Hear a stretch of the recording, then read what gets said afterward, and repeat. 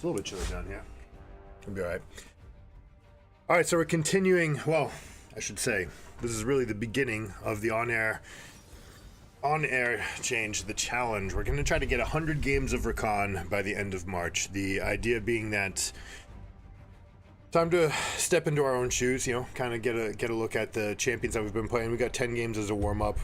We rehearsed all of our mechanics and everything going on with the champion, and also shout out to Cupcake for making the stream, and also shout out to Coach Israel Reyes at Giga Gaming Academy for helping to center our resolve and really tune into the champion that is the most me. I am Rakan.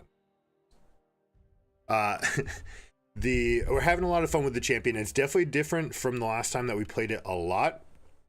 It's been off and on for 6 years. Big changes in season 9 and season 12, but we're having a lot of fun with it, and I think we can have a good time putting everything together. So this is the journey. We're going to play best of threes. Try to get 2 best of threes in during the day, time permitting, always taking a break in between. We'll take a chance to review. The focus right now is going to be early game. Everything about laning phase, trying to make sure that we're playing with good momentum, but with patience, right? One of the things that Rakan struggles with is just being fight first, ask questions later, but like, you know, just dive in first, right? And we have to make sure that we're the ones that are always making a plan. For example, this Tom Kench Lucian lane will kick our butt if we jump in. So prolonged trade, very strong with Ashe, especially with this lethal tempo. So if we find the right, but only the very right time to engage, then we'll go. But most of the time, it's just going to be wailing on this Tom Kench, not really going for a W unless we get a chance to go in with Graves. We're always going to be tracking the Shaco and the Graves, trying to make sure that we're making plays either when we know Shaco is top, or when Graves is near bottom, or when the information is occult to them. Non-stop mission to promote pressure at all times. We're actually going to bring this, and we're going to go check out the Shaco start.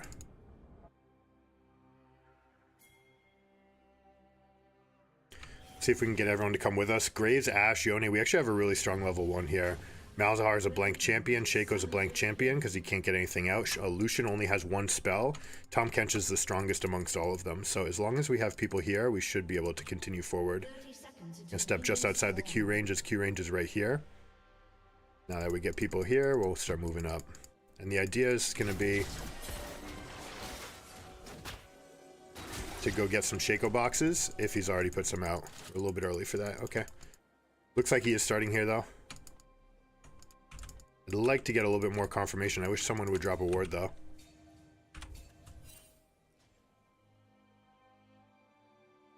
Minions have spawned.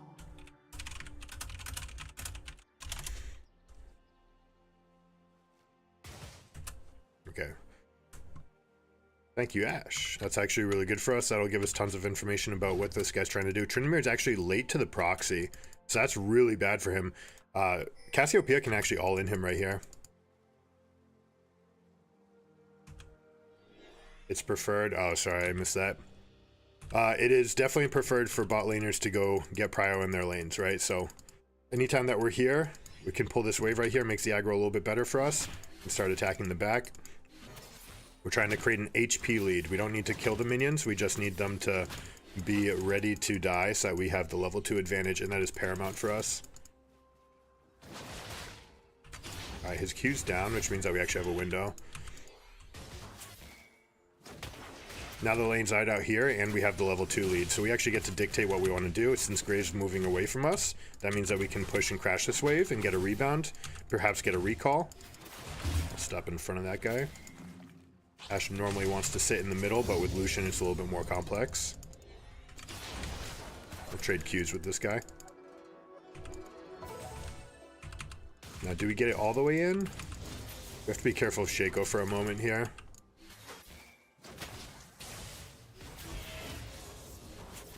Really want to get this wave in. We overpushed the last one.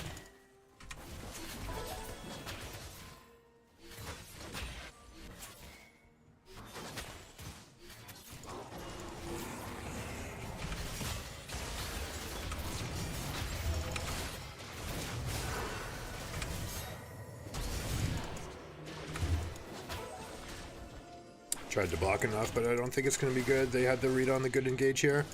Lucian's trying to get back into this fight. Not enough. Caught him during the animation, but it's still not good. He's still hit.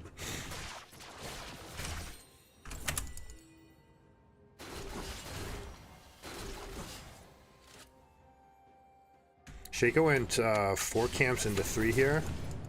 We gotta be more careful than that. We're gonna go get this kill though. Oh, he's staying for this? This is super greedy. This is a huge mistake. Gonna let Cass get the kill. I shouldn't have done that. I should have secured it. My goodness. Alright, good read by her. I'm actually gonna help Graves for a bit here since he died there. Ashe has got a safe lane. She can just freeze that thing. And this will give Graves a nice head start.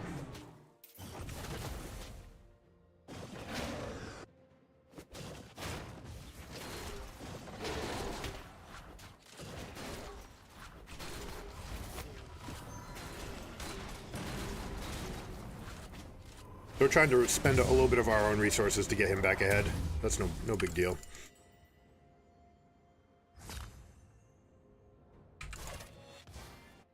Remind me after this game to swap this. In my item sets, for some reason, this just never swaps over, and I need to get it in. I also need to put the Watchful Wardstone in. This is a perfect situation for Ashe. The wave is in the happy spot while Graves is up on the top side, so she's going to let it keep coming to us. Makes it very hard for them to dive. Ashe also has the level lead right here with more experience coming her way. Now, it's some of my experience, right? So they still have the net high.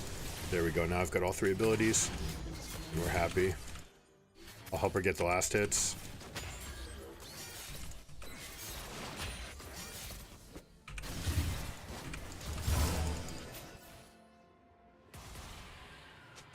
I think our last fight I may have failed to proc the Guardian as well.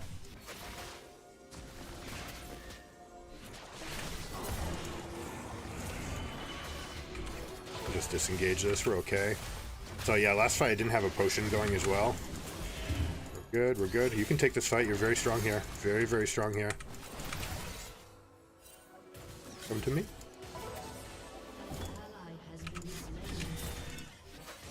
We still want this wave to come back to us though, we do not want to overpush. We've got the potions ticking.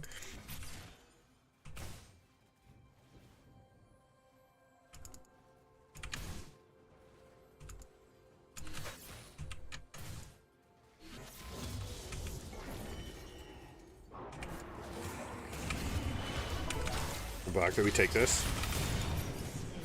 Go, go, go, go, go. So this is the target. We don't care about Tahm Kench. Right, we got his flash. That's great, I suppose.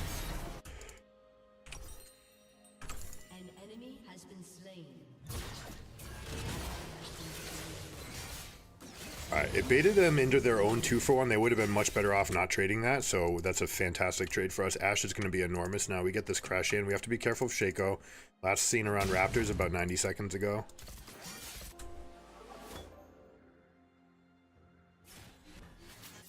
I'm going to come out here. The reason I'm coming straight back here as opposed to going somewhere else like last time is because I need to help secure. Alright, there's Shaco. Confirm the position on Shaco so we can just hard push this. Now that Ashe gets a good recall, I get a roam timer. I'm going to look mid.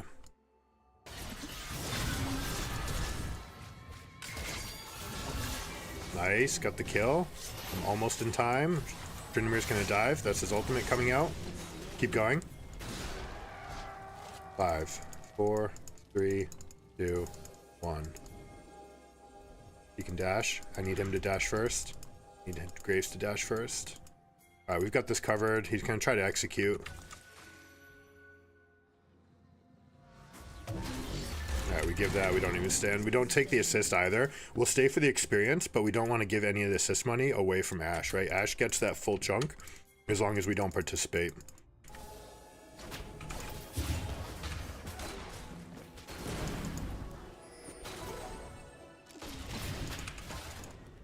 We have the angle on this guy. Tahm Kench is here, but we are much stronger. I can block his Q as well.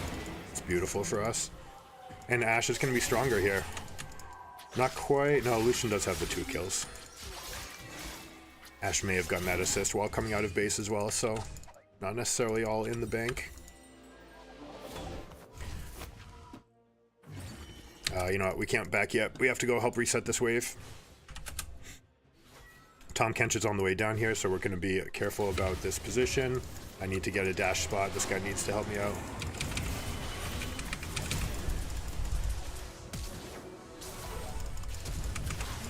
Give a shield.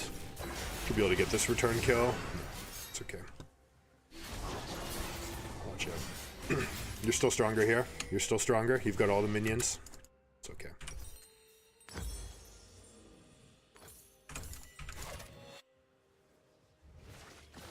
So now we're in this tough spot. Now, Tom is actually doing us a huge favor by attacking this wave. They could have frozen this wave. They could have stood right here and just isolated Ashe away, giving her no option except for her to come back. But by pushing that wave first, now they're just giving it back to her. So they're basically gifting her a half level.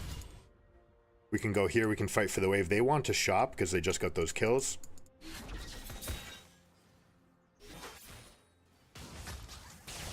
All right, there's his Q down. Might go for a little short trade here. I think Ashe is in the chat, so we might find our window. Yeah, that's nothing. It's okay, we're just dashing. Sorry, I did not mean to take that hit.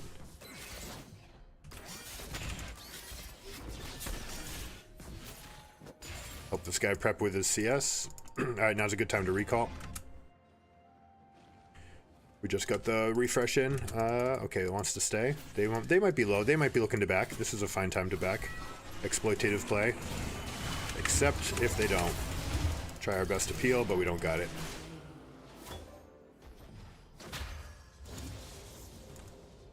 That's what we're talking about. It was a good spot. They neutralized the wave for us. That's our perfect opportunity to get a recall.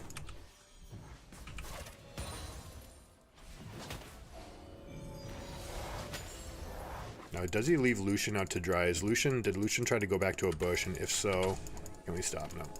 This is on our side, unfortunately. I actually should have went and grabbed the wave. That's a mistake. So definitely something to learn for the next one. I could have jumped ahead, grabbed the wave, held it here, and have it pushing back to Ashe, waiting for her when she comes back. But this is okay time for me. Right, every point in Rakan's W is a huge spike. So every time that I get a little bit of experience, of course, right now this is going to be level 6. We have a tiny window against this guy, but he has Kraken Slayer, so we're just not fighting. We're just looking to push and reset. Alright, we get out. We rotate over for grubs. We don't want to be in this lane against Lucian. There's a control ward right there, so we don't want to be seen by that. We can hug this wall and not be seen. Shaco's behind the graves. They see us here. Oh, this is an all-in. This is an all-in. They're way too far.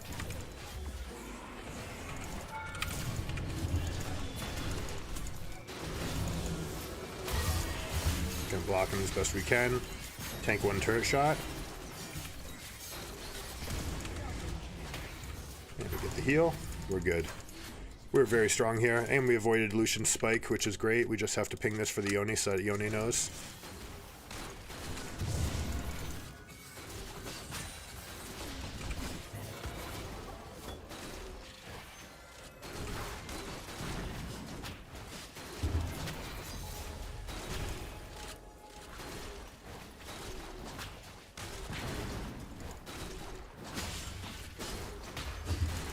That's the clone.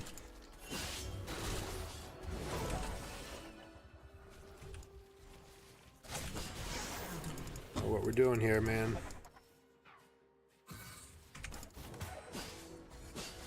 Tom Kench is nearby, so they're super strong. We have to get out of this situation.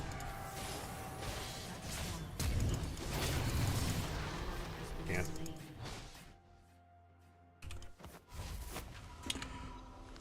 Solo laner versus bot laner, by the way. Get your butt to mid, Lucian.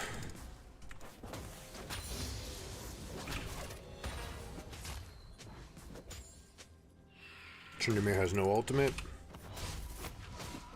We did stop 5 grubs. Yep, it's totally fine prize.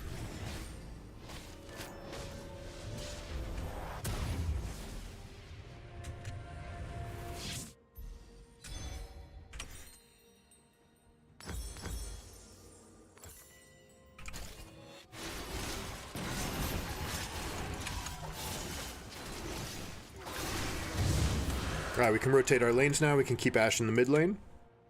Yone is a permanent lethal threat to Lucian. We definitely want to try to secure this if we can. That's unfortunate. You want to do that in response to the Tahm Kench ult. Enemy double kill. We've got Shaco and Tahm Kench. Ash can go pick up that lane, but it's super dangerous. What we can't do is give up this mid lane pressure.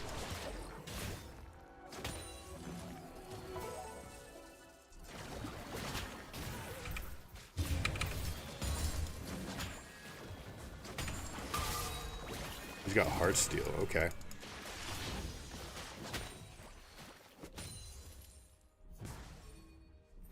So we actually defended the plates here. That's a really big win for us.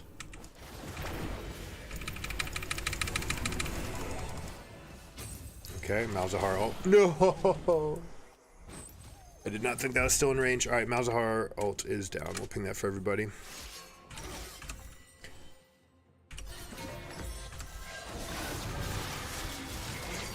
Nice.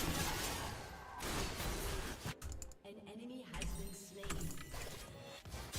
Alright, Tahm Kench and Lucian are on their way down here.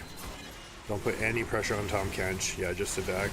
They could have actually fought their way through this by both going on Lucian. That's too bad.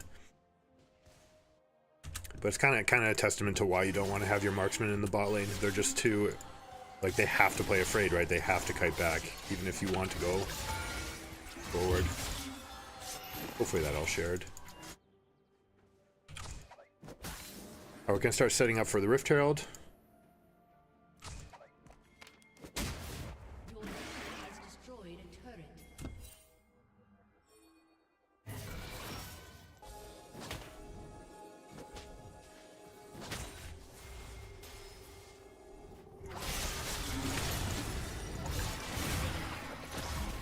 Go, snapback. Okay, we've got a Cassiopeia ult here. We're like really strong. Alright, that guy is right here, so we ignite him. Knock him up. Block the Tahm Kench spells as best we can. Try to give this guy the shield, and that was a very well played fight. I will give myself points for a very well played fight. Little trick, use a attack move to get under here, to get the ward. You can just kind of see whether or not, you know, people will very rarely place it in the exact right spot. It is a little exploitative trick that they tried to get away with. That's actually a neat little Graves trick too, that you can take out the Shaco boxes with the bullets while you actually spend your time attacking something else.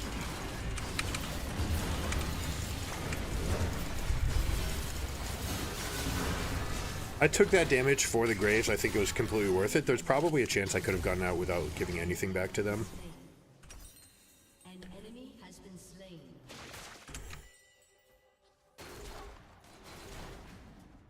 Alright, they have a lot of damage. They have lockdown as well, so tenacity is actually being considered here. They also have a way to protect with this, so we probably want to be tankier than normal. Also, our team doesn't really have frontline tanks, so we're probably going to go towards the Trailblazer. And then we'll go watch for Wardstone.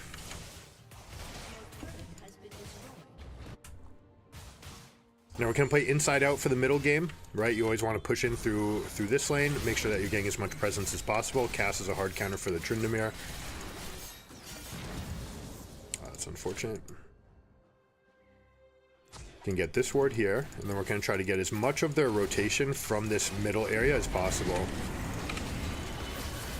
It's actually kind of suicidal. We can actually ignore the Tahm Kench and go straight over to the Lucian, like this right here. He's inting, but we could have gotten more. In fact, we can still go for Lucian. Got him. Double knockup. Combo. Nope, not enough. I'm in trouble. In trouble. I actually could have pinged that sooner. I also could have not stepped to the left, which kind of juked my teammates.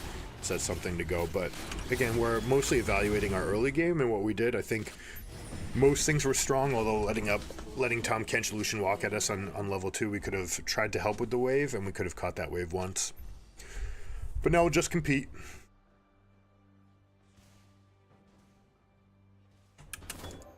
Killing spree. Yone and Cassiopeia are the two strongest people in the entire game, so we're in really good shape here. And Ashe is no slouch either.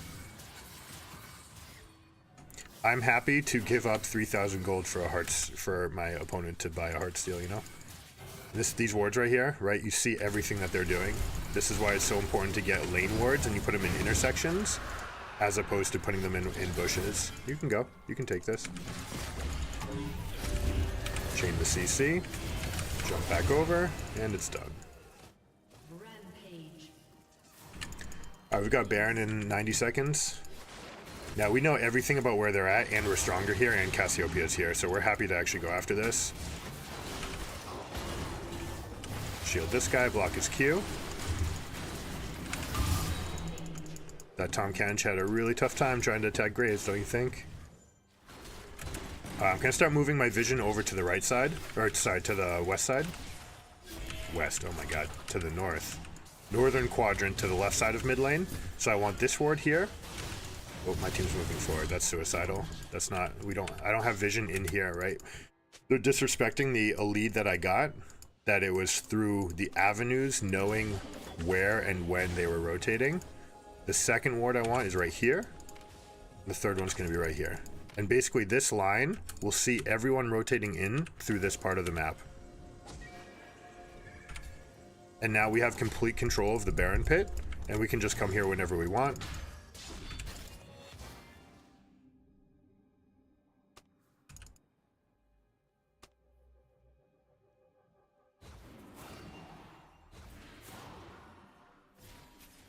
Alright, we see that those two people moved to an advanced state here. Let's protect our... Sorry, I didn't mean to take that. Actually, you know what? Maybe I did. I do want... I've got 100 gold left, so I'm going to take this wave, and then we're going to go here.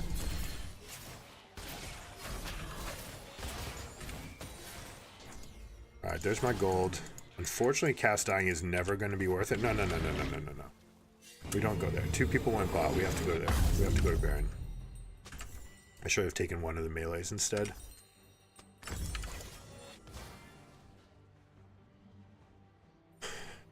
Yumu's is on a shorter cooldown. You can use it coming out of base. Shirelia's, I wouldn't recommend it because it's more of a team fight. You have to keep it for those moments. See how they have to rotate through here and how we have a really good vision of them. We have to wait for Cass to come up, and then she does not have teleport, so then we also have a moment that we have to wait. We do not want this.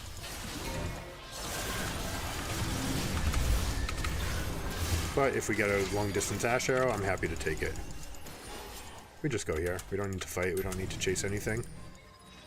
Taking inhibitor is also a fine plan, but we don't have Cass or Ash right here, so it's like very obviously a Baron call.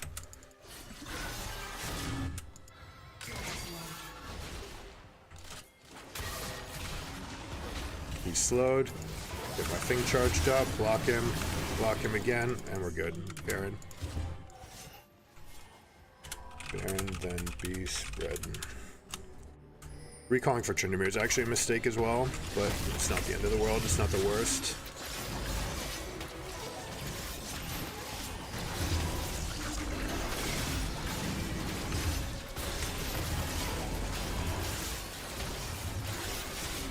Because we're just missing out on so much of this damage, right? Like, imagine if this damage were here with us. But it's no big deal.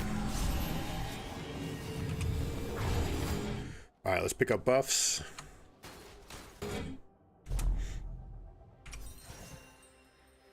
Do I want to pick up a something? Or am I okay with nothing? I guess we'll pick up a something. Let's pick up this something.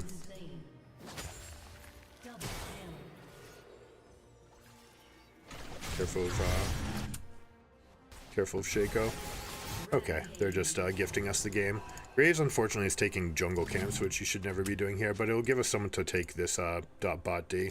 We can just push this up.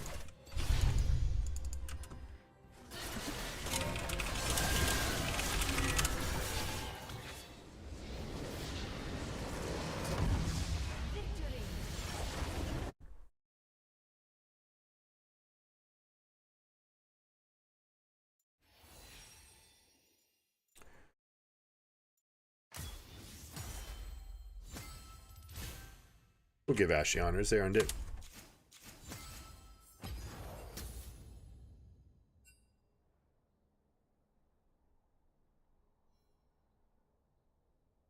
All right, so let's take a quick look at that level 2, what we're going to do about it. What's up? Are you joking? How dare you not honor me? Shit, man. Can't honor everybody. I only have one to give out. I outsmited that guy like crazy. You know what? That's a pretty good skill, and it takes some good composure to do that.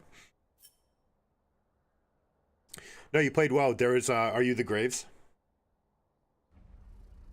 I'm assuming yes, because of the outsmiting.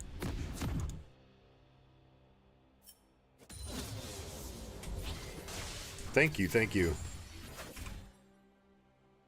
If I may, the jungle, the reason why you don't want a camp, why you don't want a leash here, because the difference between being able to get the push and create the lane state that you want from this is paramount, right? Like, this advantage that we have here, where we get to choose when and how to get level 2 against this lane, we could even be stepping up. Now, I'd like Ashe to be in auto range of Tahm Kench always, right? There's no reason, especially when Lucian's Q is down, there's no reason not to step up, and especially in the middle of the minions where Tahm Kench can't hit you, and just go off and try to get some extra poke off.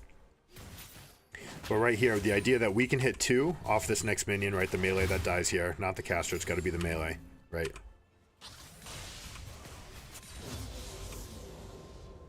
We get this advantage. How do we misplay this? Or how should we handle this? So what are the strategies going in? For one, this is a little bit overpushed potentially. We could have pulled the wave back to us also by auto-attacking them, which we never got off. I only got a skill shot Q off, which is not going to be enough to draw aggro, right? AoE spells and skill shots will not draw aggro, but single target spells will. So if I can hit them with an auto-attack, or if Ashe can do it, then we can pull the wave down here, and that would be ideal for taking this situation from the little pull that we did, and then we want to pull the wave further down. But the combination of, oh, I remember what it was. It was killing the first minion. This was a taboo thing at the very, very beginning. When you do pull the wave like this, so we're moving up, right? What I'm going to do is just go up here, grab the aggro really quickly, and then move it back, right? 4 different minions aggroed on me. So what that means is those 4 minions no longer align perfectly. The way that they would normally come up into the lane is right here, and they would go like this and kind of match up 1-1-1. And since we pull it, they're not going to do that. What they're going to do instead is they're all going to focus fire the nearest target, right? So that's what we want. See how no one's actually hitting this one? That means we're going to get the push anyways. Now, with them gone, presumably, maybe leashing for a Shaco, although Shaco doesn't need it. There could easily be a world where we don't take any of these, and they might actually kill this minion before enemy team arrives. Like, look at this Lucian, his experience bar as this thing dies. He did not get any of that experience. Tahm Kench did, he got it solo, but Lucian did not, and that's a big deal. And this is why this is just one of the things that you can do against people who leash or show up late. That lack of experience means that your level spikes and your timers are completely off, and it means you have to forfeit a lot. Now, we made a mistake here by killing that extra caster. You don't want to kill it. You want them all to be at death range with a single W or the volley from Ashe. That way, when she connects, it's going to sweep through the minions and slow them, and it's going to give us that spike at whatever moment we want it. By killing it early, it actually reduces the amount of damage that they have available for the wave. Lucian should actually be completely ignoring it. There's no way you win the push anymore here. So instead, you're better off just letting it go. Let us get the level 2 and just play for the best state here. Now, I should have stopped auto-attacking. These extra autos are not necessary since I killed that last since the Ashe killed the caster. I don't need to spend these extra auto attacks. We'd like this to stay here as long as possible, so it gives windows for different jungle paths, although we had Krugs, red into Krugs into Raptors, which is not as flexible for bot lane. There is a play where you can go here and then come through this lane and gank, but that's not what we get here. I shouldn't have eaten this. That was dodgeable, and also, well, you know what? He shouldn't have even cast it, so I'm not even that upset about it. It's like right here, I'm trying to trade Q for Q. I get my stack. I'm happy. As far as the overpush here, with the information that Shaco didn't go to Gromp, we know that he's pathing top, so we're okay to try to get this rebound and have it rebounding for ourselves to be able to maintain a freeze when Shaco does decide to come back. But let's look how they approach it. Now that they're both hitting 2, right? We're up a minion, but it is on their side, so we can't do any continued aggression. So what is the best play here? They're fairly healthy. They've got their standard items. They haven't used any potions, right? Everyone's got all potions intact. We have a ghost, whereas they have heal. So that's one of the things that gives them a bigger spike. Plus, we talked about Tahm Kench is going to be stronger in this lane in general. And this is sort of what they get off here. So they walk up. If he does aggress, the plan should just be to go on Lucian. And we have this big minion lead. So again, we're pretty happy. How close are we to 3? We're not close enough to 3. Like right here, though, they're fighting in the middle of our Cannon. Cannon, you can consider to be an extra champion before first buy. Right? Cannon is literally a third champion in your lane. Good job stepping forward to dodge the W. And I think we can just continue forward here. He's got Ghost. This kiting should be moved in a circular way around, away from Tahm Kench and towards Lucian. And we don't need to worry about minions. So this should be a ghost from Ashe moving this way so that we can stay and buy as much distance from Tahm Kench as possible. Ideally, after this knockup, I'm actually going to stand between Tahm Kench and Ashe so that any Qs hit me and not Ashe. So let's see. Yeah, I step forward for auto attacks. I'm trying to deal as much damage going forward as possible. Yeah, I don't think we can retreat here. What happens if we just go? Yeah, if we just get more damage and if I block one more Q, we win that. So I can do a little bit better. I can manage that wave. And certainly the carry can do a little bit better as well, but it's harder to anticipate and call for that in a Plat Emerald game or whatever YOLO we're in. Okay. Like specifically against the Shaco because he doesn't need a leash, or all games? No, all games. Right? Because just if you think about it, just in the vacuum of bot lane, there is a demonstrable advantage for anyone who knows how to get it. So that doesn't tend to be true below gold and below. They don't tend to know how to press their leads. They don't even know what leads are. In higher ELO games, and as you approach like Diamond 2, they're always going to know, and you will see that they never forgive any mistakes in the bot lane. When you have that small lead, you can push so much to the advantage. Not only that, but it hides your starting position, which you should be using to your advantage. So as a jungler, we know where Shaco is, and then we know that he went from blue to not Gromp. That means we have basically perfect information about what he's doing. He's going for 3 camps topside. He's going into an invade. Unfortunately, this game, I roam out of the base to like try to react on that play, but I don't think Graves was ready for it. So that's something that we can look to improve from the jungle spot. And lastly, leashing is something that's left over. It's a relic from season 2, right? It's there back when you needed it. Now the jungle monster is such a high portion of the damage that gets dealt to the camp. The jungle monster does more than the support does to the camp. So when you consider both champions there versus the jungler, even though we're there for up to 8 seconds hitting, and we're going to hit it 6 auto attacks each because we have about 0.7 attack speed, those 6 auto attacks, those 12 auto attacks, compare those to being 12 auto attacks on the lane minions and how you can create a favorable state. But also those 12 attacks are a total of like 500 damage, which for a jungler is 4 attacks. Right, so you're only gaining 4 to 5 seconds on your camp, and for that price, your bot lane has to give up prio and bot, and you have to give away your starting position. So 9 times out of 10, I'd rather give up that window, that 5 seconds, to make sure that I have that hidden start in the thing. As you get into pro play and as you get into superior ELOs, right, like Grandmaster Plus, where you can expect all the junglers know all of the timers. They know exactly what time Rek'Sai comes out of the jungle, what time Zyra comes out of the jungle, what time, maybe they don't know the fringe junglers like Darius or Morgana, but they probably know all the meta junglers, including, Elise, Jarvan, just everything that's been there forever. They're going to know what time those guys get out of the jungle. And they might say, hey, I'm Nocturne. I need this 5-second lead so that I can beat X champion to the Scuttle Crab as a level 4, and the only way they can get there is by going 5 camps and coming to me. If they go 6, they're going to be 4 seconds behind me, which means I get this bush, which means I get the lead, things like that. So that's where the 5 seconds matters. Buying 5 seconds in pro play absolutely matters, but you have to do it on purpose. It has to be with intent. You're only going to see bot lanes that are already losing lanes that cannot fight for prio. Right, so if you're against a Milio Lucian, for example, that has an absolutely dominant level 2, you're just not even trying to contest them. You want that level 2 to happen near your turret, so you're happy to leash, and then you're going to go back and let the wave come to you. All right, 1-0. Hopefully that makes sense. Feel free to ask questions, or try to buck the trend. Try to challenge the ideas. I'm happy to field tough questions.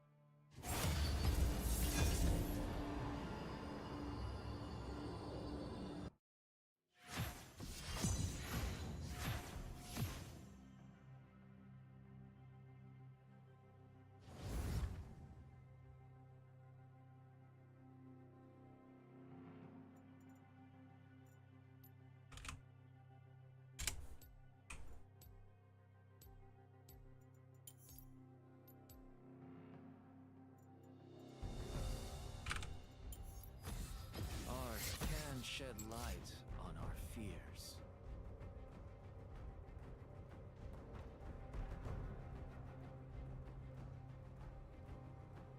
Crypt Bloom is a very interesting item that I think we need to find a way to work into our builds at some point, because it's a very, very strong item for a team fight champion, especially since we use the ability ratio as well. The penetration doesn't really matter that much, but it's not like we deal 0 damage, right? We have 50 points per level in our W. Our R, it deal something meaningless, probably 200 damage by the time we get this. So the magic penetration is not a big deal, but this big passive really does help a lot. So I'm really curious about these effects, and then comparing it to Abyssal Mask. Rakan Samira is actually one of those lanes that we can be super aggressive with. Warmogs is something I expect to see more often with the move speed. Cosmic Drive as well. Although I bet Cosmic Drive only reacts to the first person you hit with your R, so you'd have to go with your R, W, and auto.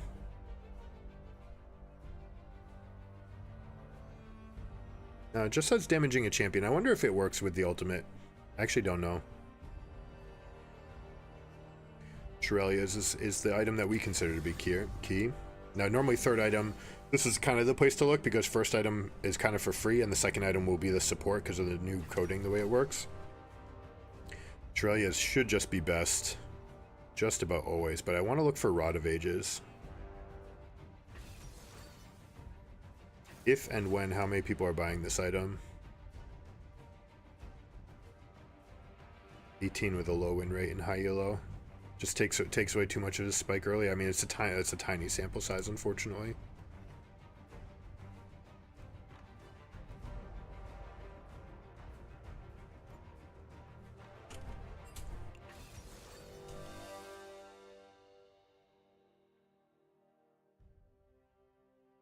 All right, we have a absolutely phenomenal team fight composition. Samira and Viego can clean up fights. Aurelion Sol's going to deal massive amounts of damage, and we've got Shen and Rakan to be this like dive combination to allow room for Viego and Samira. So that should be absolutely fantastic for us. I'm going to go Exhaust, I think. Let's see, they've got Yuumi. They've got Yuumi Senna, so maybe it's okay.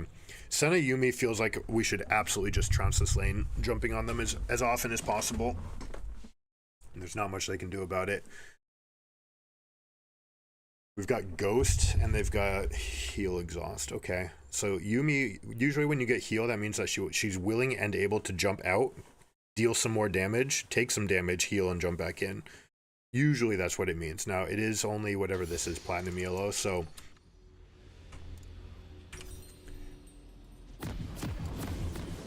I'm sure that we can still take advantage of this. I forgot to do the wardstone change. You guys gotta let me know after the game. Wards, potions, and wardstones. All right, they have a much stronger level 1, and reaching into Senna this game compared to last game means that we're just feeding her stacks, so we're gonna play a much more passive early game.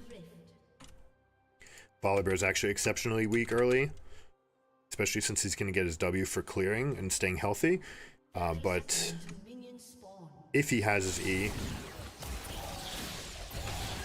I'm gonna engage that. This is a little strategy you can do, by the way, with Aurelion Soul. He should go and do it again. Just walk up and trade with this guy, because if you can walk up to these lanes and harass these guys from their backs. Yeah, he went all the way back. Echo being back means that we can get an advanced ward here. I'll give us some information on Volibear. Volibear jungle can go a couple different builds. Probably going to go with Iceborne Gauntlet. Maybe something like Zeke's Convergence to jump into fights. We should not be leashing. Diego, you could sans leash, yeah.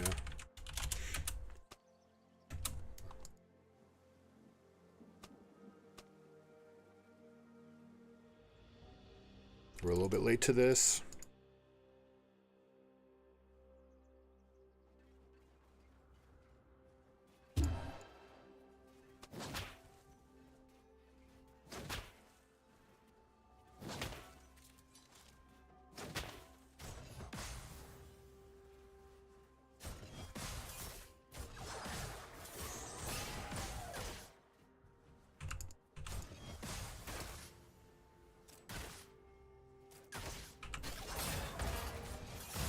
That's exactly the worst case that I wanted to avoid here. She just got stacks off of both of us. Samira has to be willing to jump in on that. But that's okay. Now we know that she doesn't want to do that. And we can kind of put that into our database.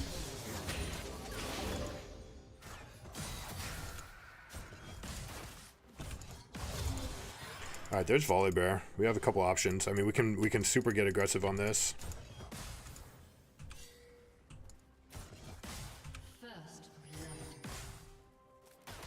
We want to just get last hits and let this come back to us. We don't want to give Sen extra stacks.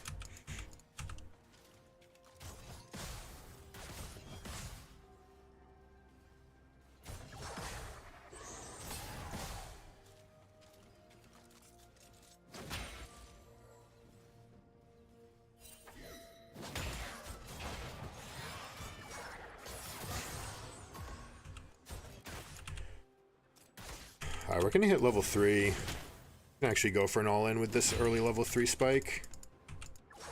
Give this guy a ping.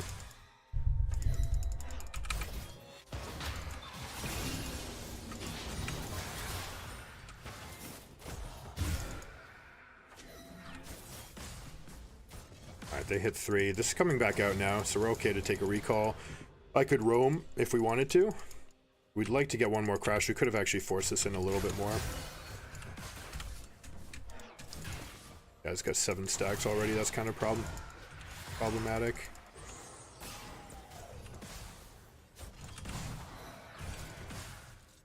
Alright, we can let this out. I'll just ping back. They have some amount of information on Viego. Viego's 4 versus Volibear being 3, but he used his resources to try to get this. How do we not get away from Volibear though? Oh, don't ping at him. You're up 2 camps. It's not the end of the world. He's got your buffs though. This lane will be gankable in 45 seconds.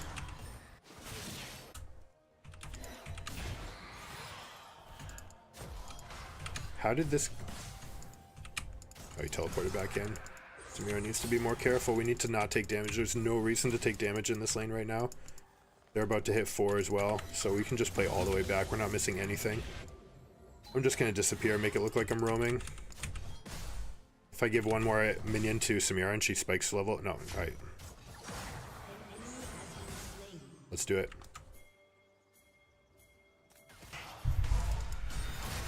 You gotta be careful, Viego. That's through a control ward. That's the end of it.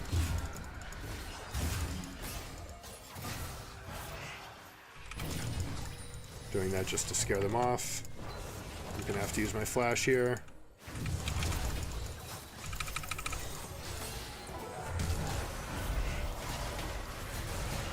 We all walked into the root. That's tragic. Let's push this while we have numbers.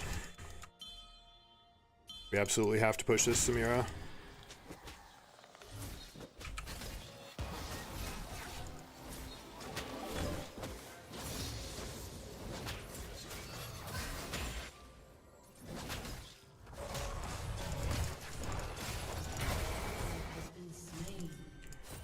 No. Diego's in. Please don't ping.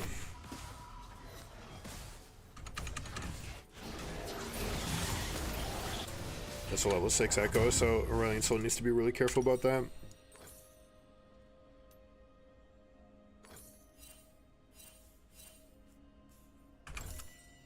Yeah, we take this. They're pushing this back into us and they haven't shopped, which means Samira's actually fairly strong here. We go and we take at least one of these. You don't need to let people know where you're at. We're bringing numbers here. Aurelion Soul's got the push here, so we'll ping the push to make sure that they know about it, just in case they're not in voice.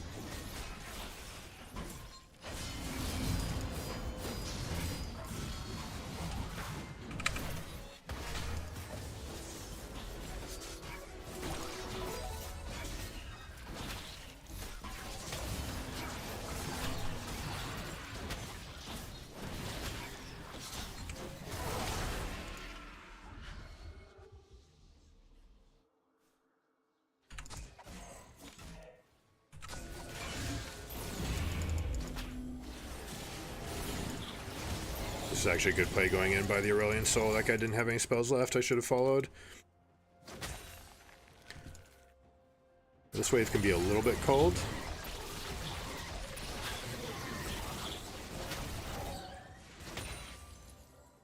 Looks like he wants to push, yeah, because he's looking to get back. It's okay.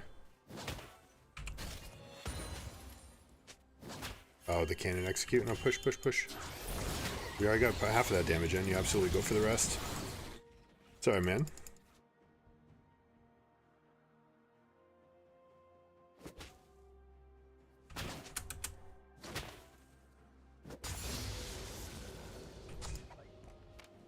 This ward actually doesn't quite see far enough. Not even close. That's a bad ward. I should have put it out here.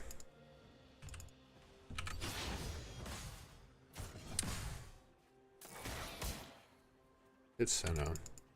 They're both 5. We actually have a lot of minions here, and we have an HP lead, so we actually have an all-in here. This is an easy all-in. 100% we're in.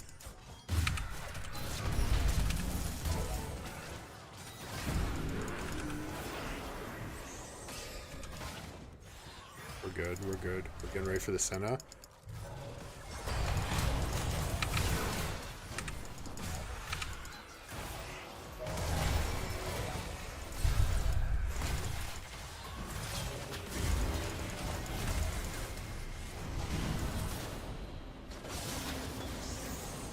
Let's dive. We can dive this, 100%. If we get hit by those, though. Alright, that's okay.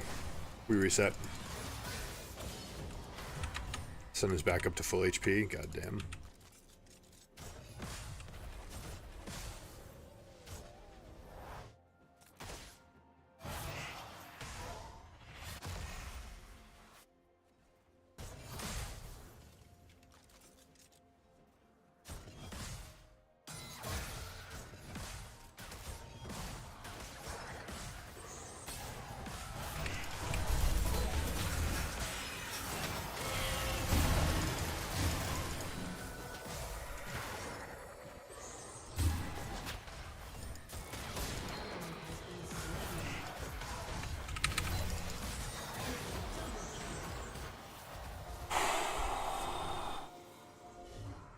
We're getting rocked.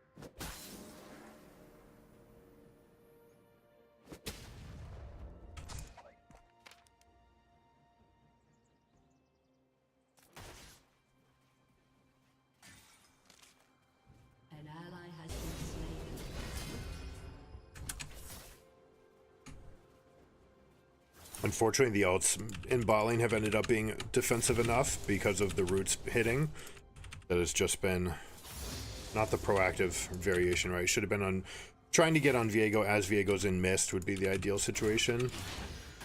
We're just gonna help this shove happen.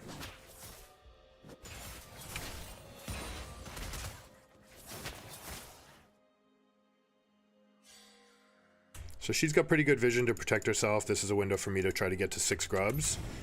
Especially if Senna and Yuumi come back to bot lane, which they just did. So 100% we go for 6 grubs here.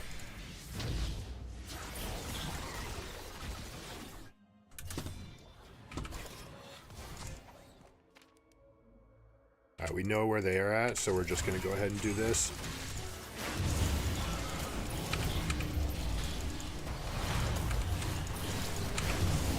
Got you. Worth. And we go kill Garen now, too. Someone's got to check this. Shen's got to check this. Shen. Okay. No, Shen, you have to check the first bush. You're the first one there. Okay.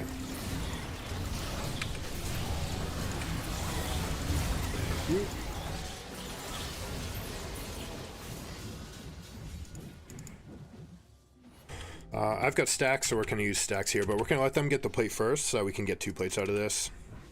Ideally, only one person should stand here getting the first plate so we don't get the extra defenses.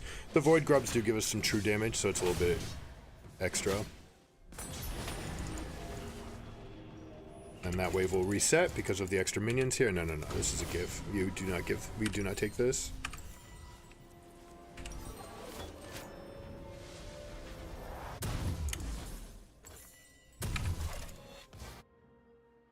The only way we ever get this is if they colossally fucked up, so please do not.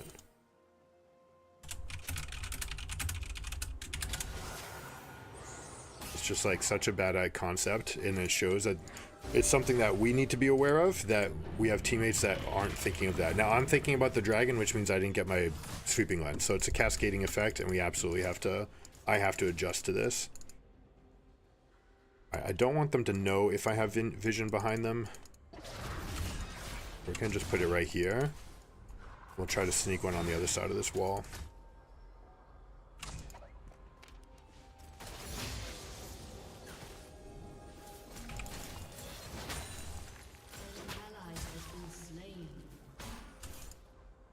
We've got people down here so we can shove. And we can try to rotate.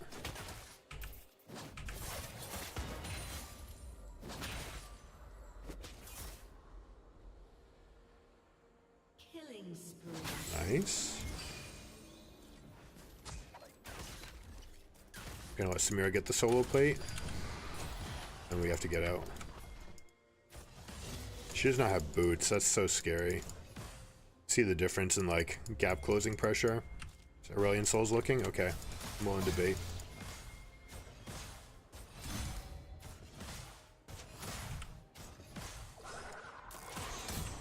Block that. Oh, I missed it.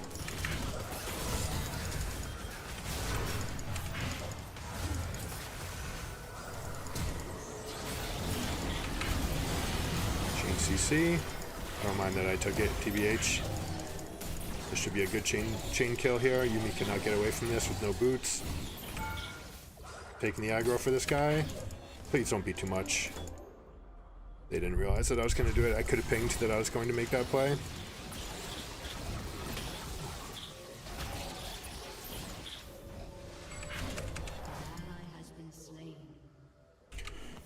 Garen is particularly strong into Shen when Shen goes Titanic Hydra at this stage of the game, so we're going to have to look to try to get him some windows, help him push out so that he can help us push out.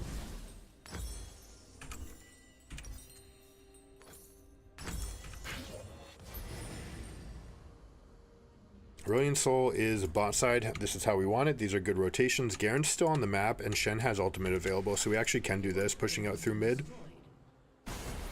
It is absolutely never worth to die there.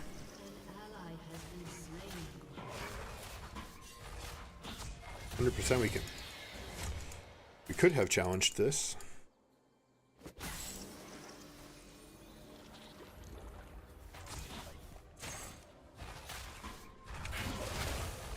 Ooh, almost.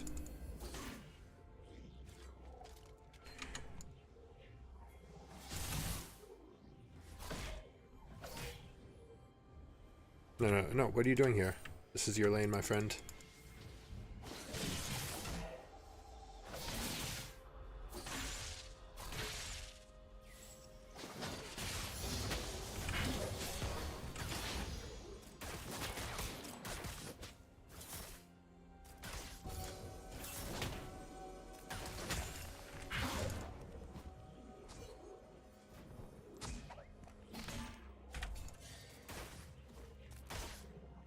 Alright, we see Volibear here on our left.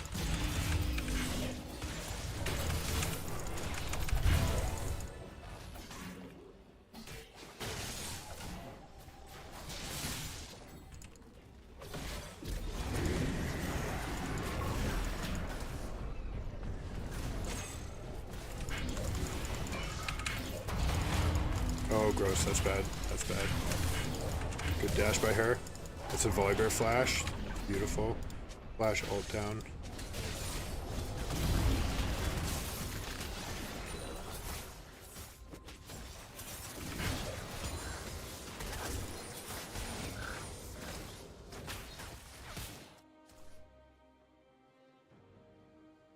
An ally has been slain. This is not the same lane that it was at level 1, right? When you have the difference in items like this, when you go for Titanic Hydra, you cannot continue to fight this guy through his spins. Give the Viego speed up if he wants it. Should have given this to Samira and then fought for Dragon, maybe? Yeah, we have respawn on Shen in time. Garen's going to be low enough on resources that we can fight for this. Samira's got the push, so we're in really good position now. Gonna go take out this control ward, and then I'll come back for that flank ward.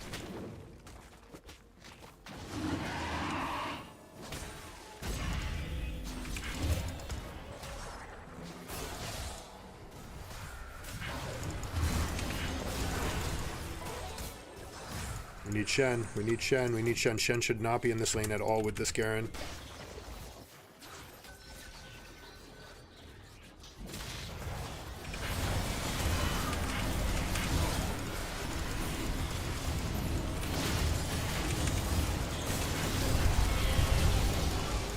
Big knock up.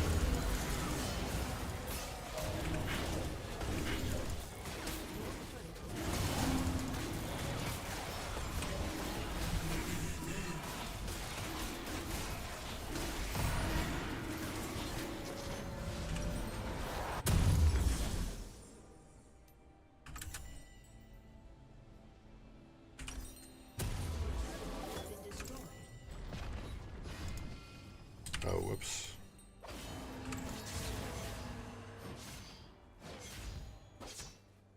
Whoopsies.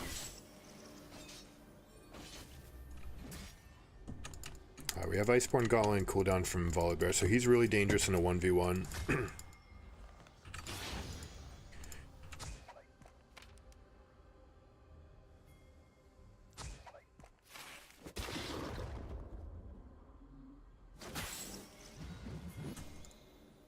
11 versus 13. It's actually kind of close. That's a flash. We're good.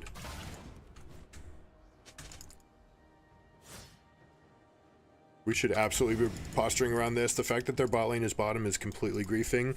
Samira answering it is the only thing that's worse.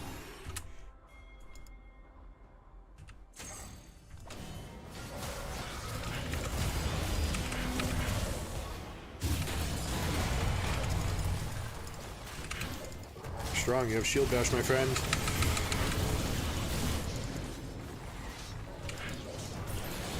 Woo! Double kill.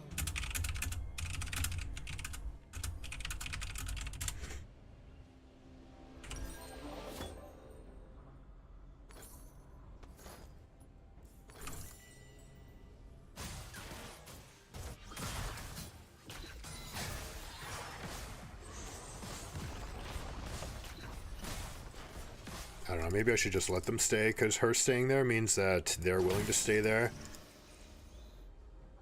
This should be a window to take this Baron. If Samir had just rotated over, then we'd be in a really good spot. Coming together for a buff is not the end of the world either, though. Fortunately, there they go. They're first to rotate.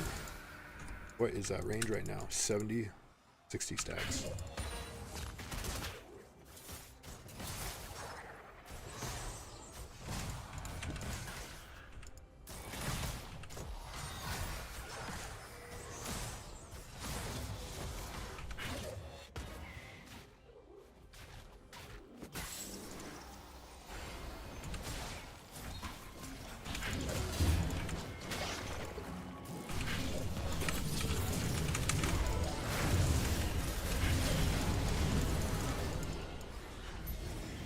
As their strongest member down, we can absolutely take this, but Soul doesn't want to, I don't think.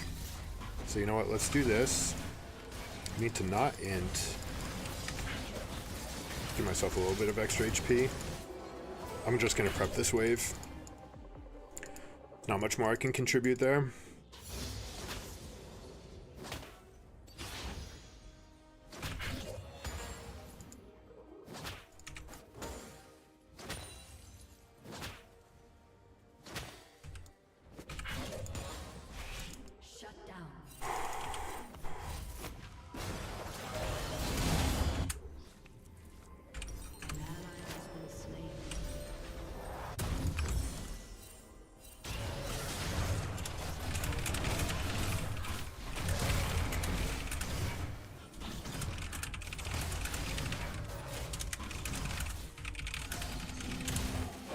And even if we have teleport, it's better to just like get it together. That's a beautiful play. All right, now we can engage this all in. They left. They have someone dead, and they have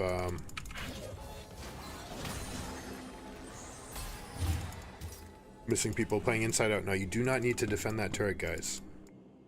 Really frustrating. Alright, it's what they want to do. They want to play for Dragon, 42 seconds. So what we can do is get an emergency push off on this wave. And all we're doing is we're trying to get this wave to slow push. So we're just going to kill the caster minions. And that's enough to get that wave to build. Well, you know what, with the turret still here, we can actually get this for our team. This is like really awkward that we're like stuck in this position, but it is what it is. I do have Blood Song, so I have a little bit more pushing power.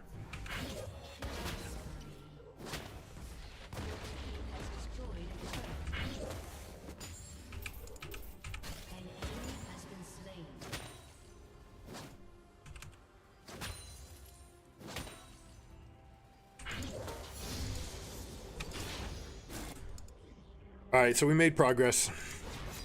Kind of a non-conventional way. Let's see if we can get a little bit of a deeper ward here. We have some safety of these things. We absolutely want them to be gone, though, so that they can't undo all the work that we've worked hard on.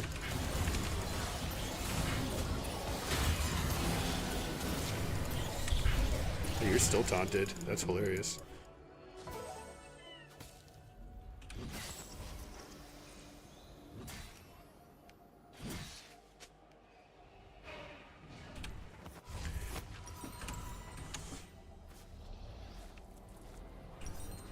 Unfortunately, we have a gravitas to this bot lane.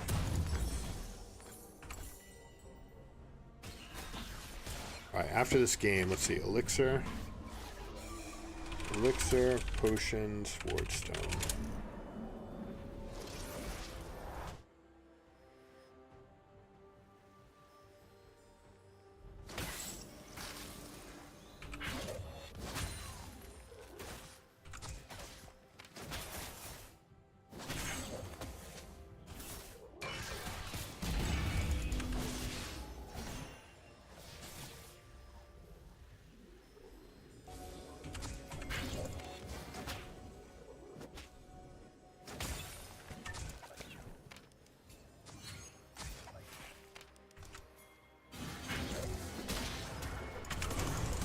Look at that baby.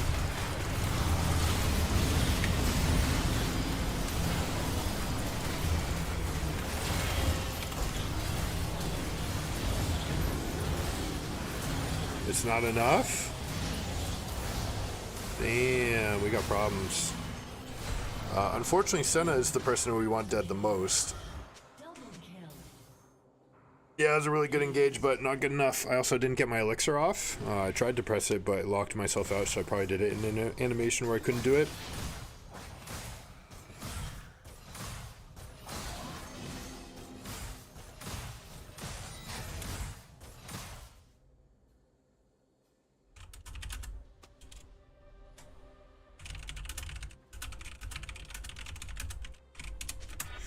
Your turret has been destroyed.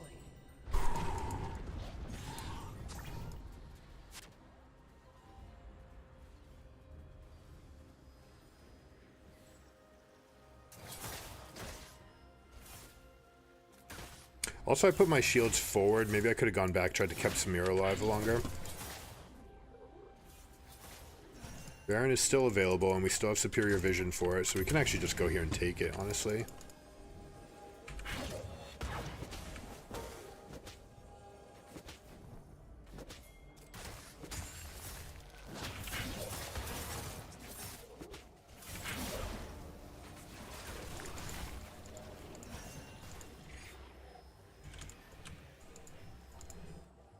Top lane still auto pushing. And we really just want to be here. This guy does not have teleport. We should absolutely be taking advantage of this.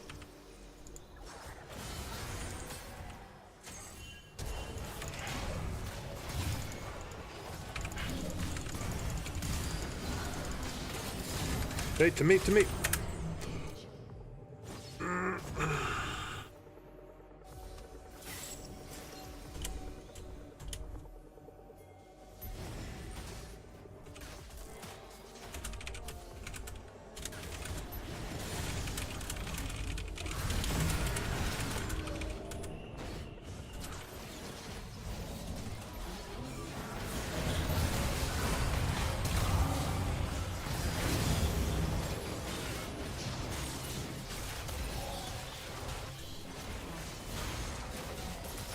Nice. Senna's gonna carry this because Volibear's actually trying to hit the Shen. Shen's actually higher active health than the other one. Enemy has been slain. Just scaring this guy a little bit.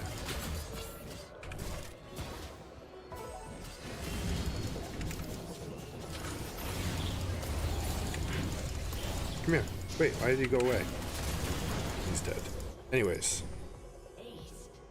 They want Dragon off this. Baron is such a better prize, guys. Shen knows. All we need is Shen and Samira. It would be best if Aurelion Sol came. Viego is coming.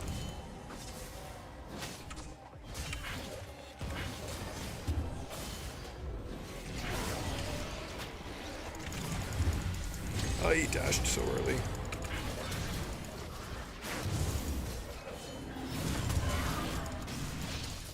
Ready to pick him up. Beautiful. It's a dead jungler. We absolutely come over here. Aurelion Sol comes as well. We have this bloom as well.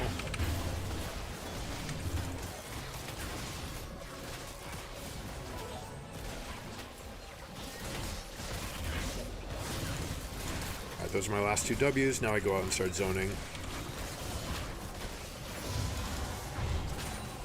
We do not need dragon. What we need to do is push out lanes.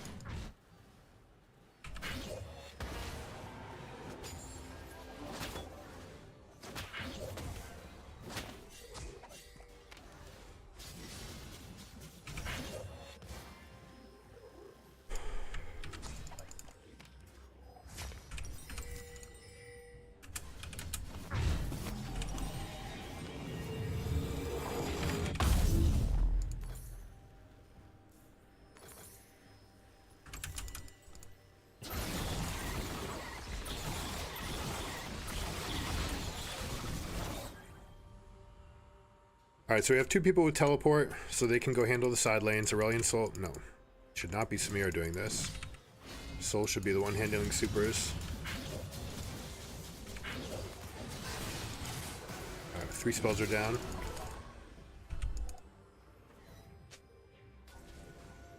This guy's Descend is ready. They have a couple more waves of supers. We're just going to keep this as healthy as possible right now.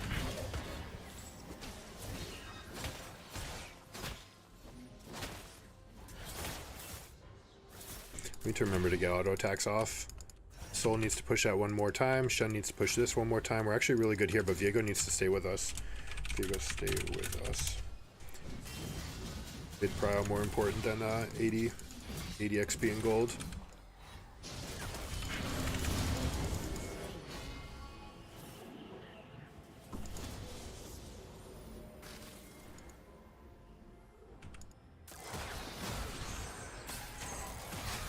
Yikes. Do not want Senna to get this range advantage. We need Shen to take care of the sides.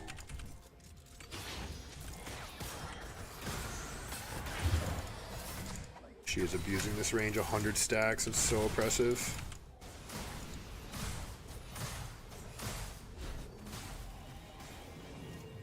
Got 2 people going to it, which means we're going to completely waste the Baron.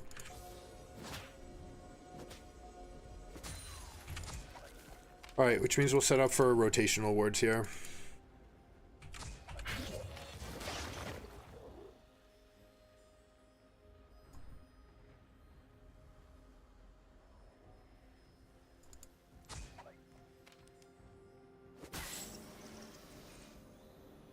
Shut down.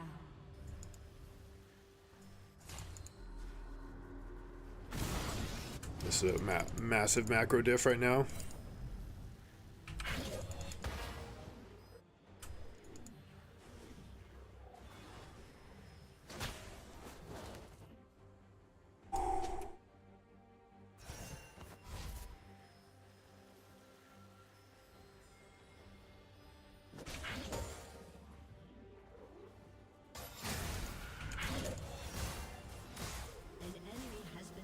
We got one. Sweet.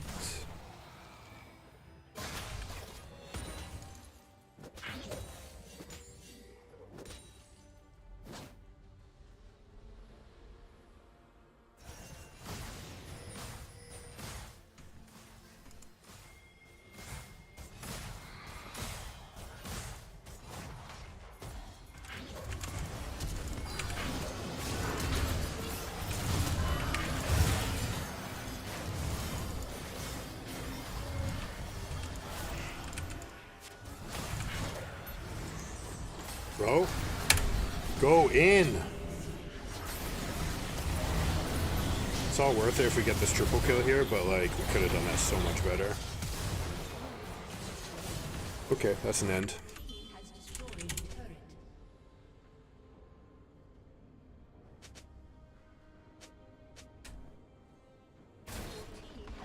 See if they know how to do it. It might be actually a bad call because they haven't shown that they know their end game technique, so we'll see. Good job by Samira pressing forward. Nice. We can have 2 cannons alive. Shen's gonna have to tank if he wants to keep this one up though.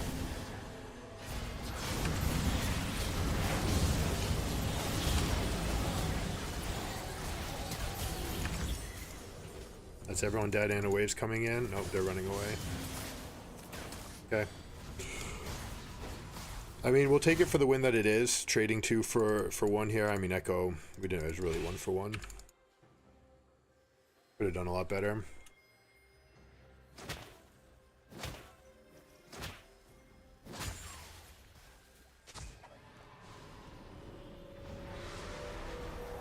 Okay, they absolutely had time to burst this dragon down, but now you have to take your recalls.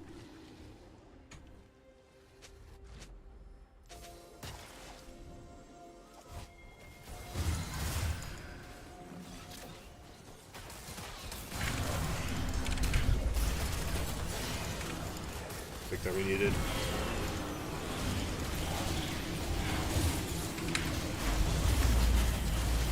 Got it. We end. Oh, Senna going through vision. So greedy. Why do people insist on losing the game over trudging into fog? I guarantee you that when we look at the replay here, we're going to see no vision. They're going to walk through every single instance of positions I could have gotten them killed.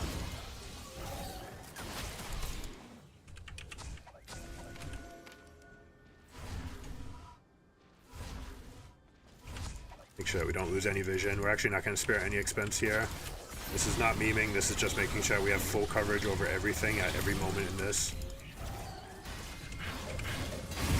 taunt, knock up, we're good. I'll keep going forward because I've got plenty of health here. I've got a turret aggro too, and I don't want to drop it, right? I don't want my teammates to accidentally think that they have any reason to fret, so I'm going to continue to go forward. I'm even going to tank this Echo to the face and this Volley Bear to the face because I do not care. It literally does not matter if I die. It doesn't matter if any one of us dies because the team of us just needs to get more damage in.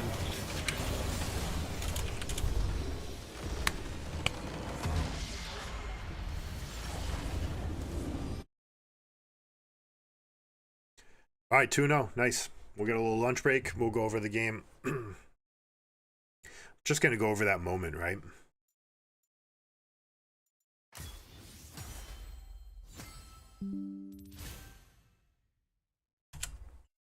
Getting low on storage.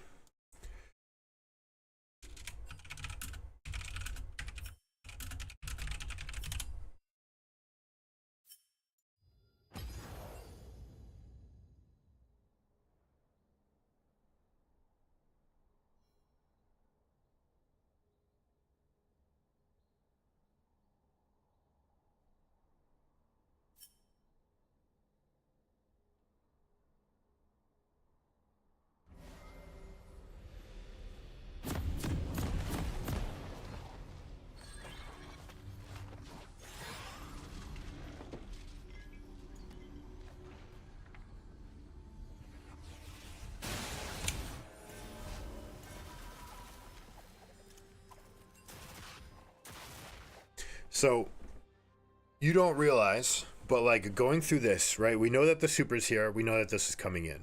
Going to this dragon, which is completely inconsequential to you, completely. Right now, we made a mistake thinking that you would come, because if you come, it's just suicidal. But in this case, you absolutely don't ever want to even approach this because look at what you have to do to get here, right? Like this is where you last gain vision of everyone. It is complete darkness. Someone's pinging spam here and spam dragon. What do you want to accomplish? You have no base. You only have 3 people up. Echo's teleport's not going to be up. All you can do here is immediately lose the game. Instead, just walk up, start pushing this wave, clear the next super, get vision here, start working on your Baron vision while we go take dragon, right? That seems like a reasonable plan, and you can actually bring this game back.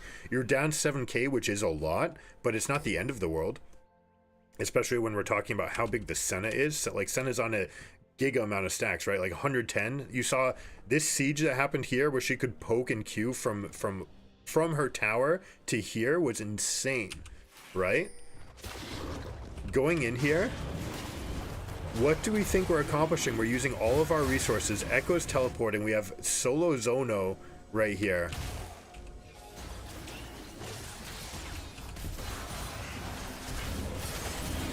The only person on your team that matters dies. Now you're gonna have to double down trying to get the rest of it. You don't have vision on the fight, which means you can't keep track of the resources in the fight, so you get completely wiped. Right, like compare the two options. Let's go back again, 30 seconds.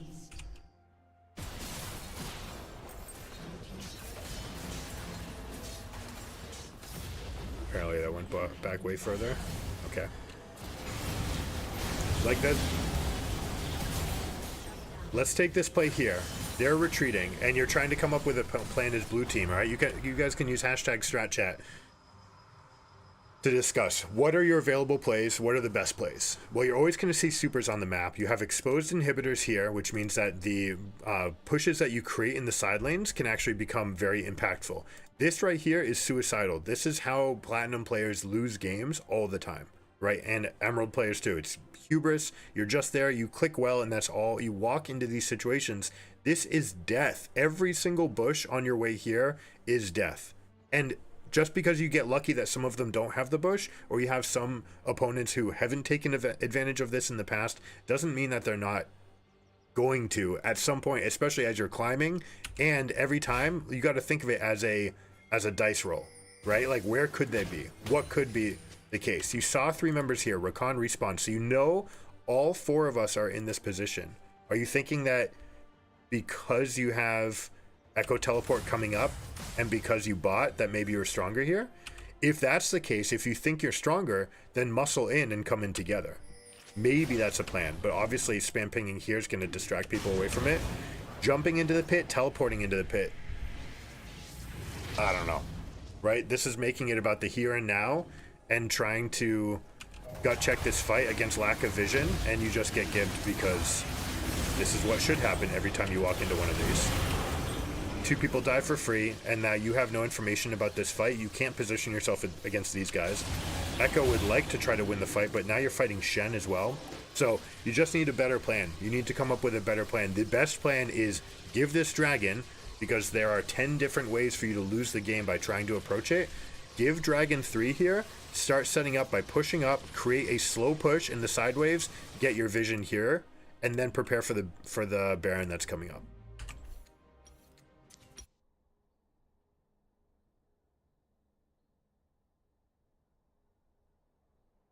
All right, we also had some windows in lane where we could have gotten a little bit more. They had a very advantageous lane phase because of the early dash. I did dash in at a time that I said I wasn't going to. That let Senna get to 7 stacks very early, so it's something that I need to work on for sure as we proceed in our game planning for the early game. But today's all about early game. We do the review for you guys. But that's 2-0, so we're going to take a break. We have won our first best of 3. We're going to keep at it, and we're going to come back after getting some food in our bellies, all right? This is your reminder. It's been a couple hours, so get up, stretch, go do something, right? Exercise, get fresh air, look off into the distance. You know, your eyes get really accustomed to just being right here with us in the screen. We need to stretch our eyeballs out. It's how we preserve our vision and our body. You got to move your body around. So same thing, use it or lose it. So go do something productive, go do something good for your body, and take a quick break, and I'll see you guys in about 15 minutes, all right? Peace.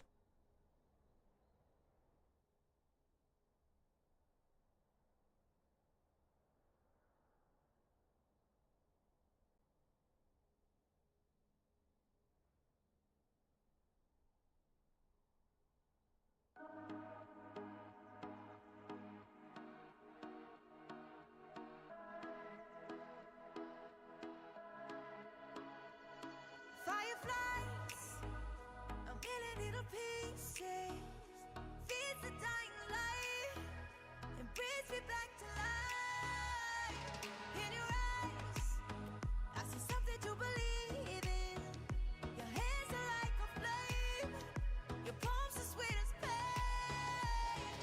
Let the darkness lead us into the light. Let our dreams get lost, feel the temperature rise. Baby, tell me one more beautiful lie. One touch and I ignite, like a starship speeding into the night. You and I get lost in the infinite light. Baby, tell me one more beautiful lie. One touch and I ignite.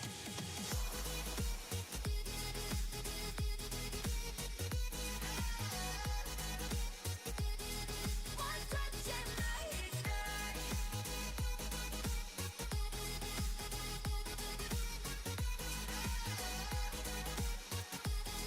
One touch and I ignite. So alive, your touch is like a daylight, burning on my skin. It turns me on again. You and I, survivors of the same kind, but we're the only ones dancing on the sun.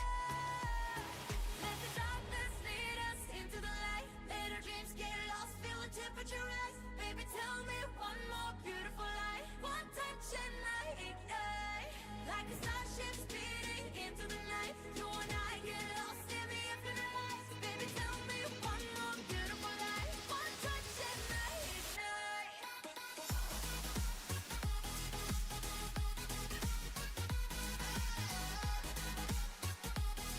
One touch and I ignite.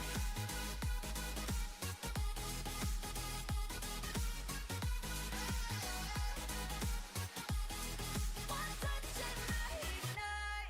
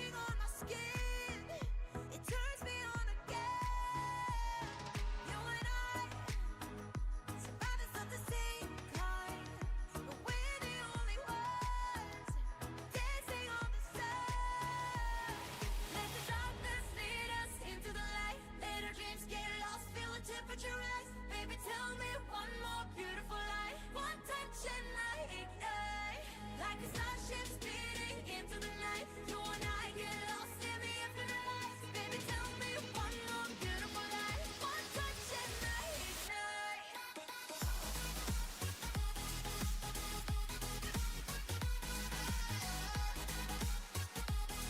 One touch and I ignite.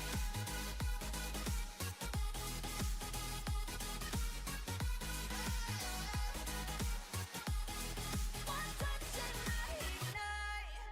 Diamonds are forever, but all we need is just tonight.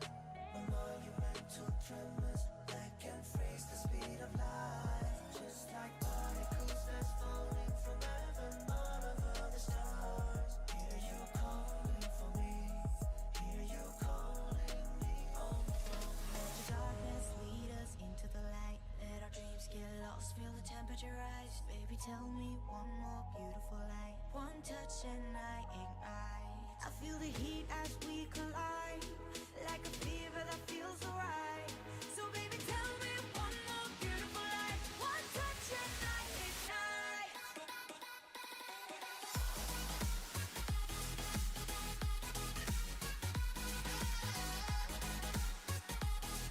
One touch and I ignite. One touch and I ignite.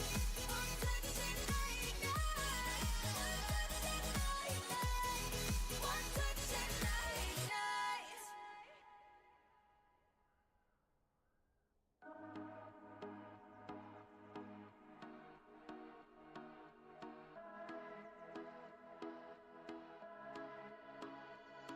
Fireflies, a million little pieces, feeds the dying light and brings me back to life. In your eyes, I see something to believe in. Your hands are like a flame, your palms are sweet as pain. Let the darkness lead us into the light. Let our dreams get lost, feel the temperature rise. Baby, tell me one more beautiful light. One touch and I ignite, like a starship speeding into the night. You and I get lost in the infinite light. Baby, tell me one more beautiful light. One touch and I ignite.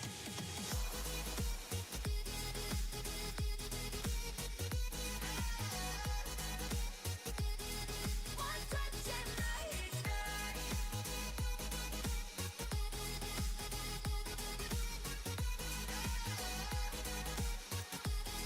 One touch and I ignite.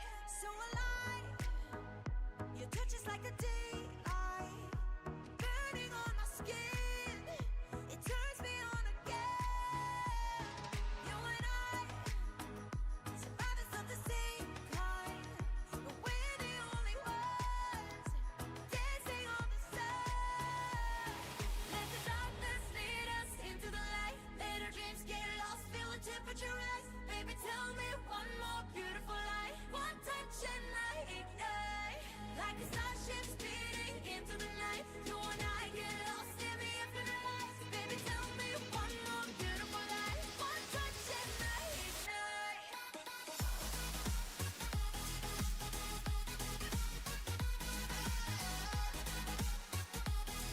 One touch and I ignite.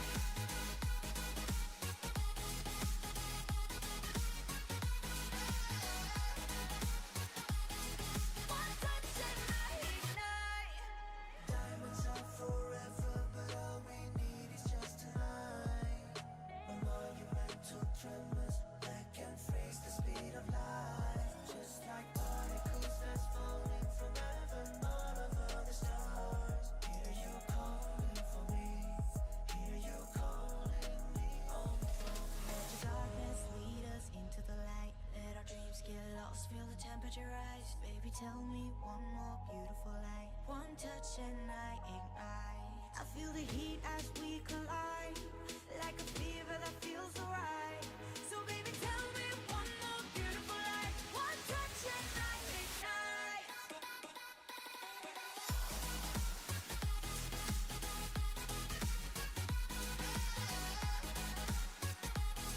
One touch and I ignite. One touch and I ignite.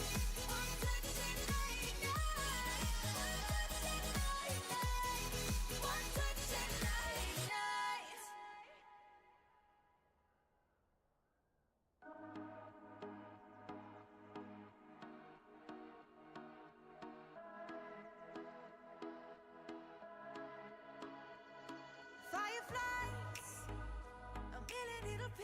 pieces. Feeds the dying light and brings me back to life. In your eyes, I see something to believe in. Your hands are like a flame. Your palms are sweet as pain. Let the darkness lead us into the light. Let our dreams get lost. Feel the temperature rise. Baby, tell me one more beautiful lie. One touch and I ignite. Like a starship speeding into the night. You and I get lost in the infinite light. Baby, tell me one more beautiful lie. One touch and I ignite.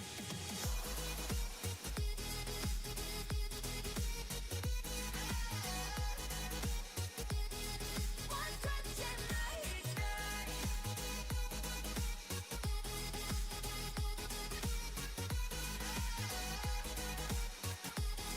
One touch and I ignite. So alive. Your touch is like a daylight, burning on my skin. It turns me on again. You and I, survivors of the same kind, but we're the only ones dancing on the sun. Let the darkness lead us into the light. Let our dreams get lost. Feel the temperature rise. Baby, tell me one more beautiful lie. One touch and I ignite. Like a starship speeding into the night. You and I get lost in the infinite light. Baby, tell me one more beautiful lie. One touch and I ignite.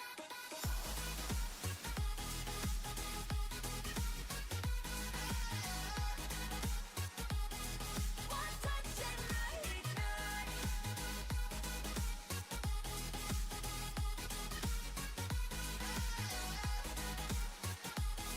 One touch and I ignite. Diamonds are forever, but all we need is just tonight. A monumental tremors that can freeze the speed of light. Just like particles that's falling from heaven, all over the stars. Hear you calling for me. Hear you calling me on the phone. Let the darkness lead us into the light. Let our dreams get lost. Feel the temperature rise. Baby, tell me one more beautiful light. One touch and I ignite.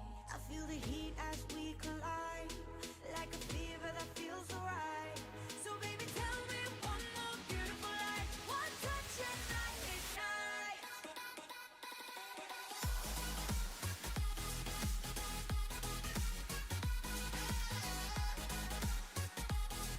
One touch and I ignite. One touch and I ignite. One touch and I ignite. One touch and I ignite.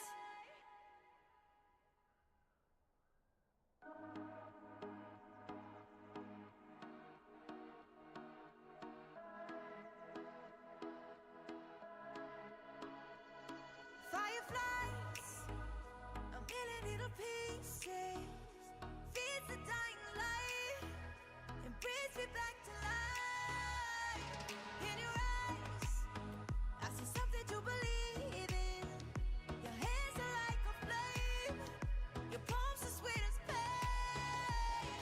Let the darkness lead us into the light. Let our dreams get lost. Feel the temperature rise. Baby, tell me one more beautiful lie. One touch and I ignite. Like a starship speeding into the night. You and I get lost in the infinite light. Baby, tell me one more beautiful lie. One touch and I ignite.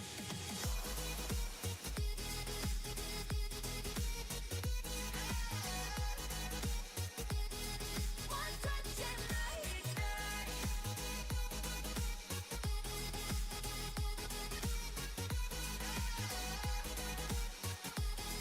One touch and I ignite. So alive. Your touch is like a daylight, burning on my skin. It turns me on again.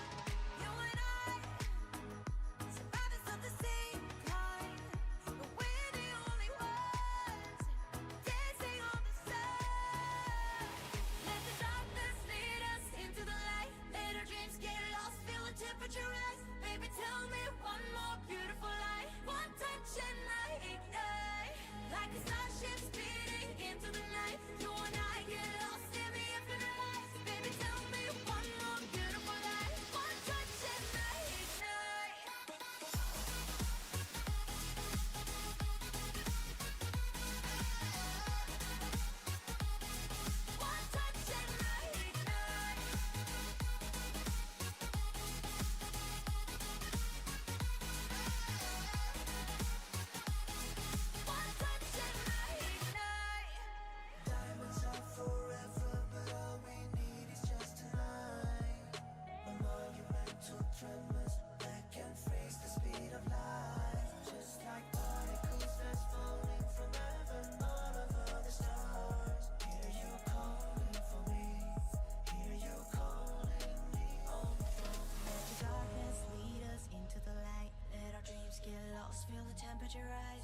tell me one more beautiful lie. One touch and I ignite. I feel the heat as we collide, like a fever that feels alright.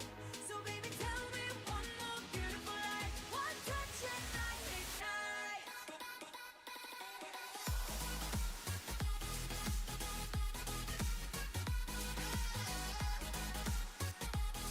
One touch and I ignite. One touch and I ignite. One touch and I ignite. One touch and I ignite.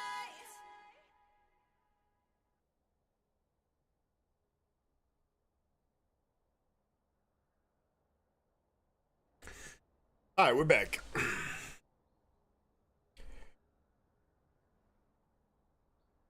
Hopefully you guys had a good break. Let me know what you did. Most of you, I know the answer is still hashtag nothing. Sat here. Got to get in the habit. Got to move around. Got to shake.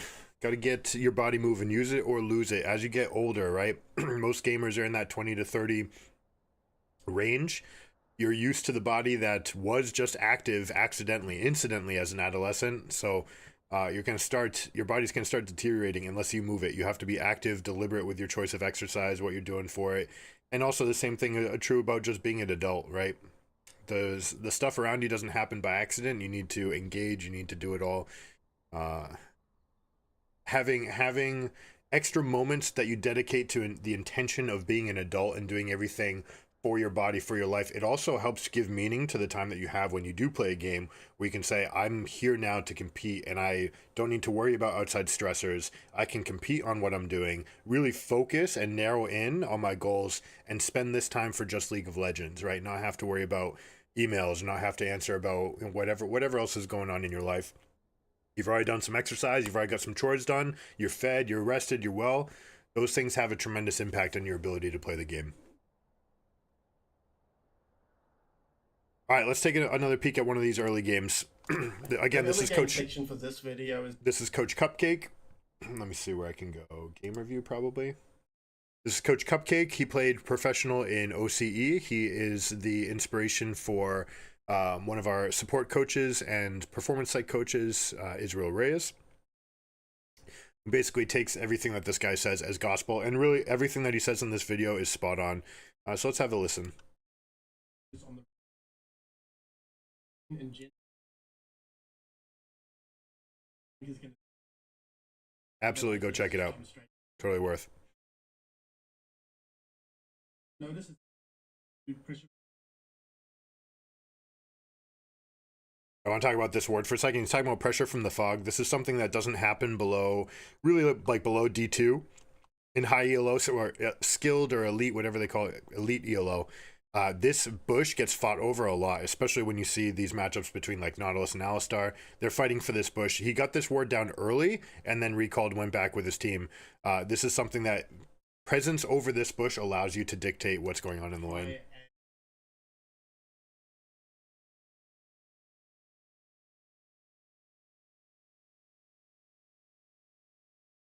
They're making the. Another thing that I want to mention is pretty weak lane.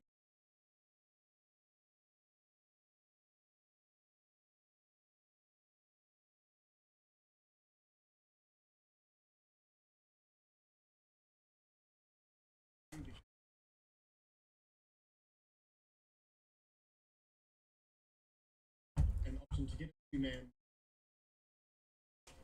Use this game.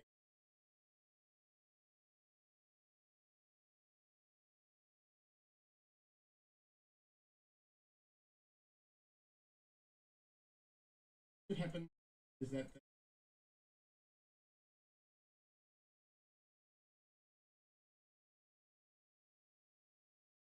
So this clump right here, this is both people trying to act selfishly against Ezreal, but when you can see where Ezreal's positioned, they're not even in Q range, so you could be much more aggressive with your posturing. because they're all clumped up here, this is actually the dream scenario. This is exactly what Rakan wants. Not only are you going to hit a 2-man knock up here, but you're also going to get chunk damage on these minions, which adds up, right? The ability to hit these and get these down lower, that's one less attack that Ezreal needs to use to get this whole wave down. So you're trying to avoid this. We're going to be critical right now and try to be the opponents. What should we be avoiding in this situation? This is the sort of thing to avoid. Both of us have the range where we could be attacking Rakan right now. Try to whittle our way through the shield. The shield has a 40-second level 1 cooldown. So go ahead and like chip down. It's basically just a little bit of extra health to start the game. You can absolutely chunk this down, and then it's basically gone for the entirety of the level, right? Until you level up again, in which case you might find some more windows to go Really in. aggressive.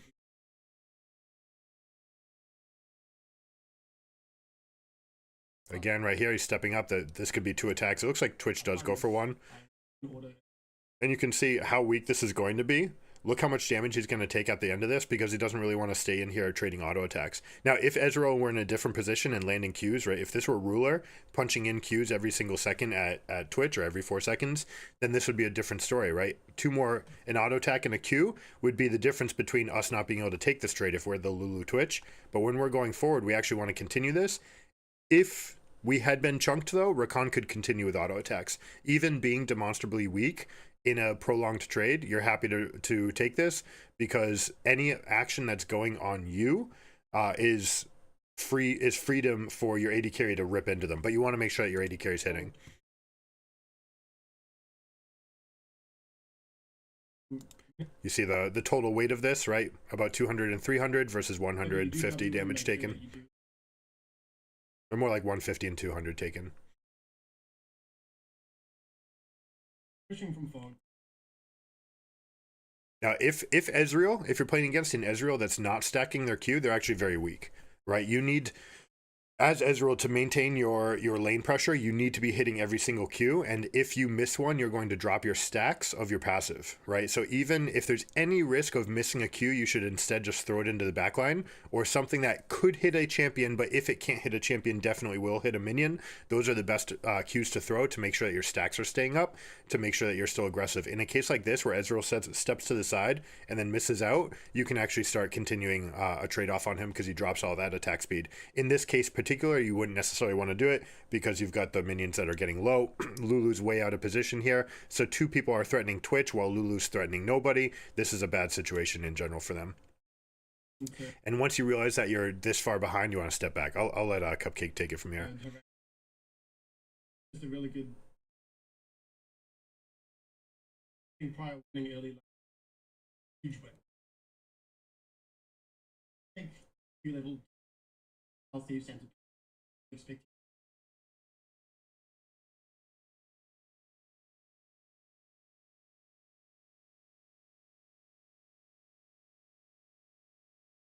Perfectly fine, just to wait until we get some more info.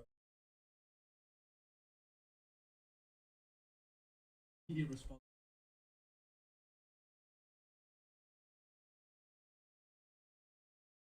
So you see what he talked about there is Shaco being seen top. The difference is Volibear is not seen.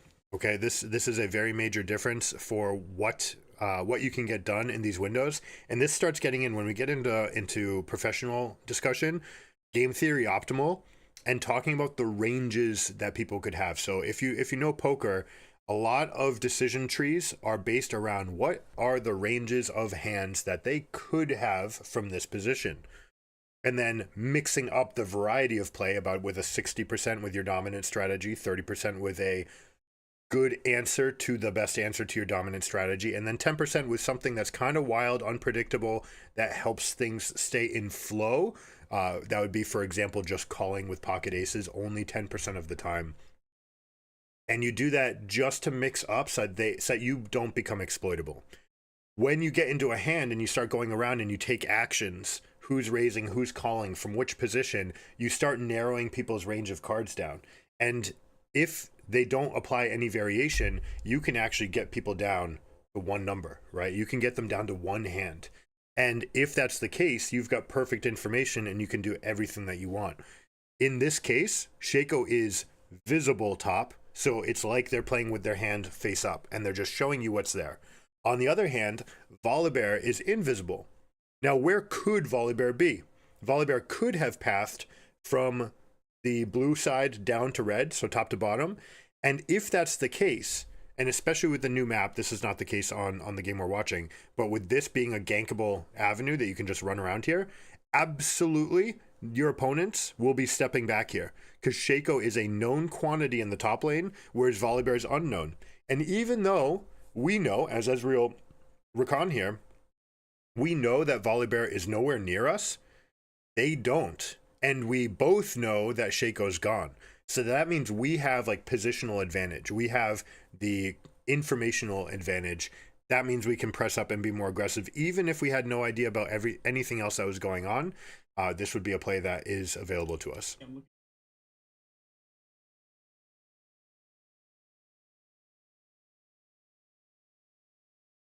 Reason that engages north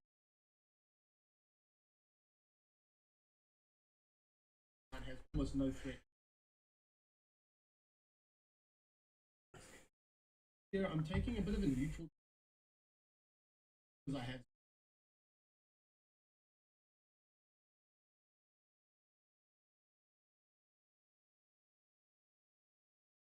straight.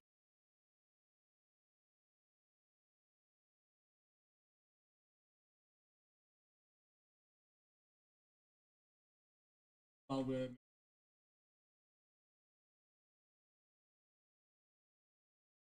type of laning phase that you want to look for. This is a good lane. Again, this is only possible because Shaco's visible on the map. You wouldn't want to be up here with the weaker all-in, with Shaco potentially being behind you. And right now, Volibear is visible, so enemy team does have the information that Volibear is not there. So if they decided to come in, the only thing that you're banking on right now is the fact that you've already had superior trades, and you've taken 400 of their health for about 100 of yours. Or, until your jump down around over here.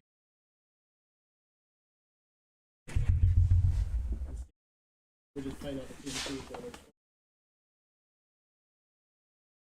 the ADC base to hang around. There, Jim.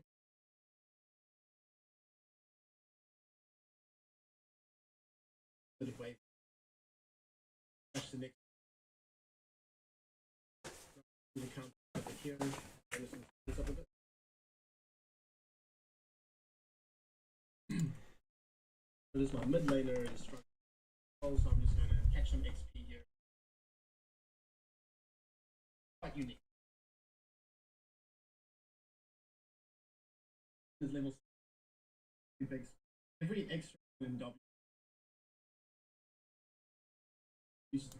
50 points more damage, 1.5 seconds less on the cooldown. One of the best spiking abilities in the entire game.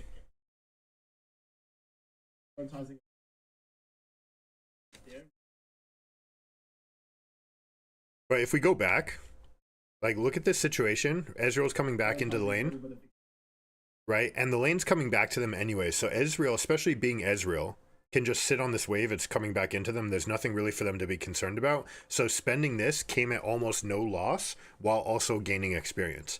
Even if you came here just to share experience, you'd both be getting 71% of the minion, creating 142, whereas a solo laner only gets 95% normally for themselves. So you basically generate an extra 50% from the value of the wave just by hanging out here in a window where Ezreal doesn't need the help. And then you can get Ezreal a little bit ahead so that you have these staggered growths where he's 5 when everybody else is 4 in the lane. He'll be 6 when everyone else is 5, and et cetera, et cetera. He'll always be a half step ahead. I do. But in very specific situations, right? Here's something. All right, before he goes into it, use this hashtag StratChat 618. All right, that'll be the secret call out. Hashtag StratChat 618.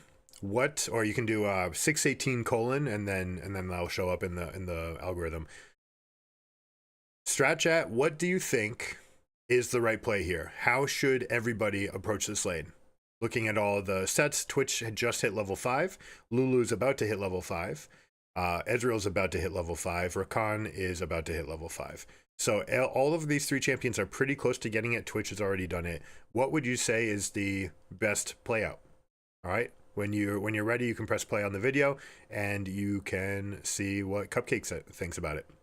When you post and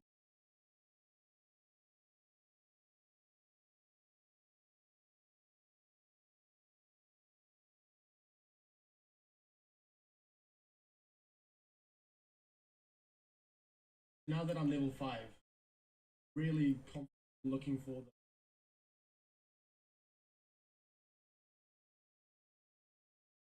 trying to crash to level 5. Not the you don't.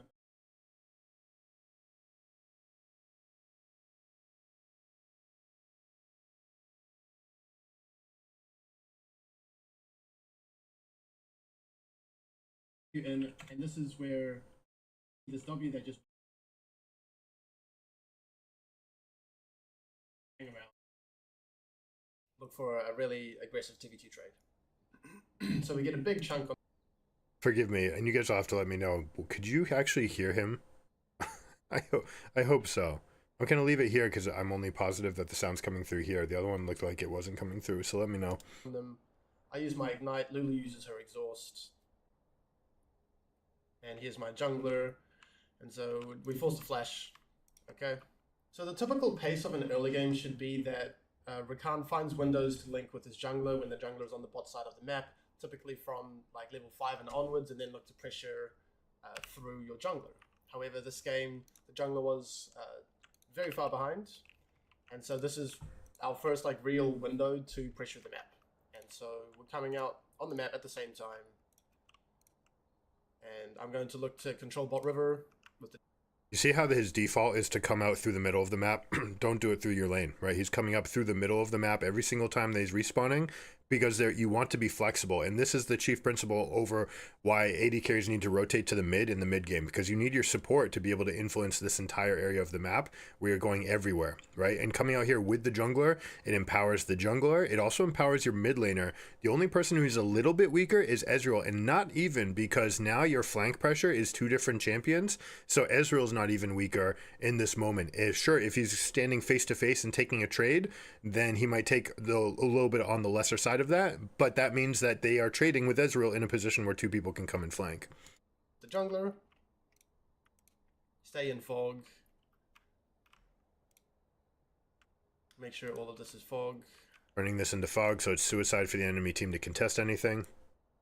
pressuring mid, pressuring bot. If an opportunity presents itself anywhere, then we will look to take that opportunity. And so we see Shaco over here. I initiate my ult in fog, and then I W, and it gives him almost no time to react. And so this is just a pretty straightforward kill.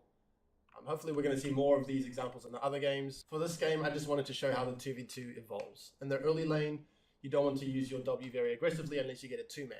And then levels 4, 5, and onwards, then you can start to really be more aggressive, looking for Ws to set up a 2-step. I want to show... All right. Good stuff.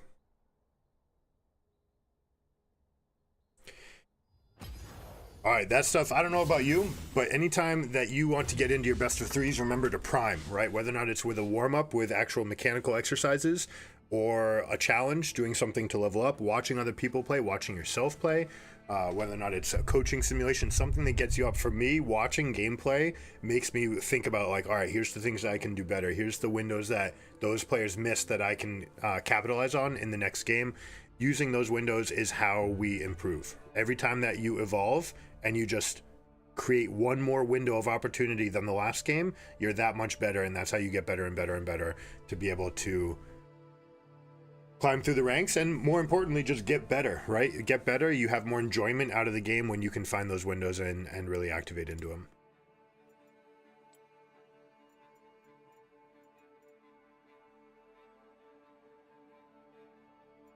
I was very disappointed when I got the pass and found out that you could not get the divine Lee Sin out of it. You could with the one capsule, whatever it was called, and you're 1 in what is it, 2.5% chance of getting it. But we're not shelling out for 30 of those to get ourselves that grab bag, even though that is a sickly Sin skin.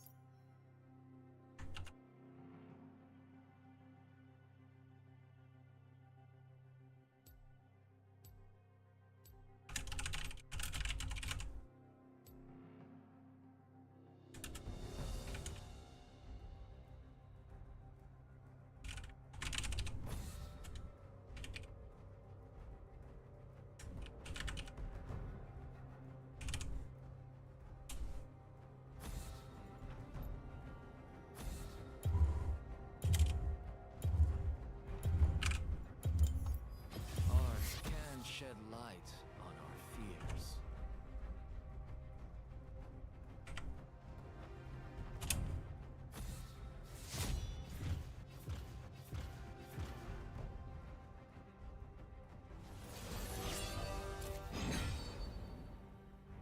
Rakan is such a fantastic early pick. Always accept these trades. Always take them early too, especially, obviously I'm in a one-trick mindset, so it doesn't really matter. But Rakan's matchups don't really change that much. And specifically your bot lane doesn't really matter too. You're fairly indifferent to which bot laners you're playing with. So there's absolutely no rush to try to hide the Rakan pick. It's one of those supports that's better to pick early than the AD carry, but picking it with the AD carry is absolutely fine as well.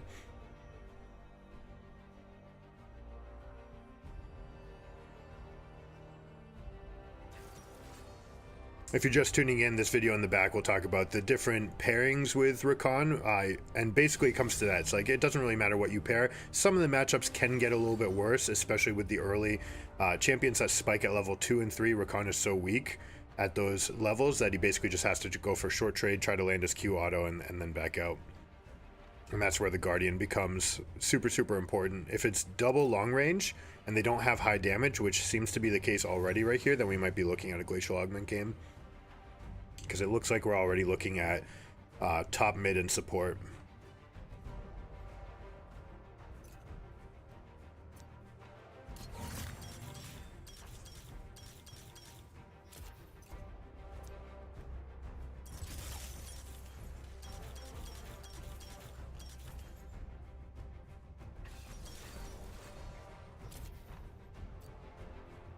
All right, we have Ashe 5, so the damage did come up. Also, their ability to get in on the fight. So we might be looking at tenacity this game. Merc Treads, generally not advised. We've got knockups here, but we've got Root, Taunt, magic damage from everybody but the Vi. So Merc Treads are looking better than normal. This is probably one of the few games that will get that. Also, the Elixir Fortitude will be better. The Tenacity and Slow Resist, absolutely fantastic against Ashe. You can also go into the Green Tree for the Unflinching at times like that. They are fairly high damage here, so I think I'm going to switch back. Now that the bot lane has significantly more damage, I'm happy to go here. Still going with the right row. You can go with the middle row when it's more pokey, which I think we're going to do. Now, this one's still going to be really good because we can get locked up by a couple of them. They have enough CC, so we can keep those stats, although the Revitalize is absolutely fantastic late game with the extra heals and shields. but I think we'll be okay with that. Their lane's trying to poke us. We're trying to get the all-in during Lucian's trade windows, but basically that's not going to exist until level 3. We want access to all 3 of his extra auto attacks from the Spellblade passive that he has. So, and I want access to all 3 of my spells to be more mobile. They're going to have the advantage at level 1 and 2.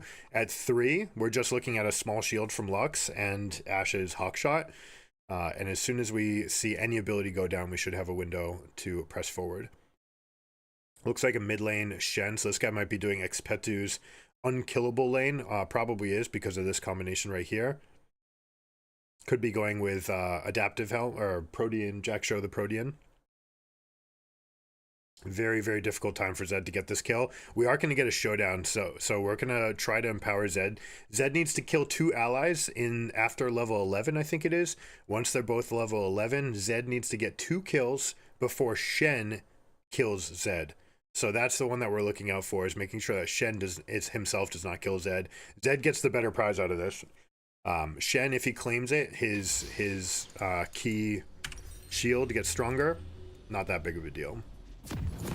I forgot to do the thing again. Please remind me after the game. I need to change my ward set. And I also need to get my other skin online.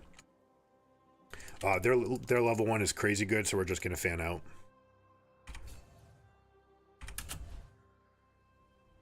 Welcome to Summoner's Rift. Now you really need to be in the edge of this bush to see anyone that comes around here. There is also people that come this way. Normally your mid laner wants to come in on this avenue, but it's not that big of a deal.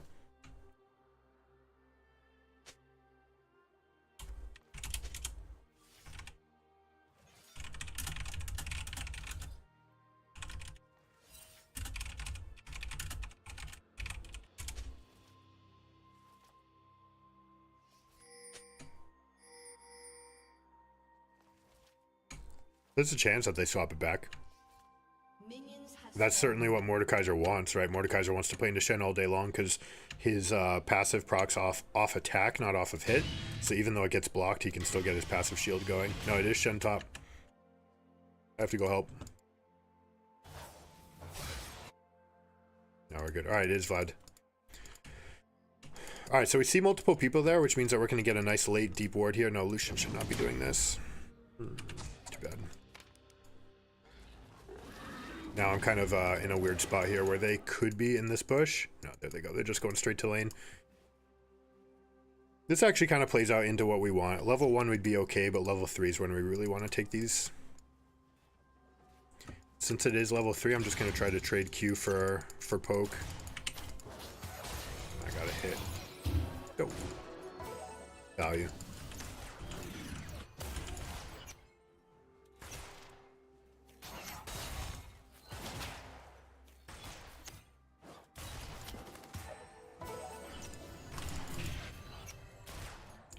Guardian proc? No, the Guardian didn't proc somehow?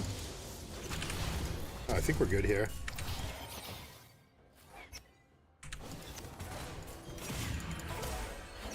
Alright, Guardian's down. We have to be a little bit careful. They've got the wave. Nunu is getting the invade, which means that we're going to have a gank here in about 40 seconds.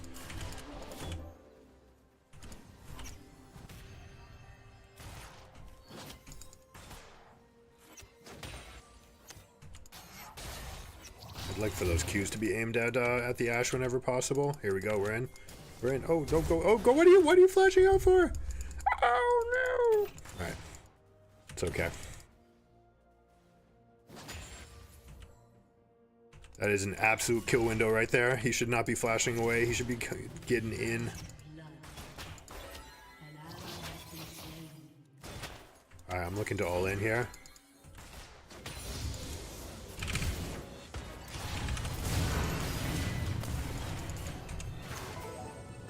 He can absolutely continue forward here.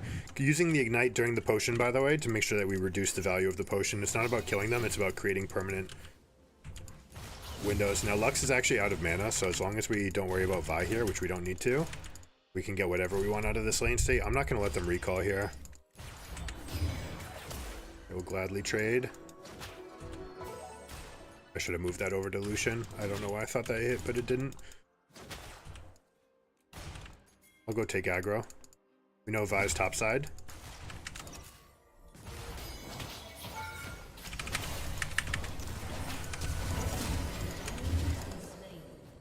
That's their flash and their, what was that, ignite? Now this wave is coming back to us as well, and Lux is panicking. So we're in really, really good space here. Look at that, both wards being used. She is so scared. No, let's get a bigger shield. We're gonna try to snowball this lane. Dark Seal would be the biggest snowball item, but not mandatory. Alright, let's see. Wardstone, potions, elixirs. Need to make sure to get those into my setup. I want to jump ahead and grab this minion wave aggro so it pulls back. Actually, that's not true. It's too big. It's too big. It's too big. That's my fault. I baited this guy. I'll help him get the last hits.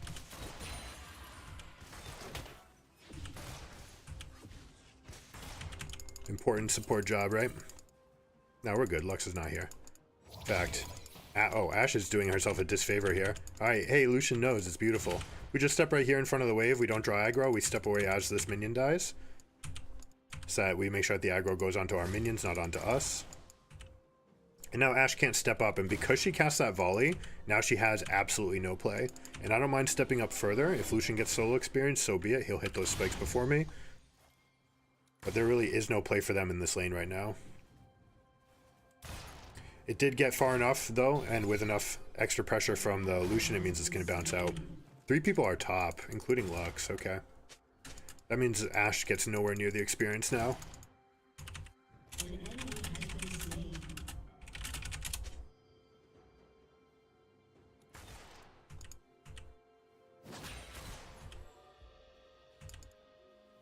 Alright, she's not going to lose any more experience, though, so we're going to start pushing this.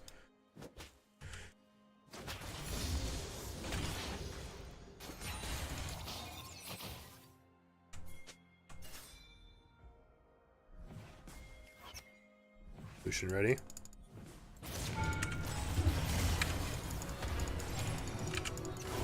I am too slow on my potion. Alright, but Ashe misses out on everything here, so it's not the end of the world. I probably could have just started that with auto attacks. And I could have absolutely just eat back to Lucian, so... You know, tremendous actual misplays here from me.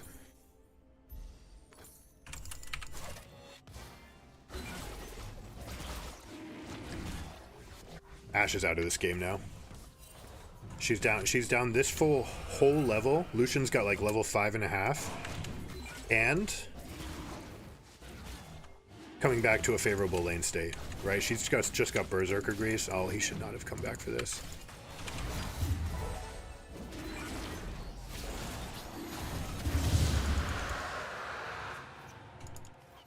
It does mean we can repunish on this side. And she's pushing again. So we just hold the freeze again.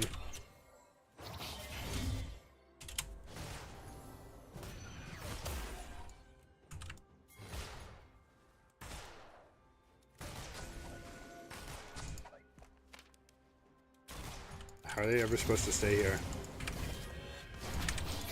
That's fine. JK, it's not fine. I'm dead.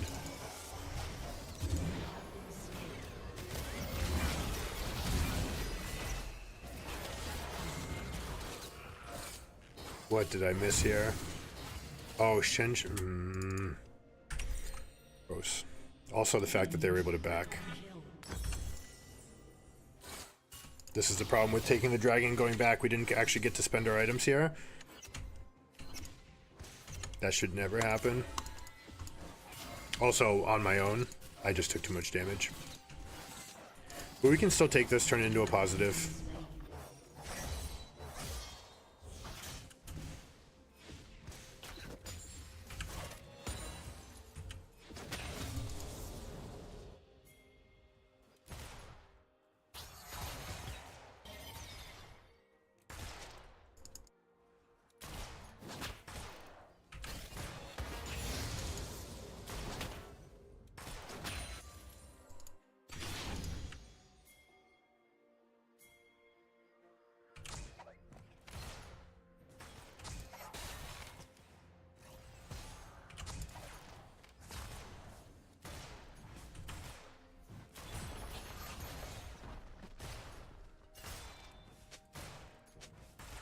An enemy has been slain.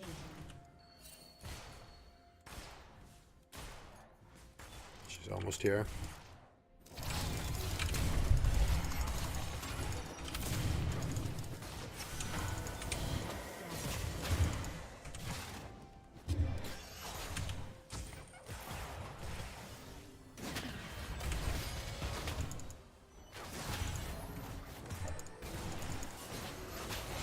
Get to me? I don't think so. I tried to get that shield to him. We got shield in a second. Yes! Yes! I'm sorry. I let him take that. I tried to take it. We got body blocked and we crept on each other. But that was fantastic. That was a lot of fun. That's why we play League of Legends, my friends. That was exhilarating.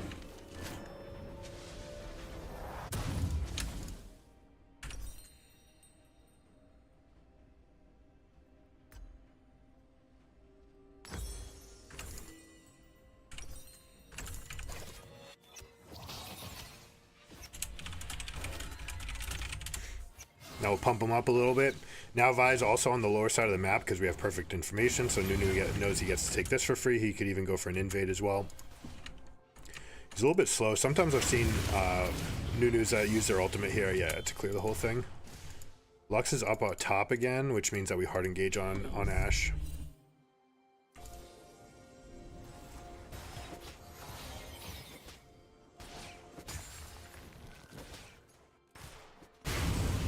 This is foolish of them, by the way. You should never do this. When you're losing, it's really tempting to say, hey, let me go get like all this aggressive control warding out. But it really is not going to do anything. So now I'm going to go out here and absolutely zone this guy the rest of the way. I'm ready to go all in if he wants to.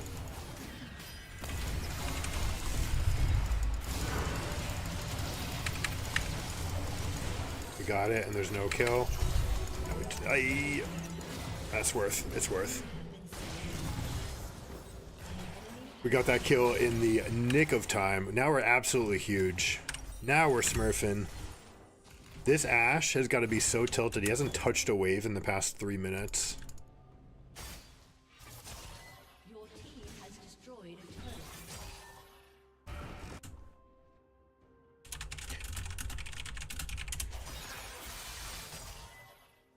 Now we're going to take Lucian and his gargantuan lead into the mid lane and use that to get Dragon Prio.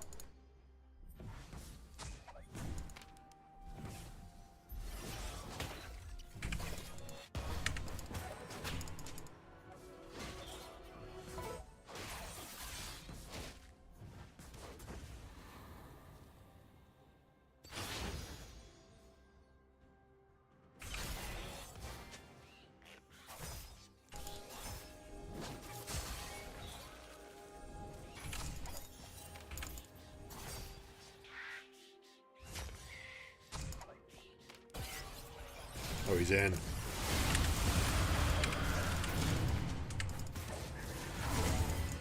That guy took absolutely no damage from a full Vlad ult.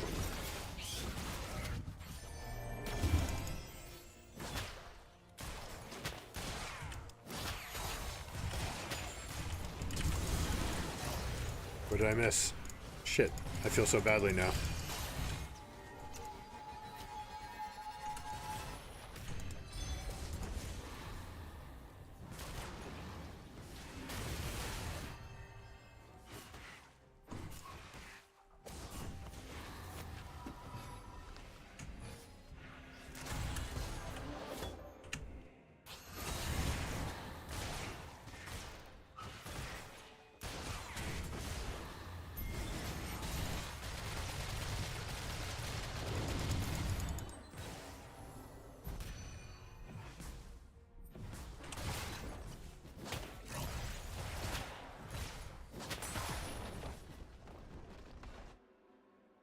Zed can go get that blue buff and take the side lane. Let's push this before we recall.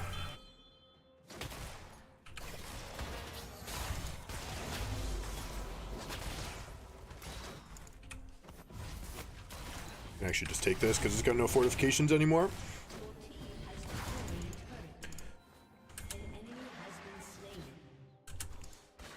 I'm sure that Lucian can recall here, but it wouldn't be awful if he stayed for this, because you'll get the empowered recall as well.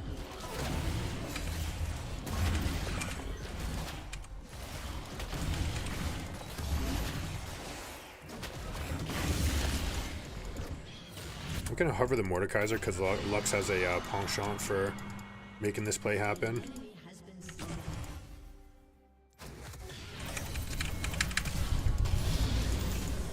Don't even get an assist. Actually lost track of my character there. You want? He did it right in front of the turret. Okay. The more people that are here, the better, because of the extra void grubblings that'll spawn, and we can actually take this turret down. Lucian needs to shop.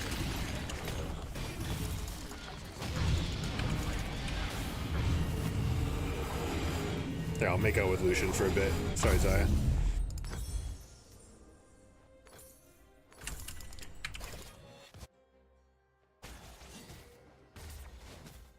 Read you like a book, Lux. Gamer Bro 2331 is buying max damage Lux.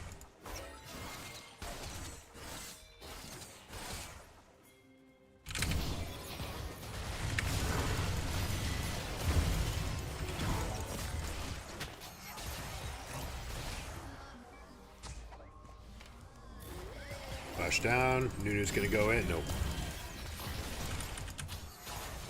We're actually taking a little bit too much damage. All our vision's on the left side, so we have to hover left. You don't want to be on the right side of the lane. Nunu, no, that's suicide. Right side is suicide. Right side is suicide. Left side is vision.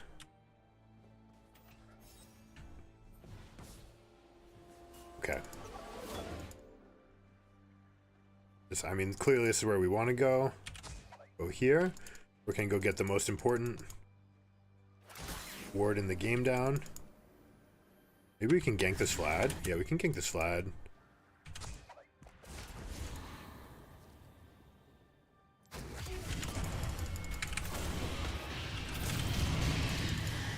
He's ignited, so he's gonna die in there. Good stuff.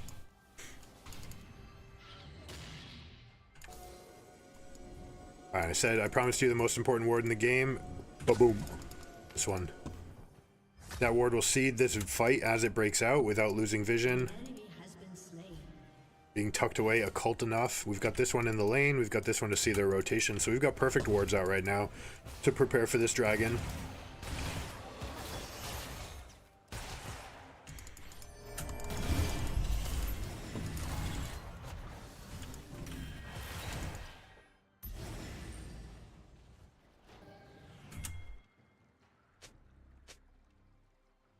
Profane Hydra, 130 gold. You're good to push.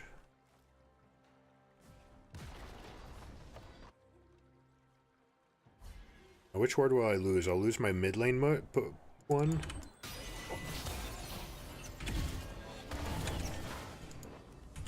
There's no way they see in here, is there? Maybe they did. They dropped one in after I got out.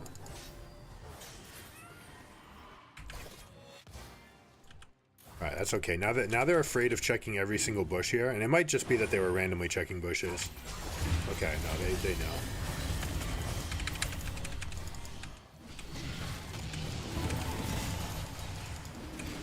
Rakan things.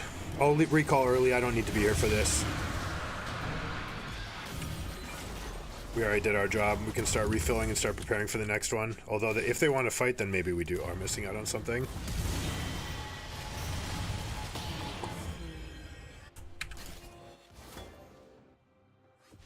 Finally get the mid-wave in. So now this is actually going to rebound in time for us to prepare for Baron. This is perfect for us.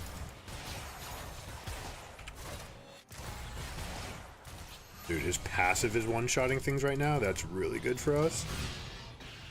We're going to get this ward.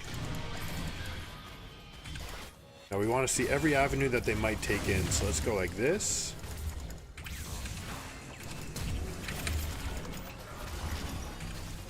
Double knock up. That's a Shenel. We can leave that.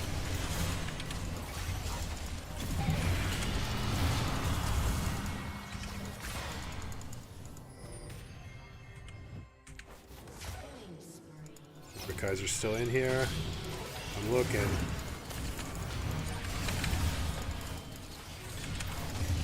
Zoning, then stepping back. We'll try to get a little shield.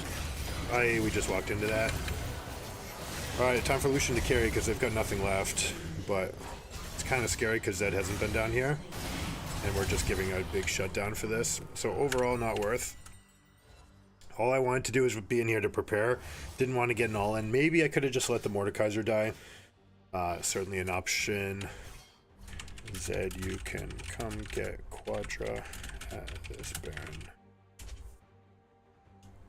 The bot lane's already set. He does not need to continue going down bot.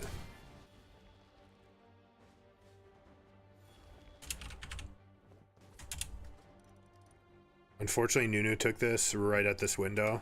Right, you actually want to let these evolve.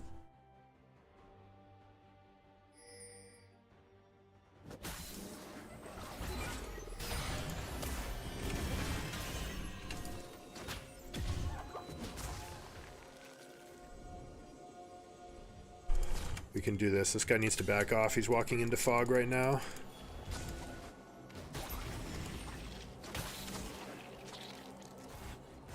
I think we're just strong enough, yeah.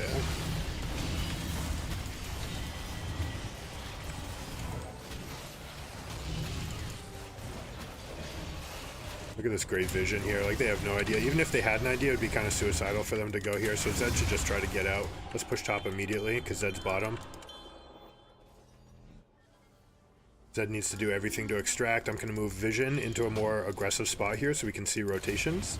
Going to renew this ward so we can see things behind us. We want to see them coming out of their base. And we want to see them as they push through the lane here. They can continue pushing. I don't know why Nunu's on a camp. Like, this is a very easy time to get structural damage here, and we've got really good rotational wards.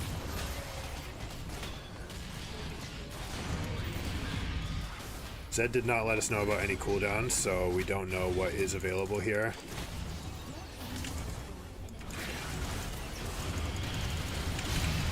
We'll just go for a pick. Go for an ignite on this guy. And they tried to defend in a position where they weren't allowed to defend, so now they lose the game.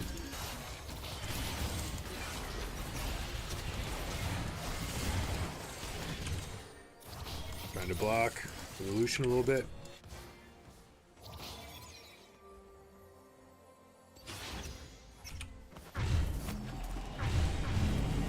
For mid Zed bot, I work on South Quadrant vision. I've got this, I've got this and these, and we're full. That, guy might still pop. Shen ult down. The fail rate on that was pretty high though, right? Like, execution needed to be pretty good, and it's inconsequential. The game is already checkmated, so you do not want to take risky moves like that in a position like this.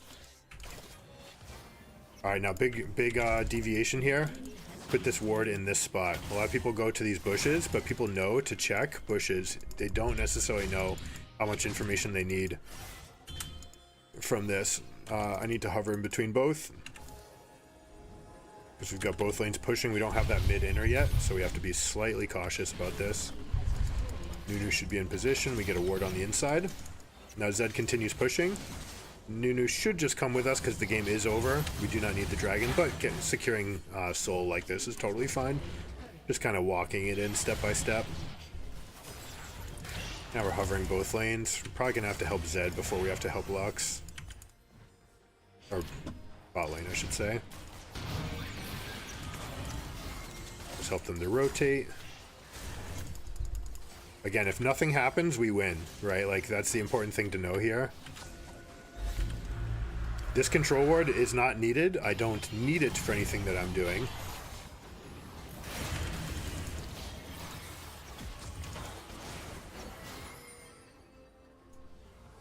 We don't need to kill that ward either, right? The idea is just we're turning off vision.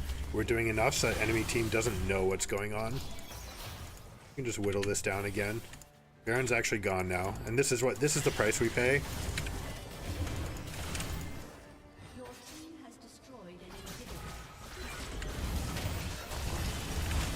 I'll turn on my elixir so we can be strong.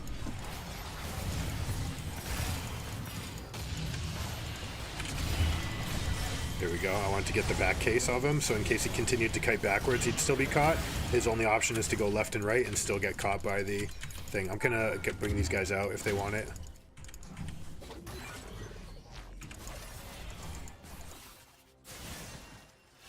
Not needed, but Mordekaiser didn't get the memo.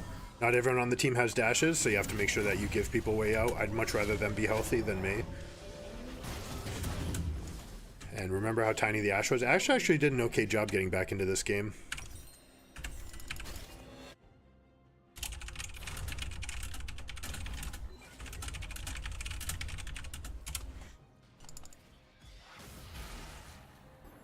So now we actually have to come back and re-push this because it took us a while. So I'm going to work on my cycling wards. We're going to try to get a triangle vision that covers this area, right? So we see their rotations in and through, out of the base, essentially.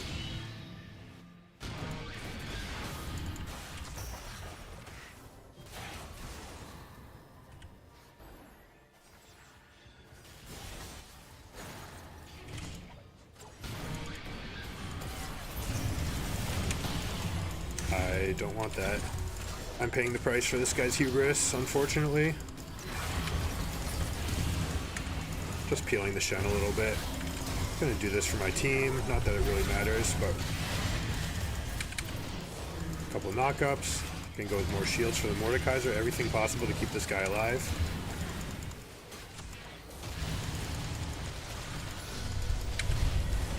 Got the knockup. That should be a kill, and that's GG. This is possible because the supers are in their base, right? So someone on their team, or even a little bit of their mental stack, is aimed at the turrets, not at us. And that means that they can't play that fight perfectly.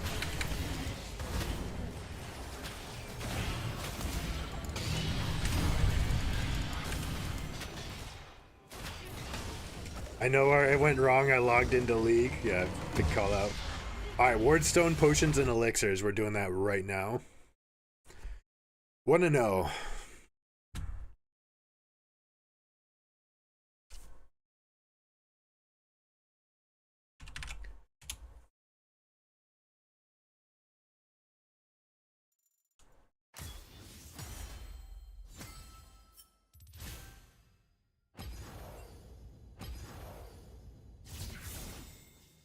All right, let's go fix this thing right now because we missed these the first time that we did it.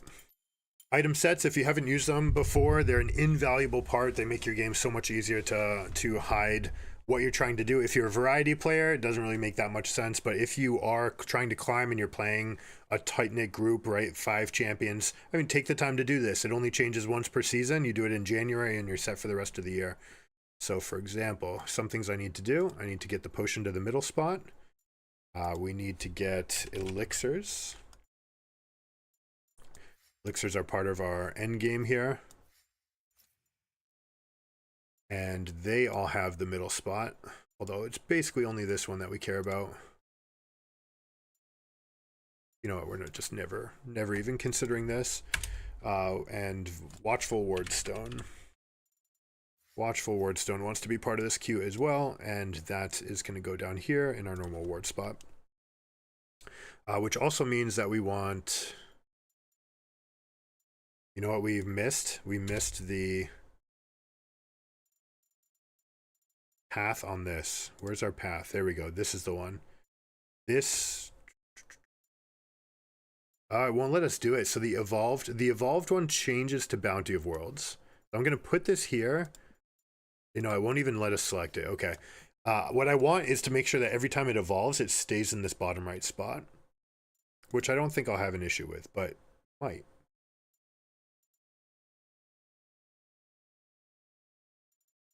I'm actually really liking Bloodsong, by the way. The extra damage that you get from that auto attack is a pretty big deal. I think they're all viable. They're actually all viable. What was the other item that we tried to buy once that we couldn't?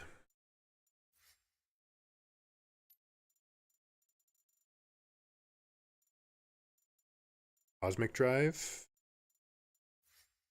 We have Ardent Sensor. What's our oh, not Moon, what's it called? Why is Fairy Charm not on here? Oh, because it's in the movement section.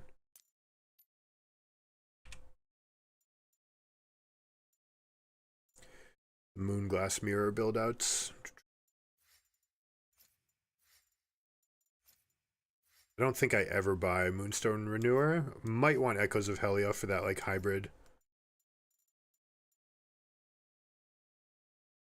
And then what was the tanky? Tanky items. We have Abyssal Mask here already. Okay, I think we've got everything. But by doing this, right, you make sure that your game, your item set will be the thing that pops up, and then you're just shopping with this. It makes it much, much faster to shop. And that second on every recall for every game that you play 1,000 games this year, and you are back in base 5 different times, recalled for shopping, and you gain 5 seconds, like, think about how much that will add up over the course of the season in your ability to potentially win games.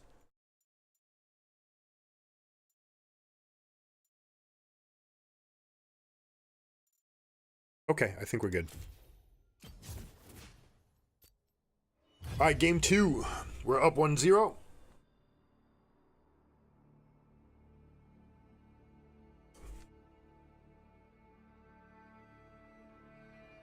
Israel, if you're in the stream, you gotta shut out. Let us know how the Rakan gameplay is going.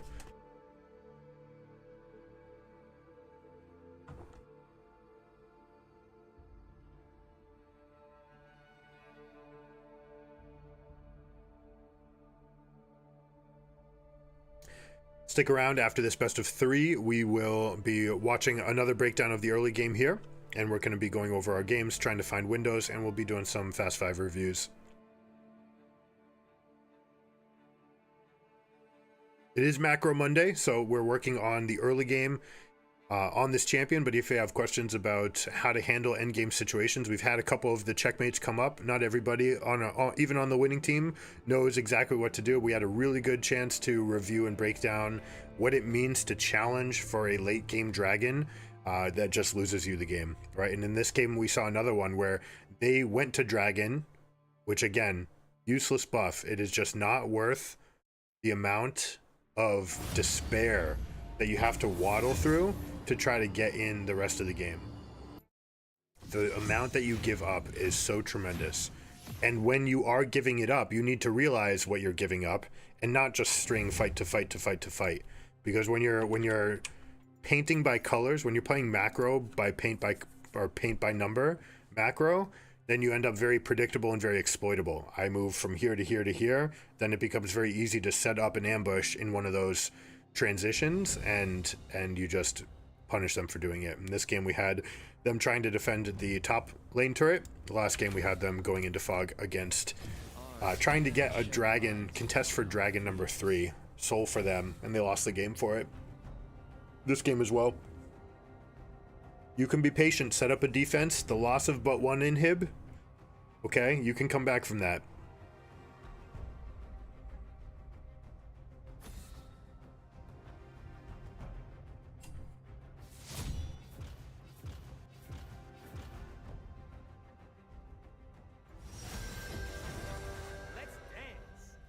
Somebody's in a Smurf mindset right here. Anytime that they ban no champions, more than likely it's because they are feeling themselves at like an elite level. They're just, super confident. Best thing to do is to shake that confidence, and they are more likely to tilt. They're more likely to be on that roller coaster. Not something to like change our game completely around, but it's worth noting. And also it's not entirely accurate because they could swap picks after the ban phase. And we don't know necessarily who it is. This is probably an ADTF.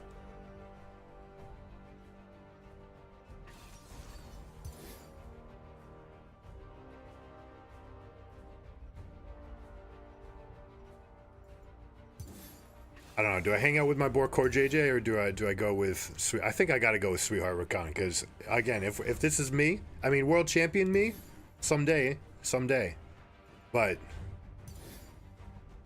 this is me.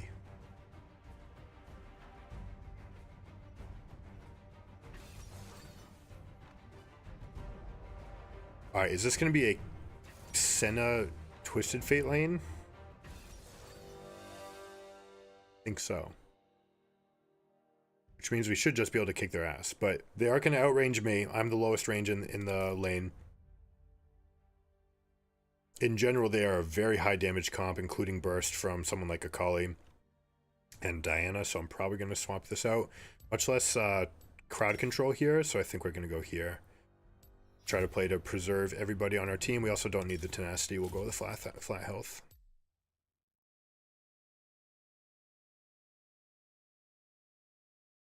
Maybe could have gone scaling health, but I want the flat health to make sure that we're getting out of this lane phase. It's fleet footwork on Senna and lethal tempo on Twisted Fate.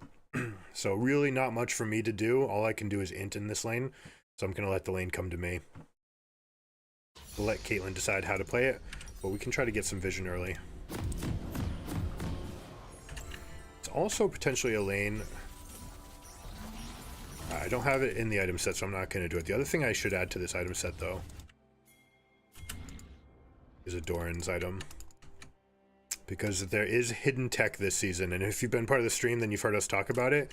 But the support item is so broken, and now that it functionally works without having to buy it first, you can actually get into some really good positions by buying a Doran's item first, winning the all-in, and then buying it later. This right here is kind of indy.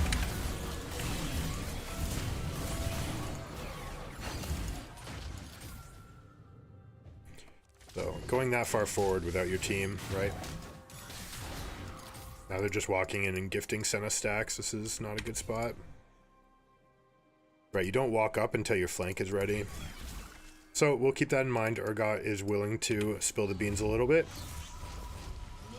It's not the end of the world. 12 stacks on this, it's not nothing. Senna getting the extra poke, though, is a problem for us. We are definitely stronger, so we can take this bush. There's no reason not to.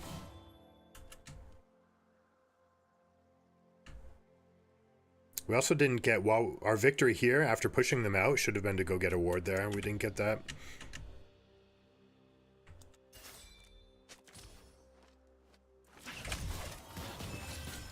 I just walk out. Yeah, this guy's already supposed to be kiting. I don't want him to take this extra damage. Gonna help for the push.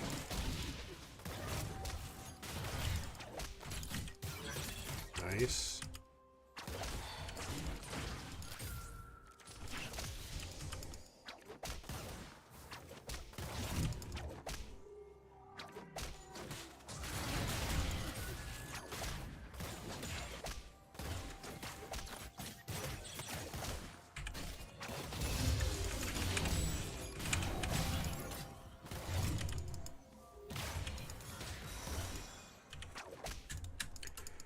Stacks.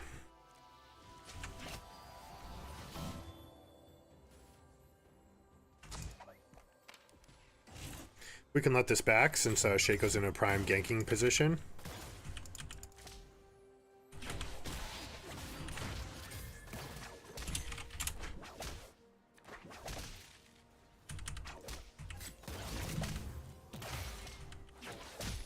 Oh, beautiful. This is such a good spot for a gank.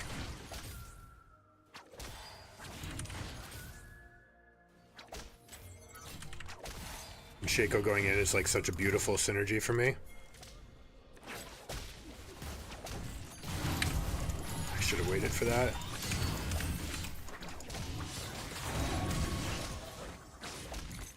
I should have waited to cast my W. I absolutely did not need to do it. This guy's staying. Oh,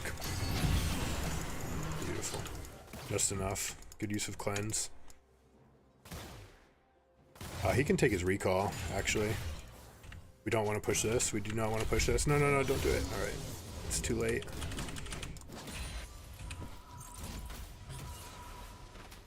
So this wave is in a negative state. It's coming back to us.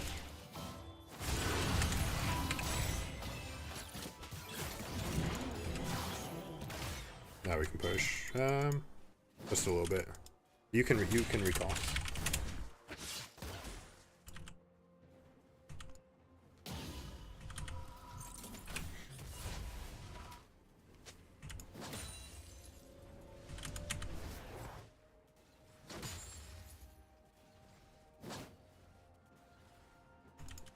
Now, normally this would be a great time for me to take a recall, but specifically I want to keep this off of our turret. And I want to, if I can, obviously, I'm not going to take a million HP from Senna, but hopefully I can just draw this aggro just a little bit up here. And there we go.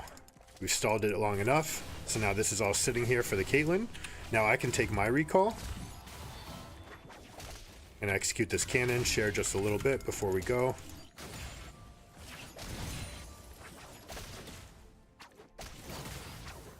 Now with it under turret, he should be fairly confident to just chill here. Oh, Shaco's in, then we're good.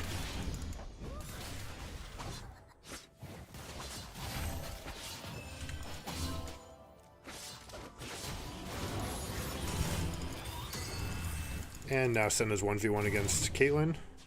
But this is pushing out, so we have to actually continue it. I'm gonna help her to make sure she gets everything.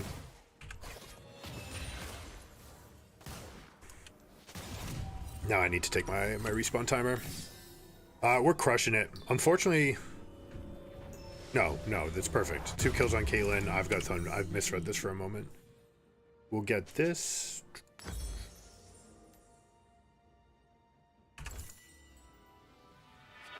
Actually gonna swap over here.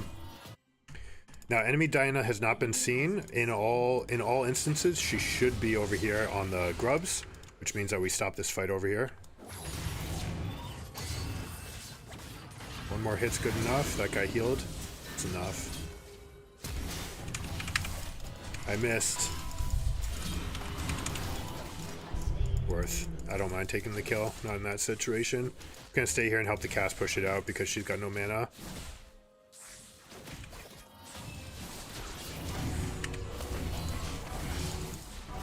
I'm executing that guy just to scare him away. There's almost no value to it.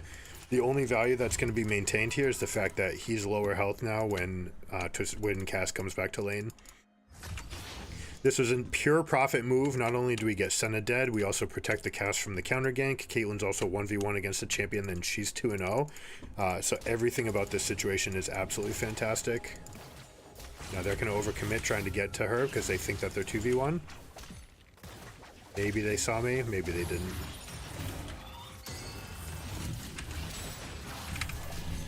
Another kill. I wasn't sure if Caitlyn was still going to be in range or if she maybe got too slowed there.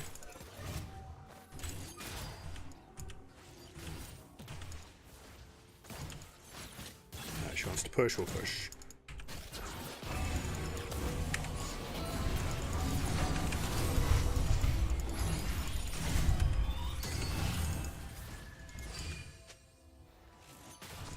This Rakan player is pretty sick, right?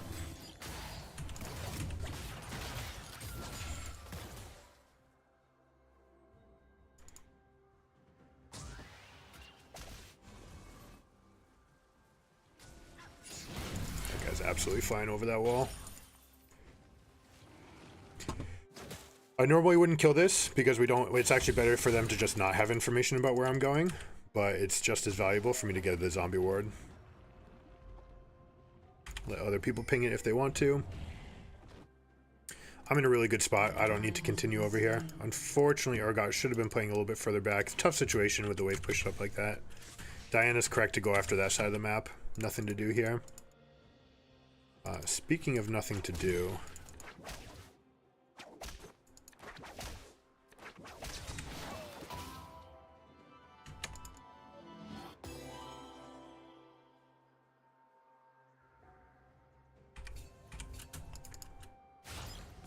This is an all-in right here on Senna. I think I'm willing to flash here. Ally has been slain. We just have base boots. It's not enough. He's got R though. That should be lethal. Yeah. Woo! I'm Stalin. What's up, hello? How you doing, Jibs?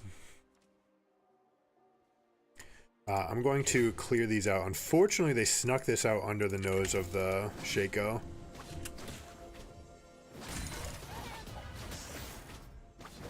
That's right. 2 zombie wards down. We've got our ultimate. Caitlyn's super strong right here.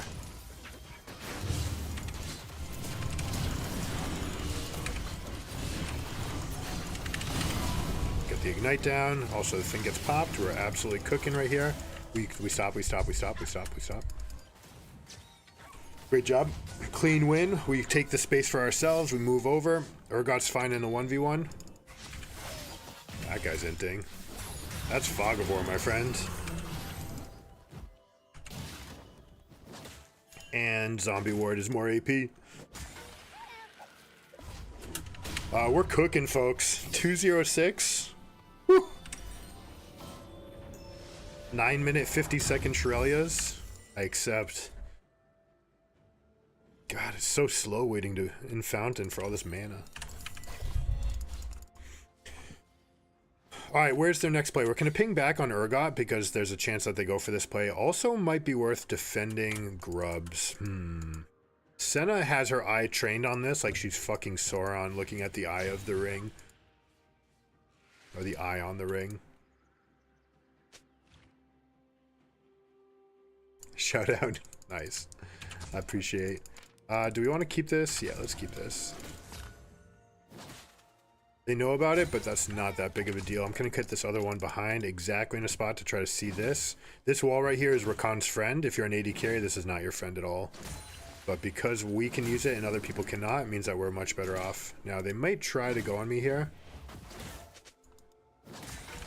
But I'm fast enough to just get away, right? And because of the information that we have on the map, we're just going to be totally fine to keep going for it. I'm all in. We need Urgot to come over. We've got Shaco. I am in.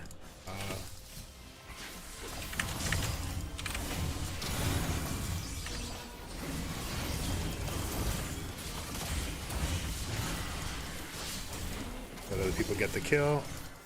We get one. Alright, they have 5. That's kind of problematic. Oh no. I should not have cast the W there. I just wanted to make sure that they didn't get anything back. And Twisted Fate's out of this game. 0-4, and he's going for a useless item right now.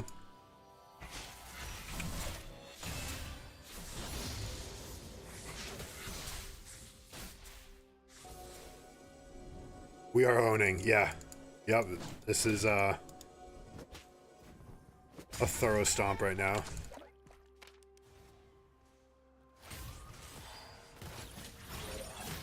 Does she have ult? That guy's getting out of town quick. Oh, we can just take this down. We have the stacks.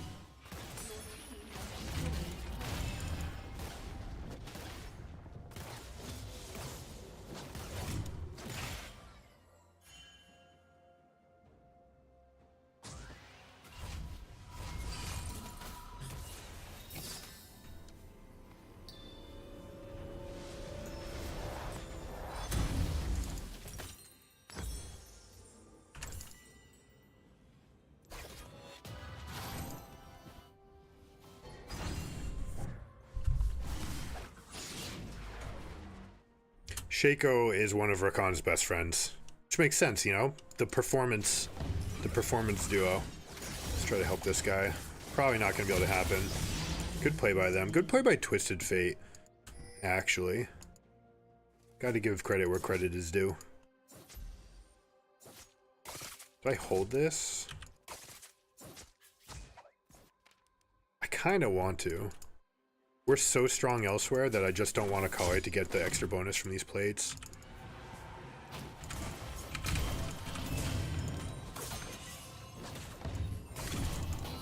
Shut down. It's not enough. I should have gotten hit by that.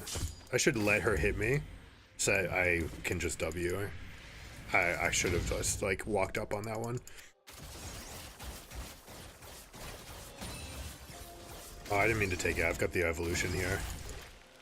But this tempo play allows Urgot to get much stronger, and he's the only one who's actually falling a little bit behind here. No, he doesn't want it.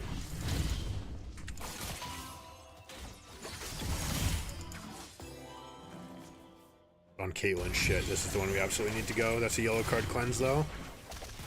Oh, careful not to kite too much.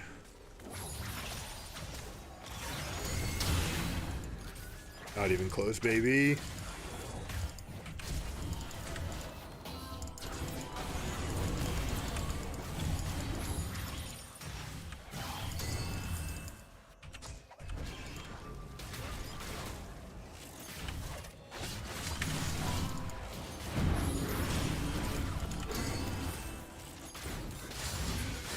don't got it. I don't got enough for you, my friend. I'm sorry.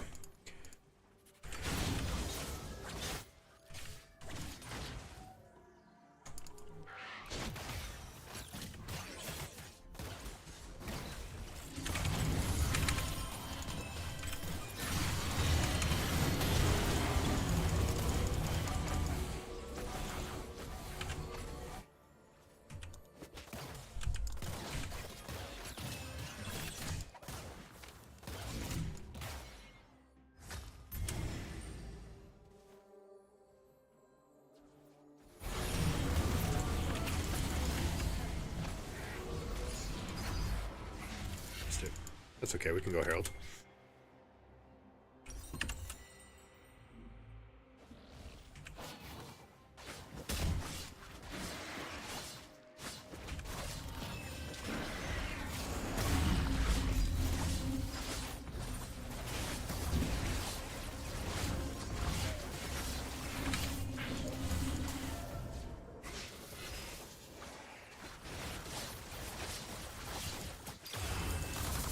Who casts?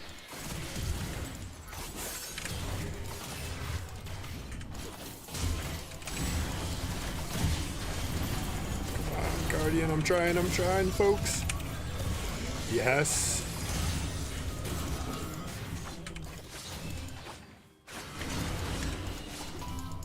This is hilarious. I just sped up. No, it's the real one. I thought it was the clone, and it would be hilarious to battle song it up.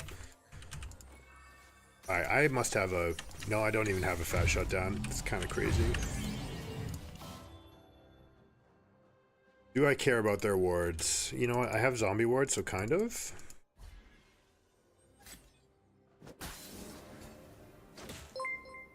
Hey, thank you.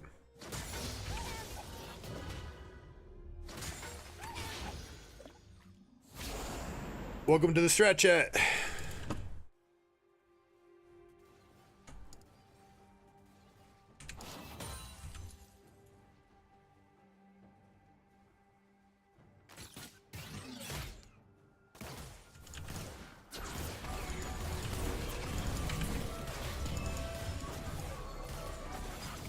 I need to go pick up my Trailblazer. Have to be careful of Diana. We have an okay angle, but you have to be careful of exactly that right there. Alright, now we're the fastest cat on the map, so Shaco and I can just continue dancing all over the place. We've got our macro lanes in the right place. Cassiopeia needs to be slightly afraid, but Diana was seen around the Raptor camp, so it's not that big of a deal.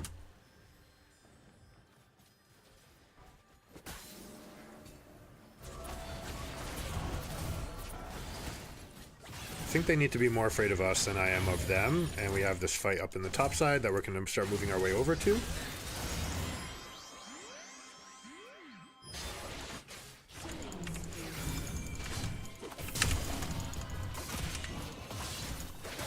That's right. Give shields around, pass the love out. And dragon, do we dragon? I think we dragon. Maybe it's just push top. Dragon by proxy.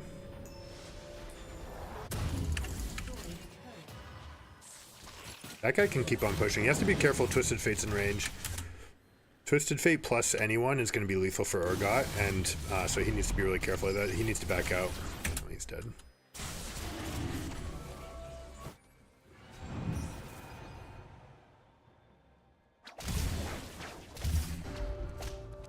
She dropped the yellow card, or he dropped the yellow card. That's so bad for them.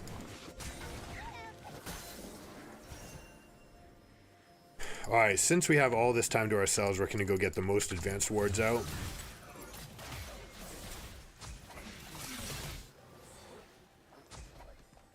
Now we have full knowledge of all their rotations here. This one actually could be slightly further back to make sure we have good info. They saw me. Caitlyn's up. I'm in a kind of awkward situation. Oh, are they just corralled here?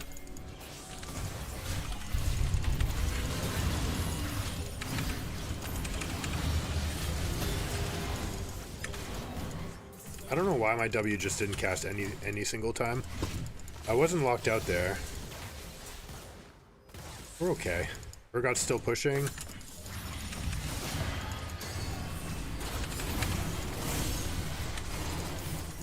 Kali's dangerous. We have to be careful, right? It's a 1-3-1 situation, so we're not looking to let solo laners get on top of us. Your team has destroyed a turret. Here, we'll just push this one so that Urgot gets a way out.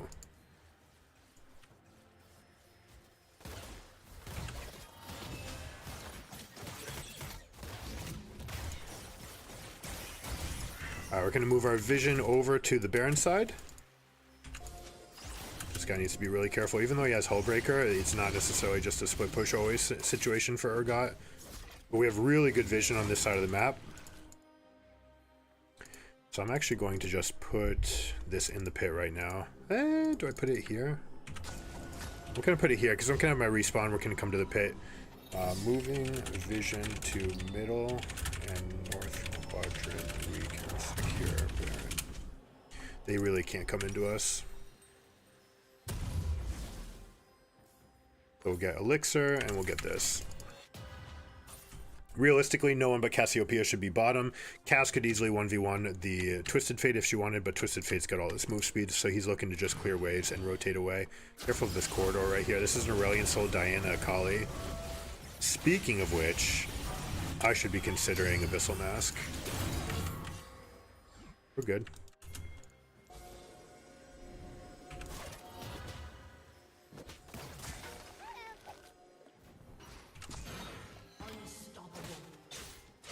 Got no Q.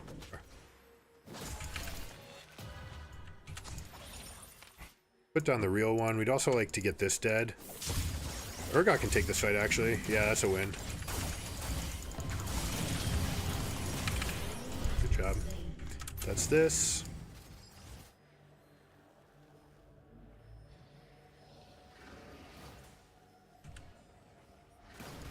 If we're ready to go in the pit, then I'm ready to drop this.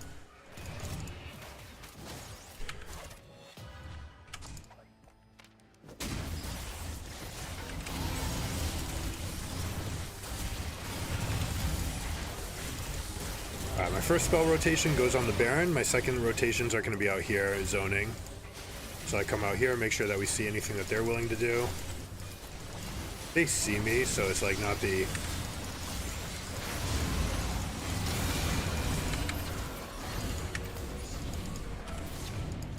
I shouldn't have done that. I also let Diana in, so I actually missed a window. Definitely could have gotten wards behind them to get better information. Again, this is the ward that you want. Dare you. Flashing now. Shaco gets that early in. Oh, wow. She's free, but not from the Caitlyn. The sheriff is in town, fellas. Gonna do Zonias so we can get up. Do a dance around their base because that's how we roll.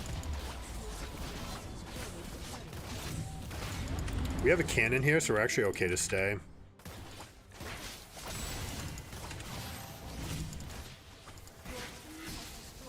Alright, we have to leave. We stuck around. We put some of our pressure onto that inhibitor, which is fine. Under some situations, we can look for... Recall, please. Oh my god, he's looking for it. He's styling on these guys. I can't. He's...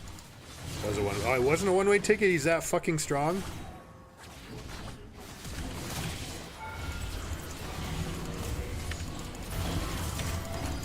Can I block this for the Shaco? All I'm trying to do is block that for the Shaco. Props, dude. I was not expecting that. That was a lot of fun. If for no other reason, that was a lot of fun.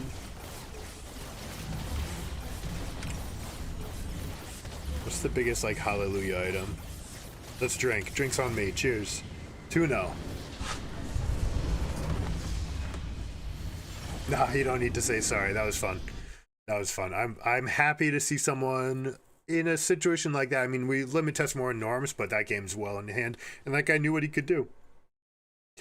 Almost to the point where we could give him a good shot calling for that. Just like, yeah, I can do this.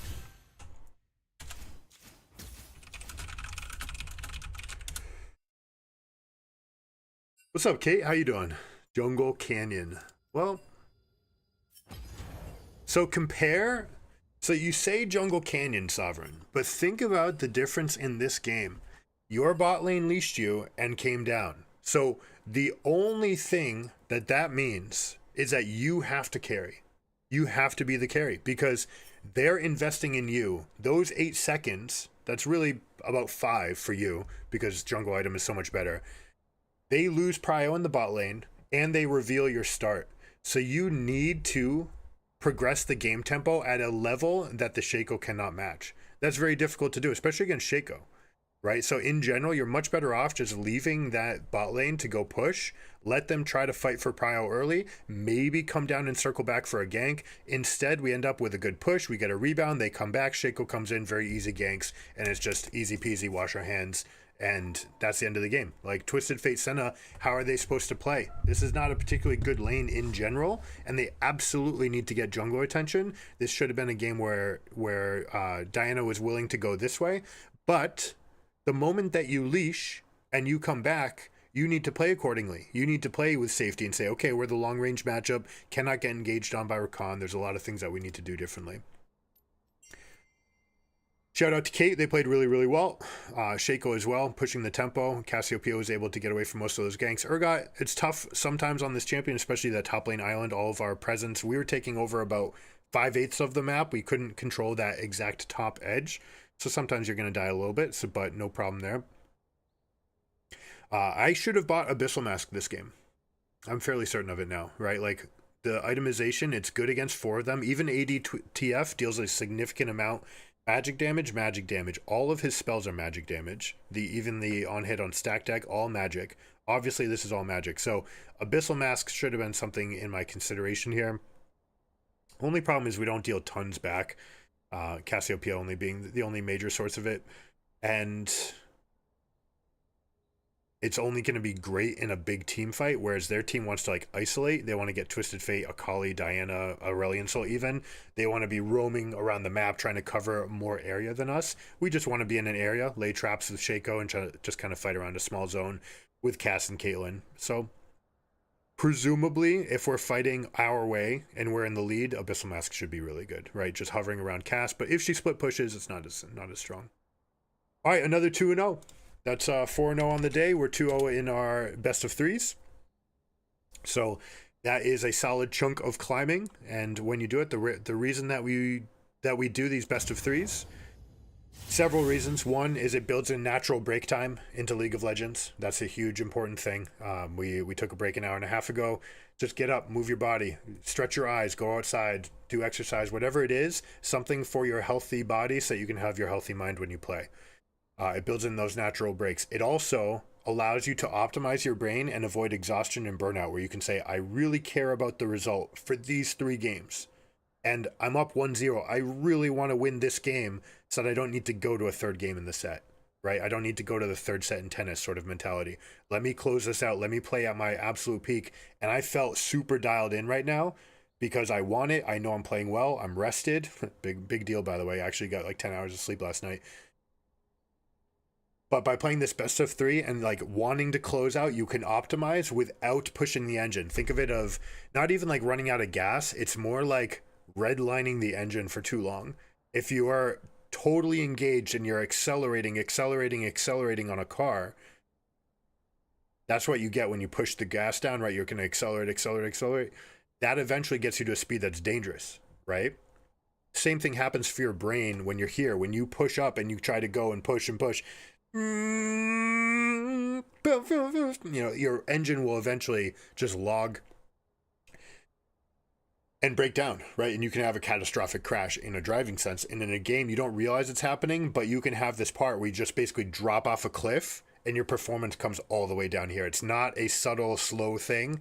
When you burn out at that level, you end up crushing down here. And then sometimes you don't realize it. This is where angry tilt comes from. This is where burnout comes from when you get to that bottom out layer.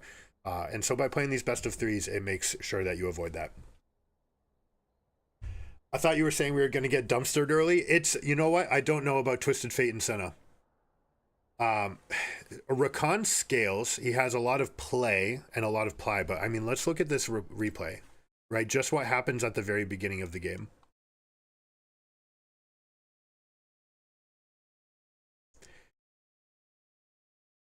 Yeah, Rakan, Kate, exactly. But it's all Caitlyn. Caitlyn is carrying everything there by outranging both of them because both of them outrange me. So essentially, she's going in and dealing damage. If they try to deal damage back to her, most champions are on a tether, right? So if I...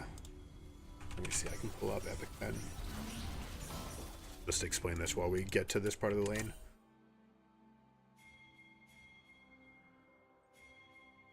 Most lanes, you're going to have your longest range threat addressing both of these people, and I want to be in range where I can also participate. The problem is that these two champions outrange me, so if I'm in this position, really it's Caitlyn who ends up getting stuck out because they can just engage on me.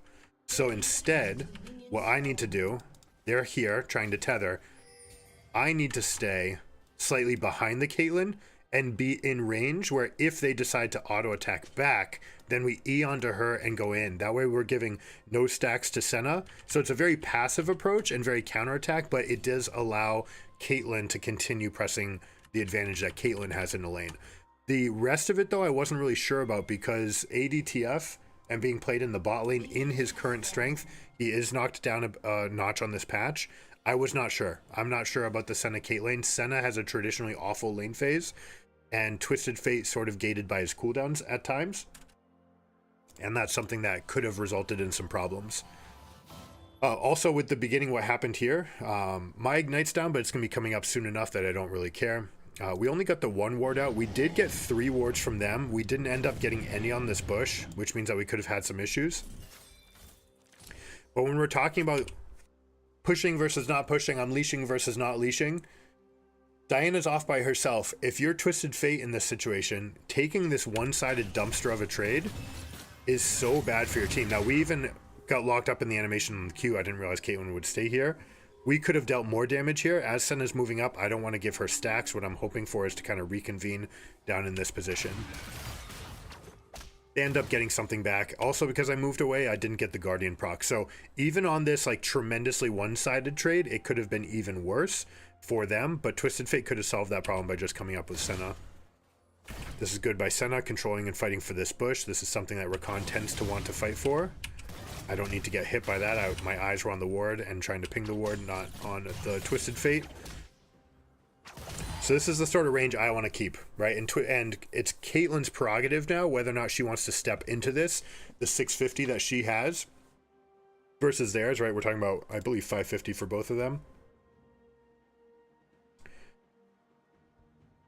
525 attack range, and it is 600 starting on Senna, but nothing compared to the 650 of Caitlyn. But mine's the lowest, 300, right? It's half of theirs. So we're going to be able to hit Twisted Fate every time that he's looking to go in for anything, and this is where this lane discrepancy will go. Senna wants to always be right behind Twisted Fate, so if Caitlyn goes for this trade, if she's always not perpendicular, but instead just like the dot of the eye, if she can position herself here, then Twisted Fate can go up for a trade.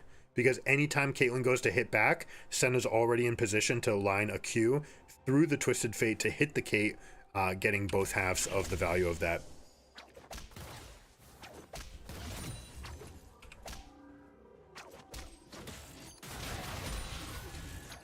Yeah, the autoing early, and I mean, Twisted Fate, by walking up that far, means that he necessarily wasn't spending time because he's running away from us. We also attacked them more and specifically attacked them last, which means that the minions draw aggro to us, allowing our minions to hit into theirs, giving us the push every single time. I could have been in a better position right here. Now, I understand this Q right here. Ideally, we have it aiming at them. Maybe we were trying to hit them. But I'm already looking at the engage. I'm pressing W knowing that this minion's about to die while I'm in midair. And that way, that gives me time during my travel time to level up my spell. Now we can continue this, right? Same thing. Any trades that are like this are going to be even or better for us because Caitlyn's going to be able to progress them longer than the enemy team. And now what makes this absolutely tremendously powerful for us, the fact that we get an early invade from Shaco, realizing that Diana's up in the top lane because we had this information here. He's able to get this invade off. Diana turns it into a push here. Now let's switch it over to Red Vision. What are you supposed to do as a bot lane? So we'll do hashtag strat chat 226. All right, so you can do 2:26 dash in the comments and then hashtag strat chat. What should you do as Twisted Fate Senna in this position? you know that Shaco has invaded you. He's going to be coming out of the jungle. He's level 3. Diana is definitely on the top side. Now, we don't necessarily know, blue team doesn't know that Diana's top. But you know, as red team, that blue team knows that Shaco's nearby. So they know they're 3v2 at the very least. Maybe there's going to be an extra person, but why would Diana come here when she's getting invaded? Also, you know that she's not here. So it's 2v3, Shaco's behind you. What's going to be the play? How do you address this? Well, you have a major problem. The fact that this crashed and it's coming back out, it means that this wave now is going to be pushing out. And for a moment, it'll be on your own happy spot. Just for a moment, though, because the turret helped in the participation of these kills, which means that the wave is going to line right about here. And once you're in that spot, look at where they collide. I love these traps by Caitlyn. Now you kind of realize that you're in a really tough spot because any step up that you do results in the wave, in the Shaco showing up. Also, because you guys used, because red team used all of their words early, they have no way to get information about the Shaco's whereabouts. So realistically, in this case where the wave is definitely going to be going out, it's mostly neutral because it's still 7 versus 7, but you know that things are going to get worse from here. So this is your opportunity to recall, just spend 350. Hopefully they have it. If they don't have 350, then it's nonsense. Never mind. They don't even have it. It's just completely scuffed. You just have to accept that this is going to be a bad spot. Only play back, only play for experience, and you can't step up anymore. Because Shaco's on this side. We have a vertical jungle situation. I had been curious whether or not I was spotted over there. I want them to think about what my range is and not think about Shaco. But this is only going to get worse and worse and worse. This should only be last hits only for red team. Last hits only. You need the wave to come back to you, or in the very best situation, keep it in the same spot for as long as possible, right? Try to waste Shaco's time. But Shaco's going to come over here. He's level 3. And the moment that you step up past this right here, Shaco's behind you.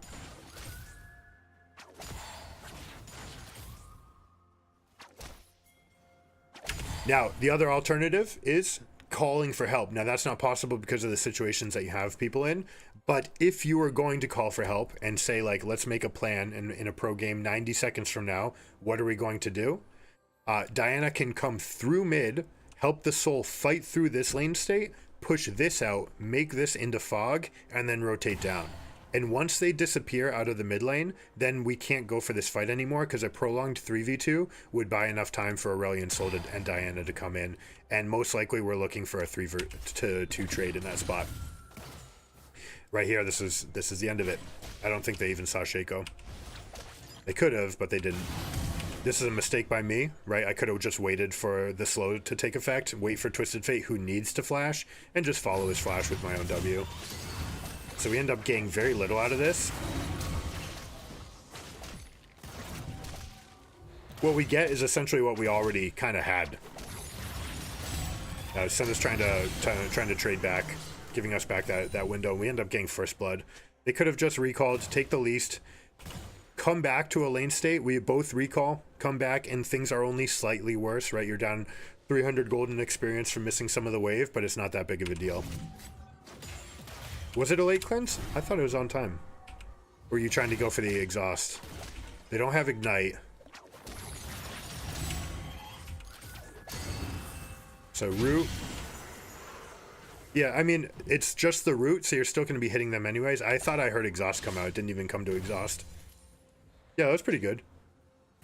Yeah, accidentally good. Yeah, because you have to wait till it actually manifests. Yeah, exactly. Honestly, I thought I heard the exhaust from Senna, and I thought that this was literally perfect. Live, I was like, oh, dude, nice cleanse on the immediate thing. We could have left this alive. To have this pushing back to us. It's optimally, we were waiting for a cannon, and we want it to be about 2 minions stronger for them on this position. Once we're here, this is ideal. We can get our recall. Twisted Fate stepping up, though. The moment he shows... Throwing these Qs, right? He thinks he's doing something, stopping backs. All he's doing is ruining his own life. So that hits. The GG. And now they're in a lot of stuff. And really, everything from here on out is just it is what it is. They need to be on full damage mitigation, but now they're checkmated. If we look at the gold totals, an 800 gold advantage right here. This is tremendous, right? She can turn this into whatever kind of lead that she wants. We'll see in a second what we end up going for. Sometimes it can even be right to just grab a BF sword because it's one of your only chances to recall with 1300. But getting, I believe we got pieces of serrated direct plus longsword. Is that what we got? My solo kill on Twisted Fate or Center, I forget, was nasty on under their tower 1-on-1. I forget where that was. I'll give you a shout out though. Let's go find it.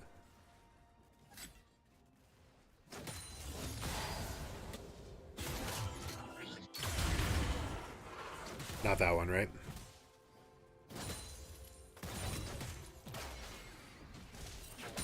This one. Trap, lock, good combo, sweet, and the ultimate. Let's see if we can slow it down and get all the animations for everybody.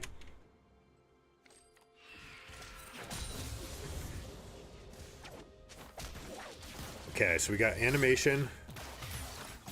Trap, boom, pop, hit, good job. Extra headshot usage, perfect. Yeah, so good. But when we look at it, like, Twisted Fate should never be putting themselves in a position to even consider trades, right? Collector versus parts of Static Shiv. It's not even close. So this kind of showed, Sovereign kept on doing this from Twisted Fate's point of view, stepping up at points that they could not, overestimating their power. They walked into every trap. Hey, maybe you just have hidden traps. All right, what should we do to cool down? Have some fun with something. You guys want to play? I'll play. Anyone who wants to play can jump in. Oh, I didn't even catch this guy. Yeah, good stuff. Thanks for the follows. Thanks for the thumbs up on YouTube, guys. I appreciate the subs on Twitch as well. Thank you. What should we do? You guys want to see Zyra jungle? You guys want to see this thing? How broken it is? I have to give Ben a big shout out for showing me that link on Reddit because it reminded me that I had forgotten to upload the patch notes. But if you haven't seen them yet, what they did was they tried to take away some of the passive damage from the plants for lane Zyra. But they also buffed Zazax. So Zyra support should basically stay at a fairly neutral spot. However, jungle Zyra, they added an extra 40 damage to her plants on clears, like to the level where I feel like they have to hot nerf this. I'll go see. Maybe they did even. But patch highlights, no mid patch updates. I guess mid patch would be tomorrow, most likely tomorrow, Wednesday.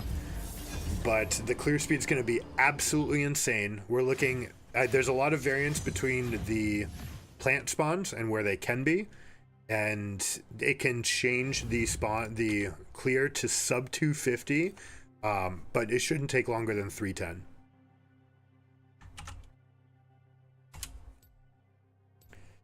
I actually queued jungle to play Zyra and you got put on AD 247. Yeah, it depends on the. Oh, in that game when you were Caitlyn, you were queued to play Zyra jungle. That's great. Oh man, we've got it. We're on the same wavelength.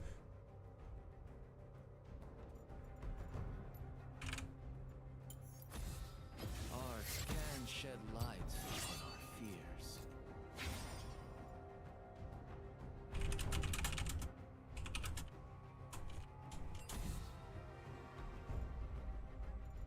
I have the Nara emote with the sad eyes for like the please.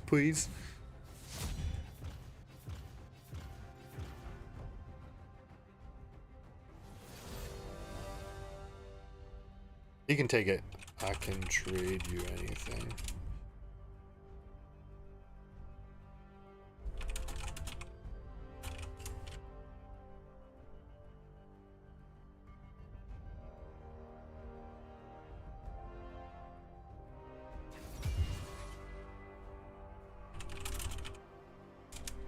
Set a screen for me. I will back screen back for your layup.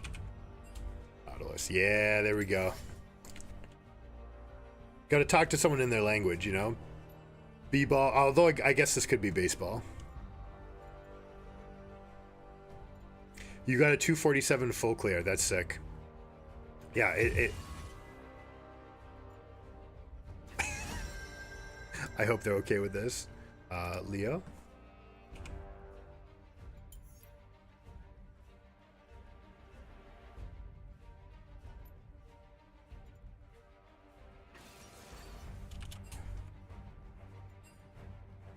Nami. Aquarian. I decide what the tide will bring. Subaquatic battle.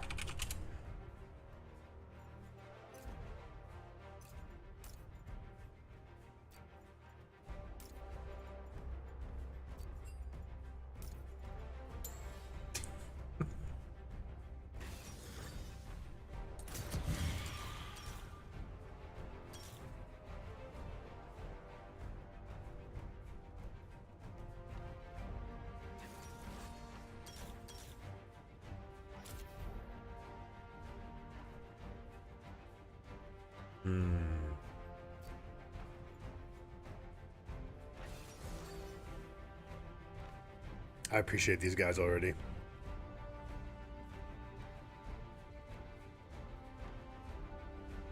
Alright, Karma mid lane's hella nasty. Warwick, we don't know if it's jungle or top. Probably jungle.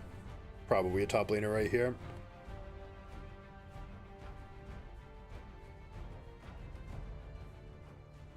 If you guys haven't seen this in action, it is unreal strong. And it's not just the clear speed. Right? Like, everything that brand... Oh wow, it swapped me up. Everything that brand does, but better.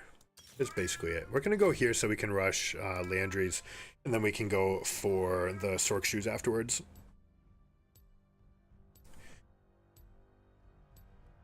If you guys want to stay on the cutting edge of what's going to be OP, make sure you guys check out the YouTube channel. I upload the patch notes every single week, and we go over pro games on Thursdays. See something that's happening in the last week. Usually we look at T1, and the one that we've got queued for this week is going to be fantastic. It's going to be T1 versus KT with 8 world champions in that game. So it's going to be sick. Make sure you guys follow and sub to stay tuned for that. That'll be noon Eastern on Thursday.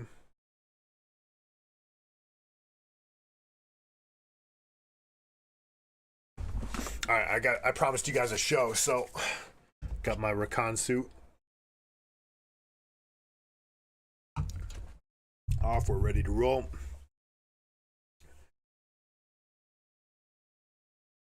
All right, Yorick versus Aatrox.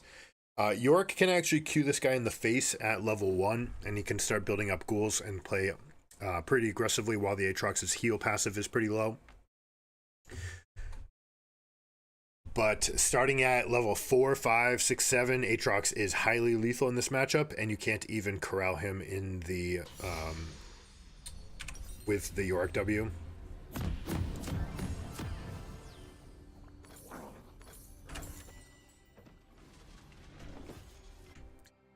What lane do we want to play to? I think we want to play towards the Lucian Nami versus Samira Nautilus. So we're going to start up over here. First things first, though, we're going to have a seed that spawns right around this window. And we want to light this up just to get a little bit of vision on this side.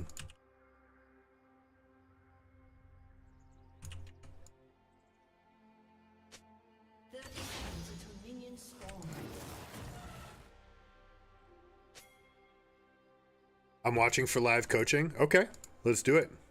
My eye is focused on you. It's my turn to be Sauron.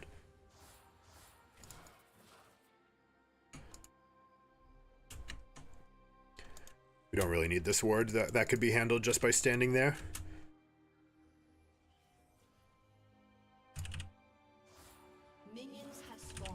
So, like I said, depending on where these plants spawn, it'll make a difference on how quickly you're able to get the leash. It is 100% worth to wait and get your Q to land on all the seeds and get them to move over. Fist bump. I do not need a leash. We're gonna wait. No. I don't want them to know where I'm at. We're gonna wait for this spawn to come up, and then we turn this up, and look how much damage this takes.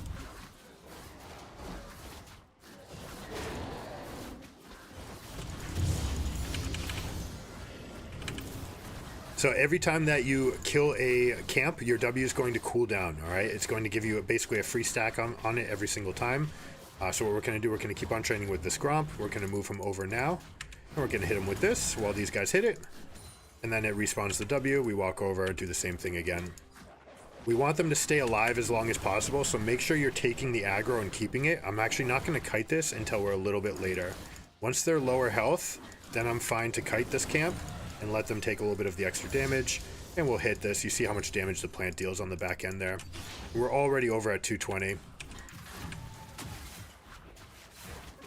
We draw the aggro, let these things hit for maximum strength, again, and we're moving over. Only now is their jungler starting to move over to the other side. Again, we press seeds every time that we can.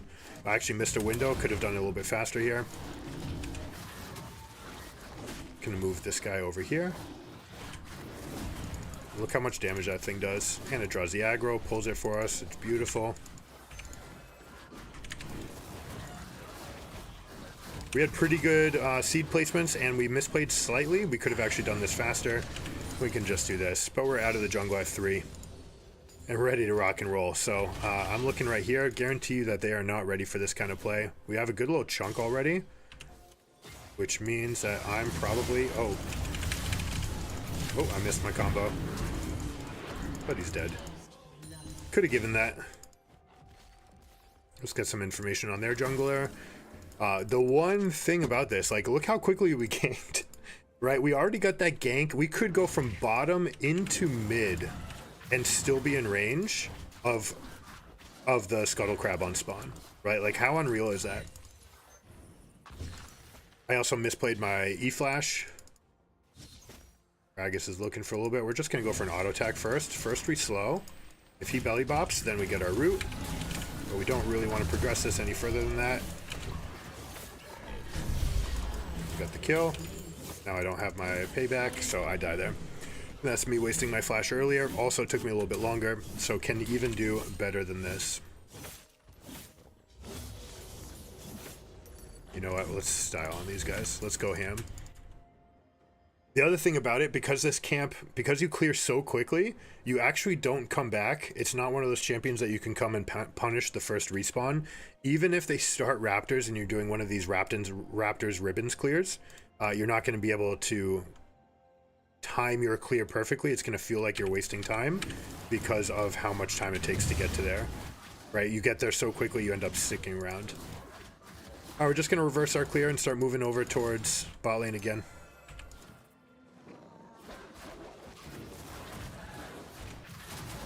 Now, because I'm live and I'm talking about cooldowns and stuff like that, I'm going to miss some things like tracking summoner spell cooldowns. Nautilus heal, exhaust, we have the flash down as well. I'm sure about that. I think I can just walk away from this, right? Like, these plants hit so hard that I can literally just walk away. Like, look how absurd this clear is. Like, free. 40 extra damage. 40! You know what? We're actually just going to skip this. We're going to smite it to make sure that the plants can take it down. Also put one behind to help kill the seedlings. Spawnlings. They know. They know, but it's not going to matter.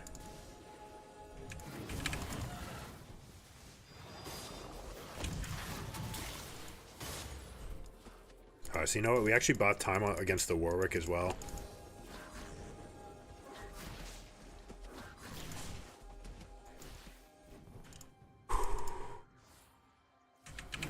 Let's see what he's up to. Anything? Alright. We're just going to protect this area, turn these on again. They get this free pushing time, 2 plates already. Look how much damage the dragon took too. Like, kind of unreal, right? This guy's sticking around here. He doesn't realize that he's completely weak side now.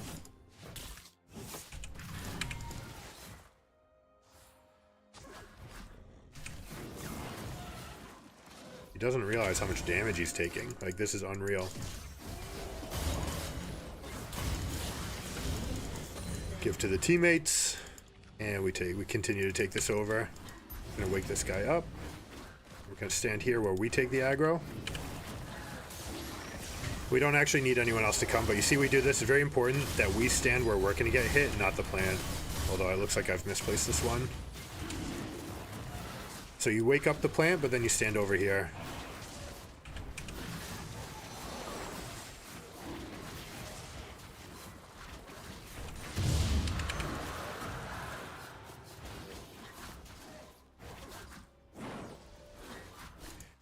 Lucian has to be a little bit careful because we're not quite in position. For the moment, I'm looking to get respawn on blue buff, but I'm also level 6, 7 minutes into the game, so if they try to press up on this guy, and it looks like they came straight to this lane, which means that they can't have any vision, so they're looking to press up. Lucian can just trap him, let them come back, but he has no mana. Yeah, he's gonna be fine.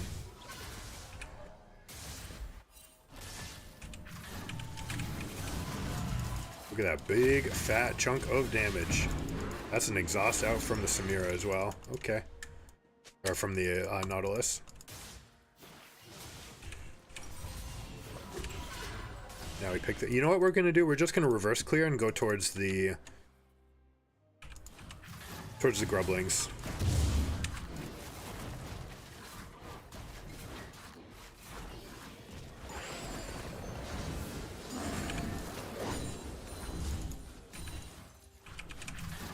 When you are killing one of these camps where more things are going to die on the backside, make sure you're using your W on the next camp, because you want that recharge rate to just continue spawning for yourself, right?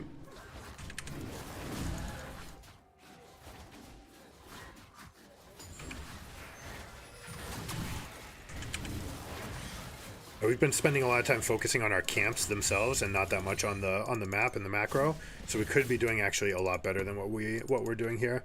We'd like to get one more camp before we fight this. York needs to back off.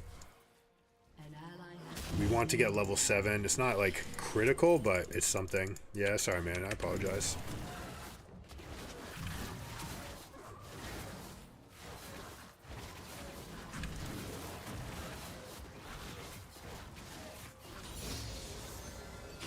Alright, we put 3 points in the Q for the clear speed.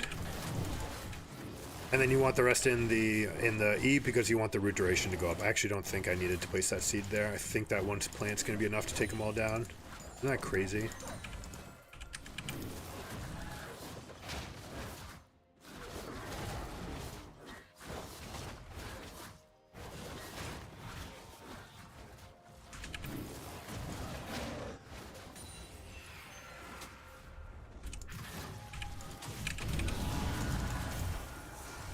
Good use of his ultimate to be quite honest. Gragas has got him. He's got nothing. He's got a flash out here.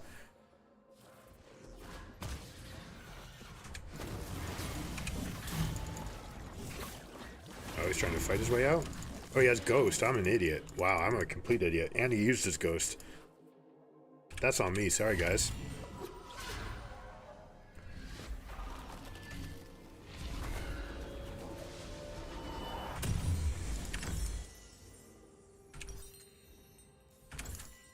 We somehow only have 2 stacks on our Dark Seal, so we have to be a little bit careful.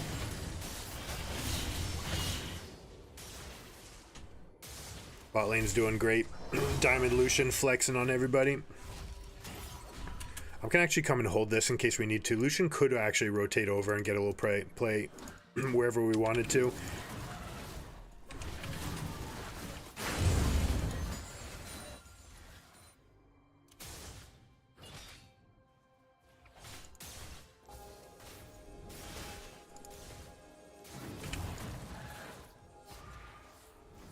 He's burning.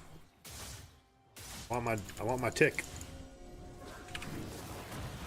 And this is really the place where Zyra shines, is around bushes. Relative to Brand, Brand would have to cast a spell into a bush, and then he doesn't have all the spells he needs to proc all of his passives. Zyra is the opposite. She can cast spells into bushes, wake up seeds, and not only is she getting vision from further away, she's also maintaining threat as opposed to expending her threat.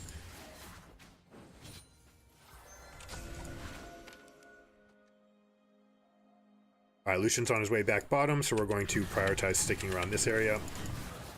When you do root, you only want to get one of your spawns to be the slow Vine Lash or whatever it's called. She must know, right? Oh. That's big damage. Oh, she's able to dash through it. I'm a numbnut.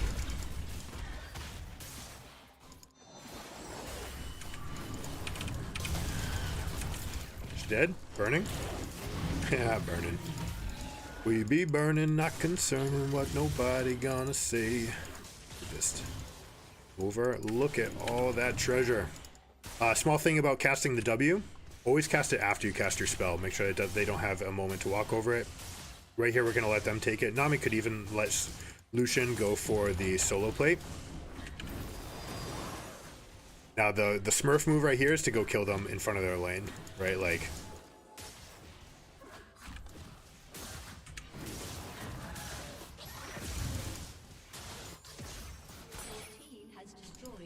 As they come back into their lane, people in lower ELOs are never paying attention to this. They just walk back to their lane. You're supposed to be hugging this wall to stay as far away from the bushes as possible.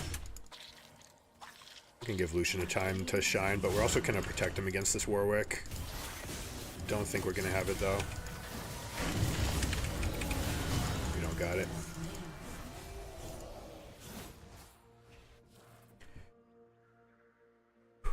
Alright, is he going to go for Dragon? We'll have vision of him. No, maybe not.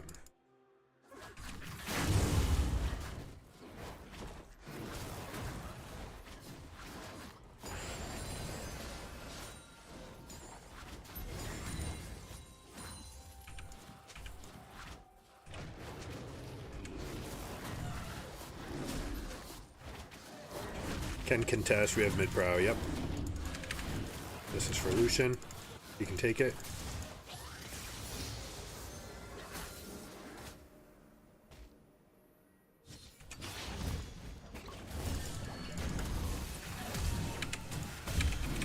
That's both of them being dead.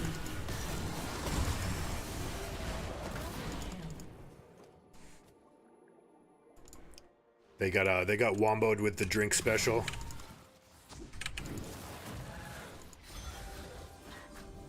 Nami and Gragas, two combo. They got a little bit of a belly pump in the future.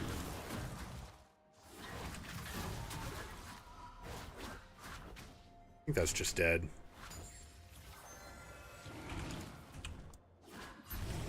I'm gonna pull this out a little bit. Again, we want it aggroed on me and not on my plants.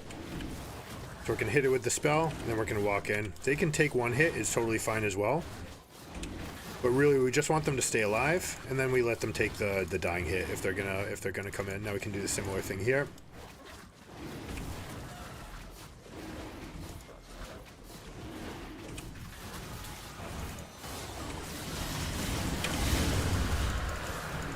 Gragas, you're my hero.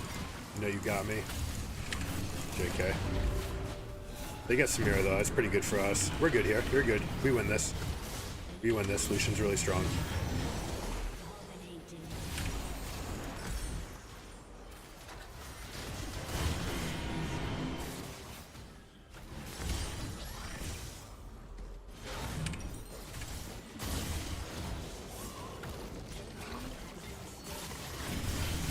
Oh, Aatrox over the wall.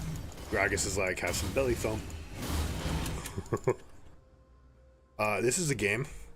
Alright, Warwick is going to respawn and go straight for this Herald. We've got two options. We can either try to kill it before he gets here, or we can just set up a trap for him. Both of which are going to be fantastic options.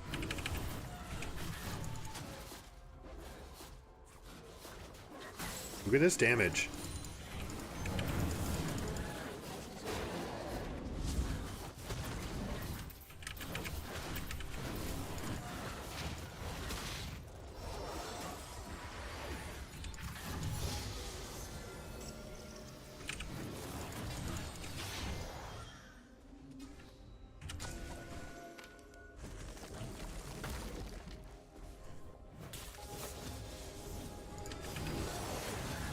Put this out so that Nautilus can't hook you, and then you're able to step up. And whoever wants can take this.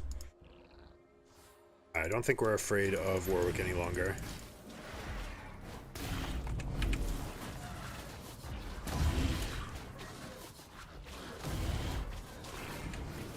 Now forgive me if I'm wrong on this, but I actually think that these count as attacks for the purpose of the Herald opening its eyes, which is wild to me.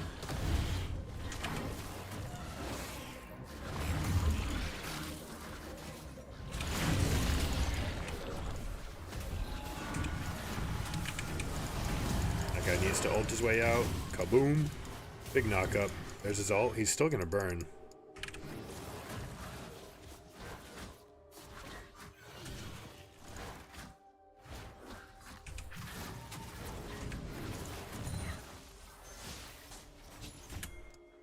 Alright, Warwick is chunked. We've got our bot lane rotated. We're good here.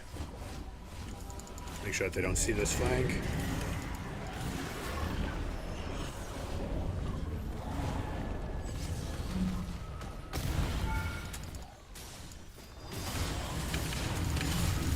Ooh, got him, baby. I'll take the turret aggro. That's a big, healthy chunk of damage. Look how low they are. Got someone behind us. Good flank by Aatrox, actually. Keep the Lucian alive. Keep as much pressure on me as possible. We got Nautilus here, which means I'm definitely dead. They got me.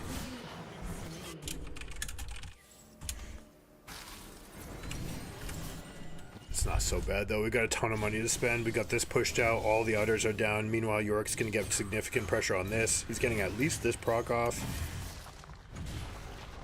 Got Maiden in the bank as well. Although actually this has been bugged for a long time, so I can't know if we can commit to that.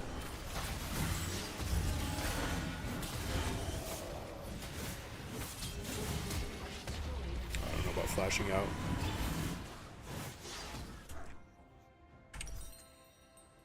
An ally has been slain. Alright, we can Baron on spawn. What's up, Ryan? Ryanksta. Saying hi from Twitch. How you doing? That must be Lucian. Look at this clear, man. We just let it sit here. It just killed everything. How wild is that? Gonna let that red buff sit here because I want to kill it after we go for Baron. I don't necessarily want to take it right now. I don't think that we need the strength immediately, whereas we're gonna want it after the Baron.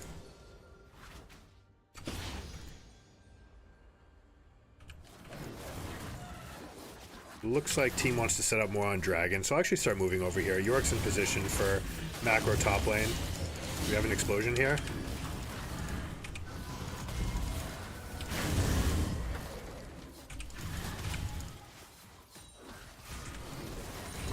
It's a lot of damage.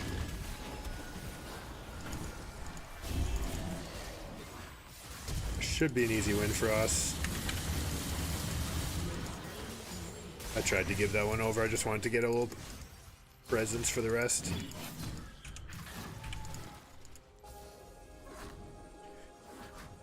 We can skip this dragon, go straight to Baron.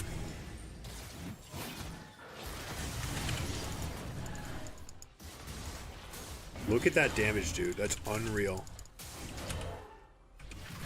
He's gonna get hit.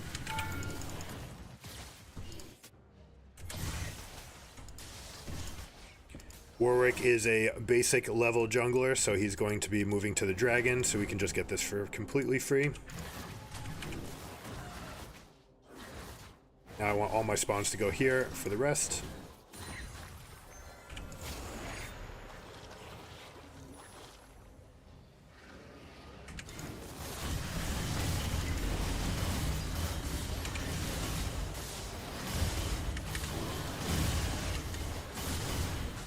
Maiden is also an insane source of damage for this.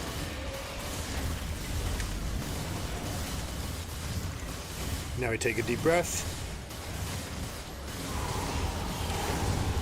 And you get that pixel perfect.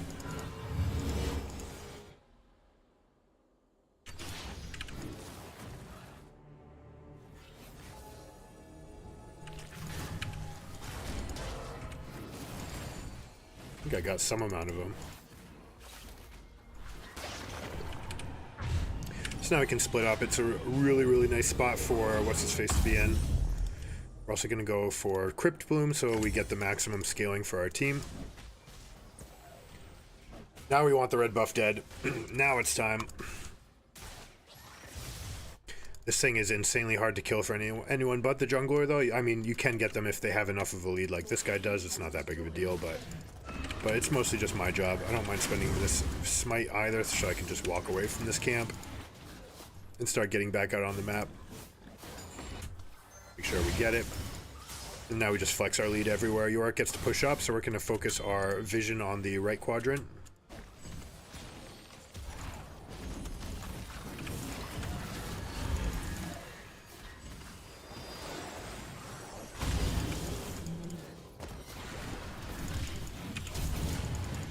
I don't think that was even going to hit. That guy's in trouble. Bouncy house. Oh, you can Spider-Man away, but you can't stop the burning. You're dead. It's such an unreal amount of damage, isn't it? Like, how silly is this? The whole time, Yorick's just pounding away at bottom. Lucian's pounding away at top. Nami's pounding away at middle.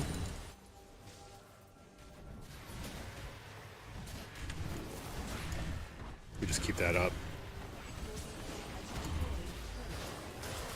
Oh, I'm sorry, Nami. I'm so sorry, baby. Oh, he's hit.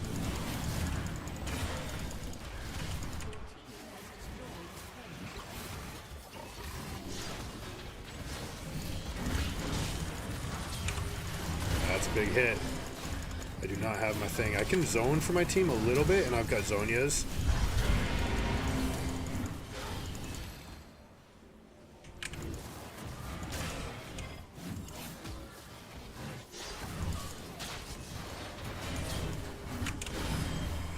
Yorick's taking over this fight. We bought enough time for him, maybe. We didn't have enough mana. It was never gonna happen. Somehow Lucian died. I didn't see how. What happened, my man? I think maybe, just maybe, you want some of this. Mm-hmm. Oh, he even said oops. Yeah, whoops. This is where Yorick's really strong, though. He has the Iceborne Gauntlet build, so he's basically going to be able to walk around these guys for days. They can't deal enough damage, but he doesn't have the sustain yet. There's no Sundered Sky, so he is susceptible to the all-in, but these guys are dead to the follow-up here. Cool thing you can do with Warwick, you can actually animation cancel. You can use your Q and then belly bob while the Q is up in the air, so you can get the second level of the brewing. Make an even more rancid cocktail.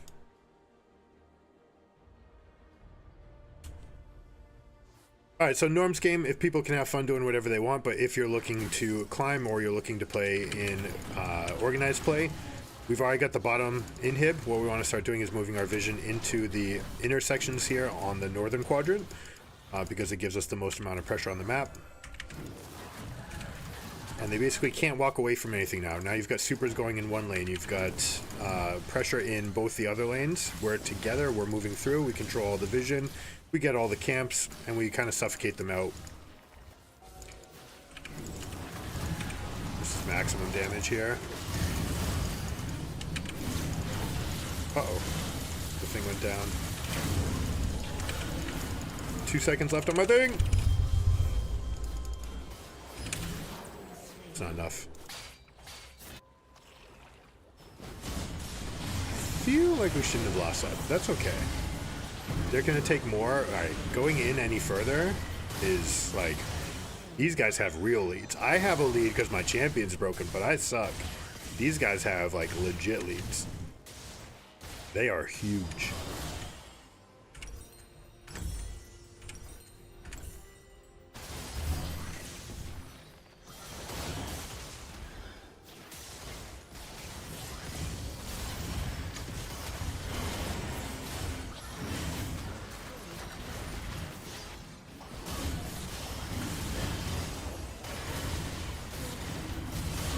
Watch him cook!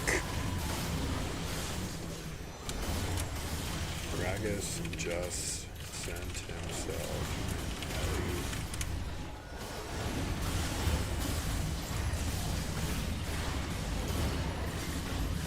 That Gragas, what he just did right there was the same thing as a basketball player tossing the ball off the backboard, jumping up, catching it himself, and throwing down the dunk.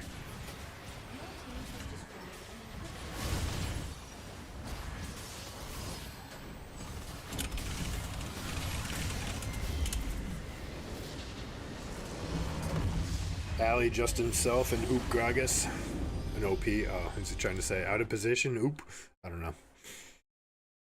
Alright, so that was that. Full clear. Made some mistakes. Still got out to the tri-bush by 3 minutes. Ganked. Had a chance to gank mid as well before Scuttle spawns. That's what this champion can do. Also screwed up my own mechanic there. We'll give Lucian a shout out for job well done. Although Gragas absolutely earned it himself. And Nami was there for the ride, doing her job well.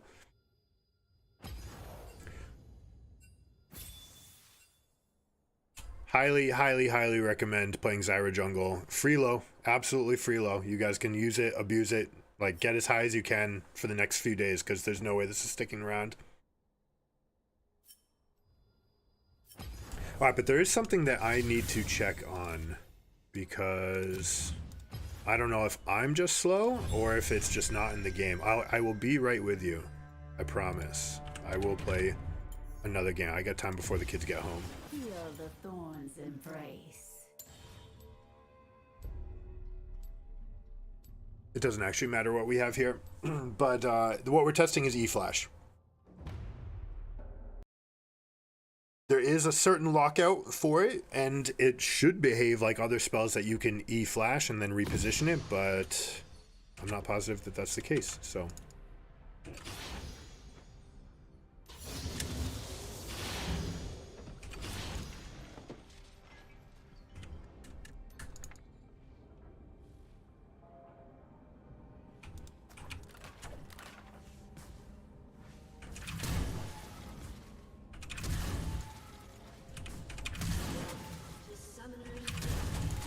Yeah.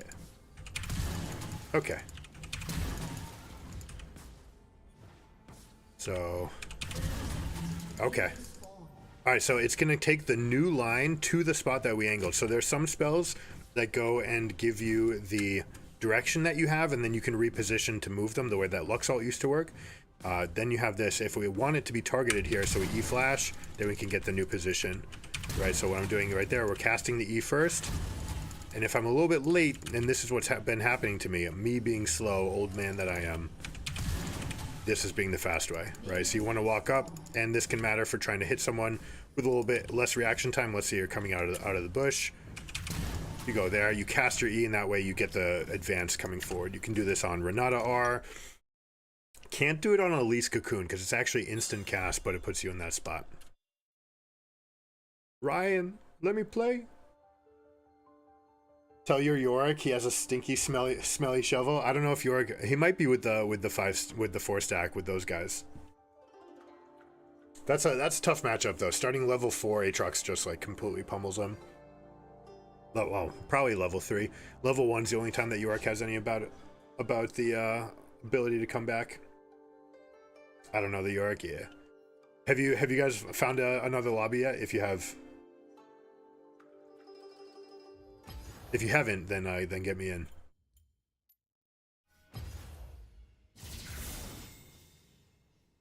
Otherwise, we'll just do a cooldown TFT game. You guys are free. You want to play? Yeah, let's play.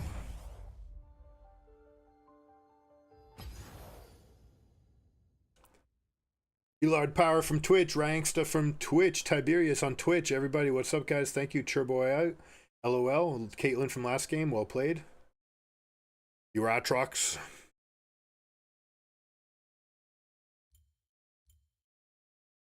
Let's see if we got a stack. I have a feeling that they're able to get it all in. But anyways, welcome to the chat, guys. I know this was a norms game, so no pressure for anybody to stick around for this sort of stuff, but I am a professional coach. I've worked with Clutch, I've worked with Fnatic, I do sports training, and I do mental cognizance training, and overall team strategy. So if you guys like that sort of stuff, make sure you subscribe, like the YouTube video, whatever it is that you like to do, whichever venue that you like to watch on. I appreciate the support. It all counts. I have to know about the B-ball. Is the B-ball baseball or basketball? We got into champ select. JK, we dodged. You don't need to dodge for me. We dodged 5-minute queue if you care. It is what it is.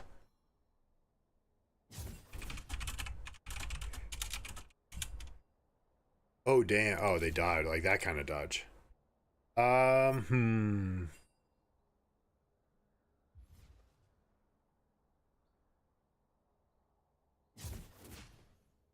just gotta know B-ball.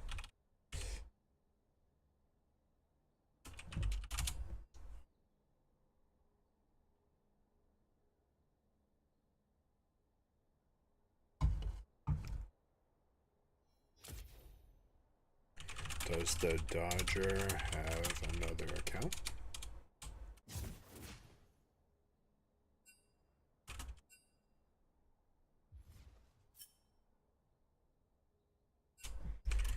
Just coached my son's 4th grade team.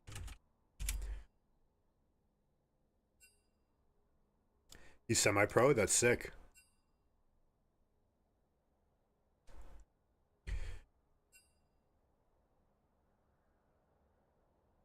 There is, let me see if I can remember his name. There's someone that follows us that is a semi-pro basketball player. Let me see if I can remember who it is.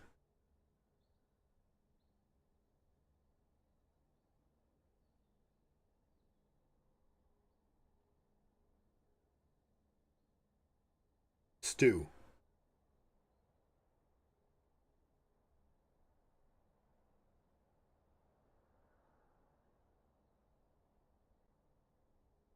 Let me see Stu.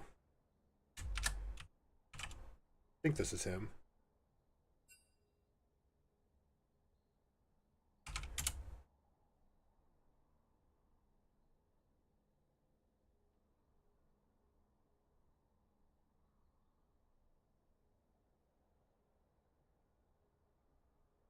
His username's cstu30. I don't know if I have his real name, but he played at Monmouth. You're not gonna get the next 10-day contract after last game. Shit.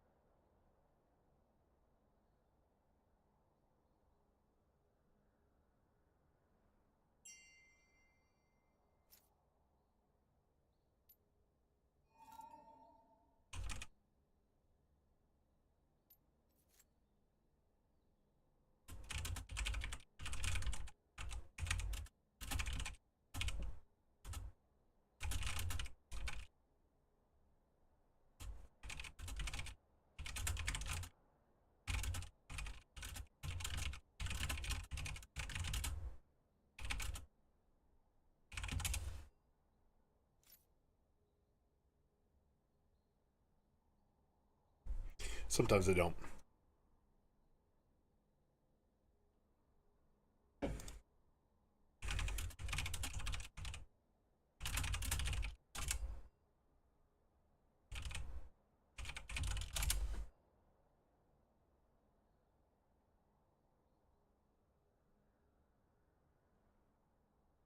I assume this guy, this guy can give us everything that we want for this.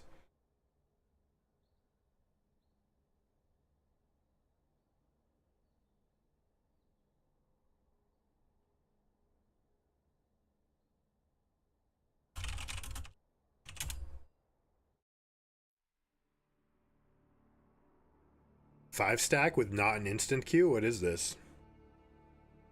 Because of the diamonds.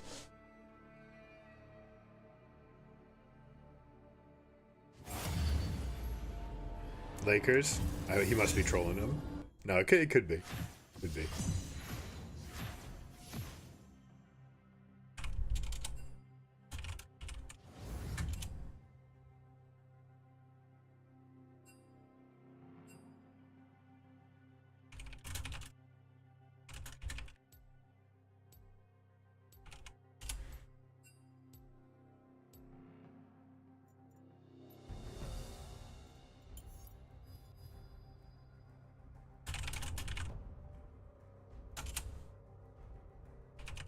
The strat I wrote for clutch.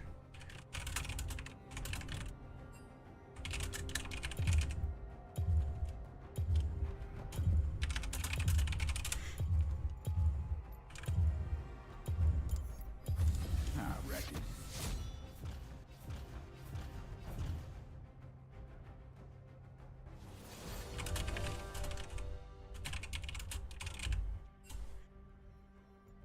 What should we play? Pick my champ.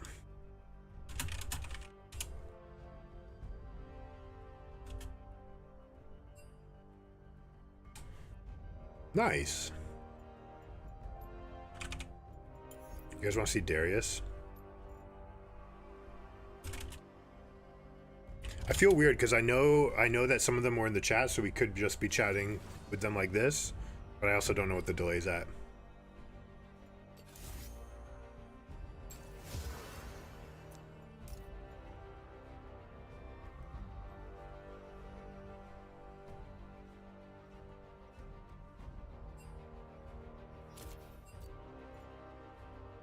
It's not long? Okay.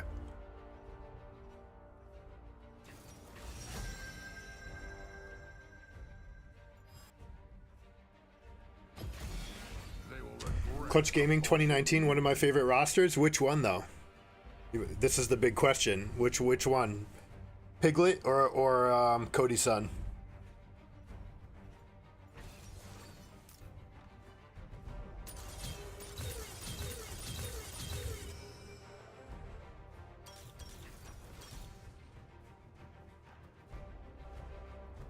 Yep, and that was the big thing. Now, as it happened, when it happened, they were not big fans of this. You know what we're gonna do? We're gonna try it with Hex Flash this time. They were not big fans, and when I interviewed with Toby, weirdest interview ever.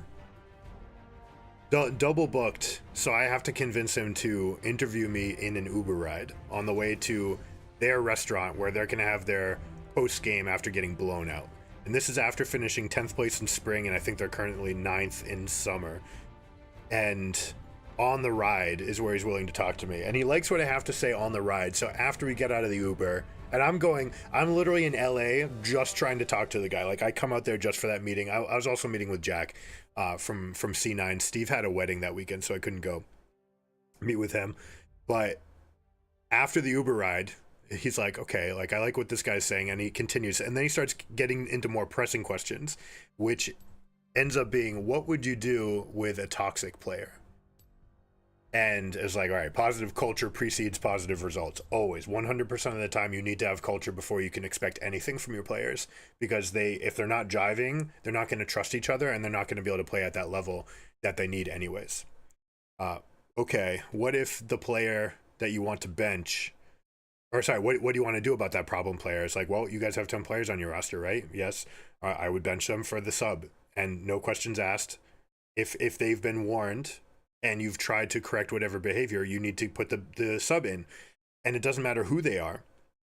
And at this point, I'm assuming it's Piglet. It could have been Lyra. But the idea is our Korean import that is very expensive is a problem.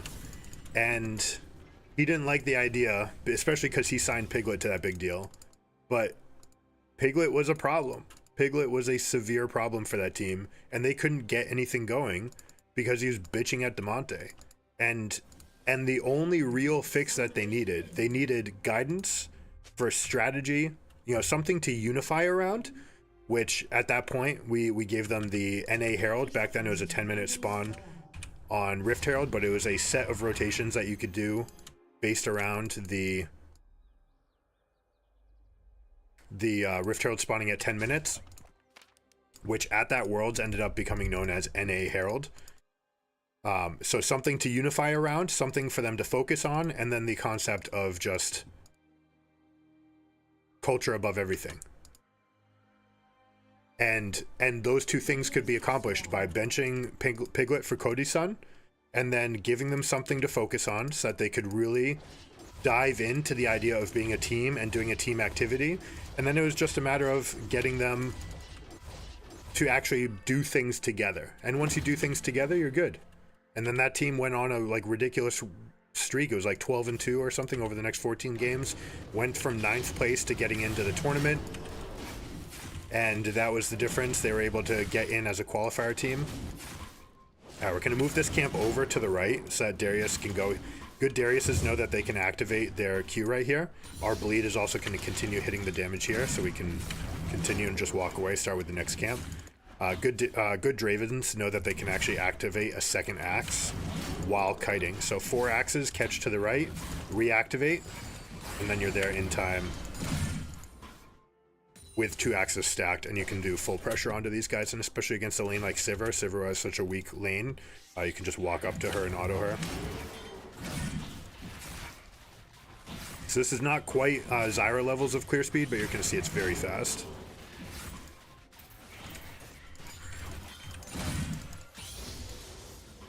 Okay, put 2 points in Q, try to outpace this guy. I didn't actually see what ended up happening with this ward. I was paying attention to my story, so if you guys know, tell me what happened to my ward around the Raptors and whether or not we saw Trundle. In a try-hard game, obviously, we want to put a little bit more attention there. Now, next trick right here. For my next trick, it's this. You start the next camp as wolves are coming. And this is everything you can do for power clearing. Now we're going to try to take over for Shen. Shen needs to get ahead of Kayle, or he kind of spends the whole game losing to her once she's level 6.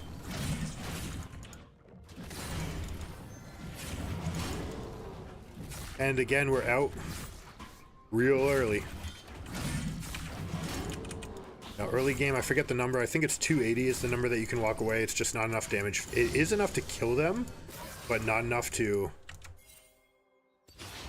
if this guy lands taunt, I think we've got him. We're at least going to burn her flash. Got her. That's a heal. And now this lane's pushing out, and there's nothing she can do about it. But we got Trundle. Trundle's a fight we lose. We can stack him and bleed him and kite him. And with LeBlanc having prio on York and Shen being able to just walk away from this lane as well.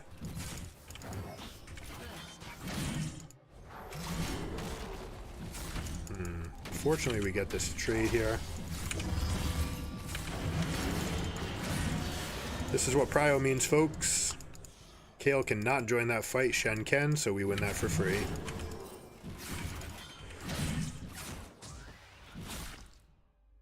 And now, like, what is the Kayle supposed to do? Can't walk forward, right? Lane's completely effed for her. She's down on every metric against this guy. Nothing to do. Nothing to be done. We're going to go Swifties so we can get fast engages, and we're going to do something in the wing plate or the Rectrix tree. You can go something like U-moves for the early game. Can even go Hullbreaker to rejoin with the team, but I think I'm going to tend to like something like Dead Man's Plate. Just going to try to snowball everybody. And again, another thing I could be doing a little bit better is Hex Flashing out of base.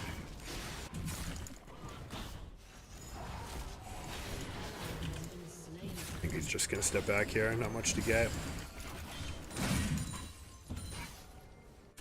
Are they stepping up? If they step up, we take this.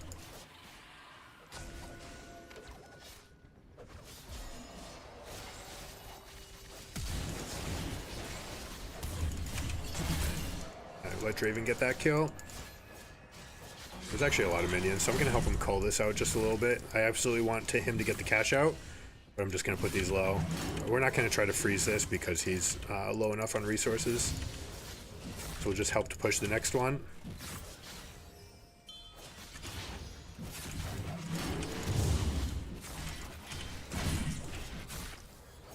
Oh, Nautilus accidentally shared it with me. No big deal, though. Now, I can't go Dragon because Draven needs to take his recall. I can't even go for here because Trundle beats me in the 1v1, but this is a good time for Nautilus to roam, and I could potentially meet him at somewhere like this.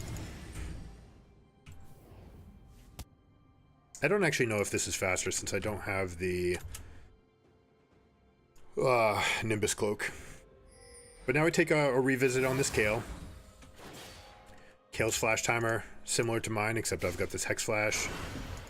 Nautilus is in position to fight off here with LeBlanc, but I have slight problems here.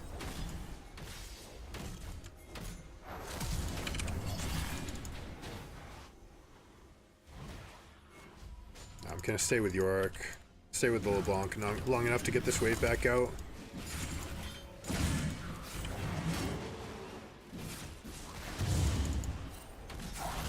Oh, I forgot about the change.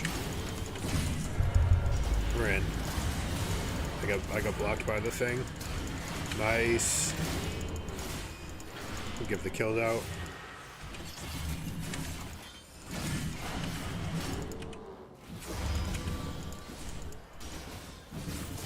Oh, he's in? Alright, we got the trade. Oh, I got the kill. Even better. Respect. We're getting this wave in because LeBlanc's gone. Nothing that she's going to lose out of it. I should probably get that cannon. Small things. But yeah, we're feeling pretty strong. We're 104 with 5 kill participation amongst everyone, which is going to be obviously fantastic.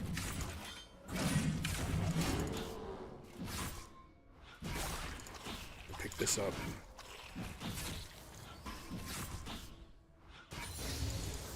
Kayle must be trying to walk away from this spot. I think she's on a recall timer, which means I'm good to take this.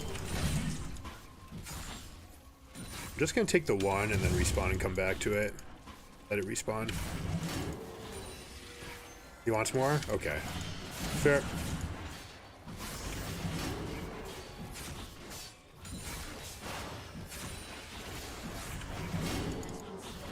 Oh, Trundle's down bot, which means we get an invade out of this as well.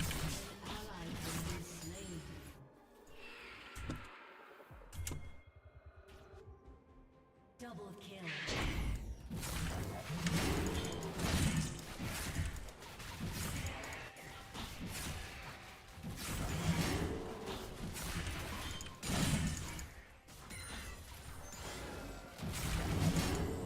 This will give us a really good gank angle to come for the Kayle as well. Nice job, although that Worlds for them run was great, yeah. Like, an Unreal. And at that point, if you remember that tournament, the casters were memeing on NA Herald as if it was, like, a thing to meme on, right? Like, they're just like, oh, NA Herald, okay, like, we'll see what happens when it comes to the real competition. And then the real competition very quickly had to get put on alert that this is legit. That's not gonna work. I still have my hook.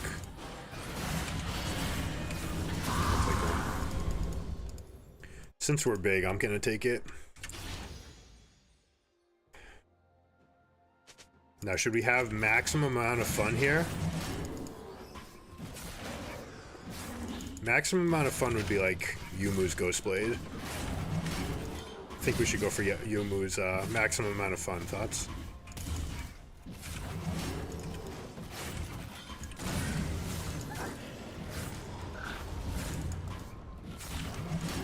Thank you, Jebs. We're just having fun. We're just having fun. This is actually going to be really good into their comp. Their team wants to dive into us. The problem that is going to be the Kayle later. But the clear speed is insane. There's so much you can do. We haven't even started like really tapping in to everything that this guy can do. Oh, I got kicked. I don't know that I win this. Oh, Shen's on me. He's bleeding.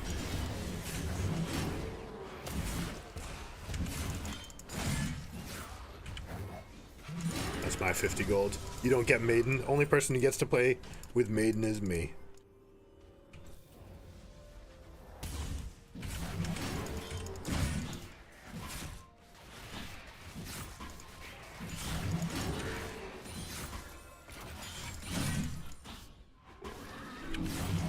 Alright, we're looking at bot side. They're looking to dive this, so you know what? I should leave. I should have been here earlier.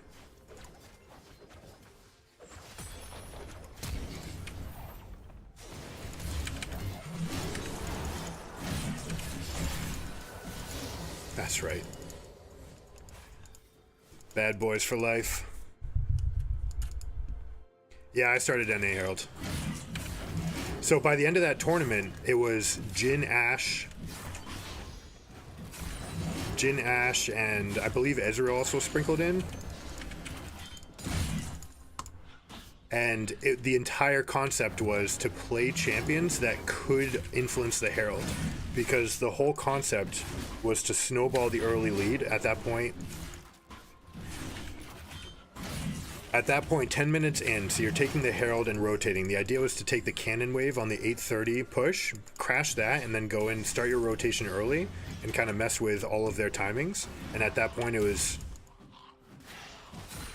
non-meta, so people didn't have their like trained responses to it. But by the end of the tournament, it was all about 80 carries that could influence the Herald from long range, because you are the weakest person on the map.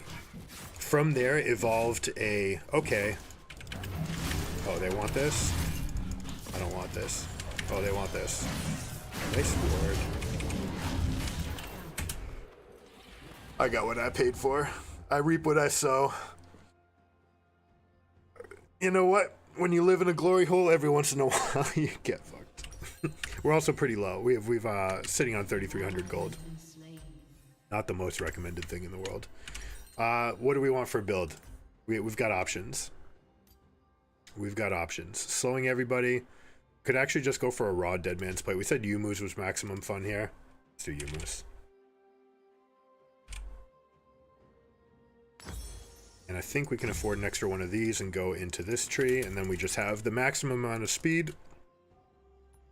Going into tankiness. We each get 3 grubs, so sieging will be kind of interesting. Definitely want to play around this Kale as much as possible right now. I'm close to level 9, so I actually want to get this camp. Between the Gromp and the gank, we might hit level 9, and that might be an important way to swing this with Trundle and Trundle and Thresh being gone. Guy's fast. Guy's real fast. She's so fast, she makes fast people look not fast.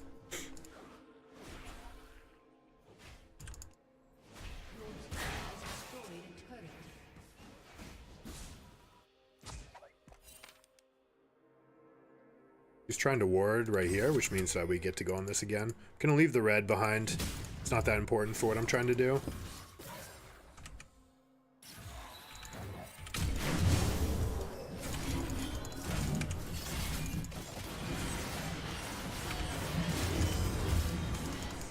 Stuff.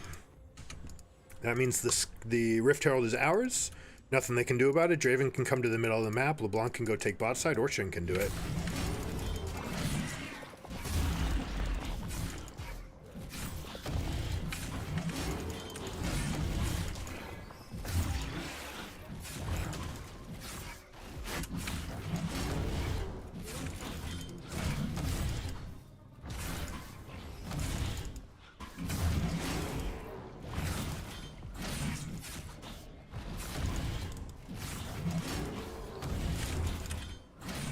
You like that, by the way? A little trick right there to hit the Scuttle Crab.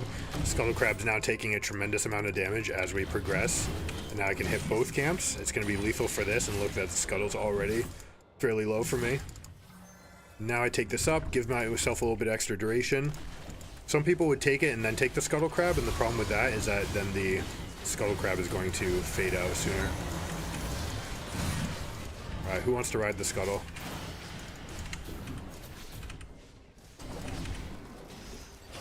They want me to ride it? Alright, we're going all the way to this.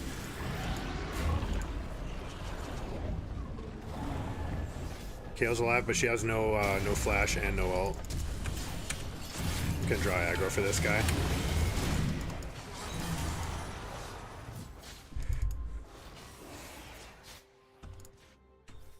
I guess we can go take a dragon. Trundle might already be here. Shen's ult is not up as well. Kale is down, so it's kind of scary for me, like really scary. Can't actually go in here. There's Trundle.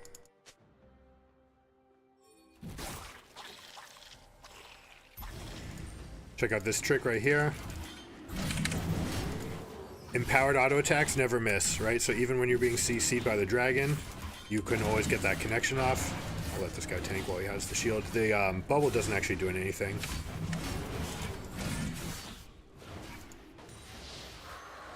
But you can go in and get that extra front of damage by putting your empowered W while you're being knocked back, and you'll still connect with it.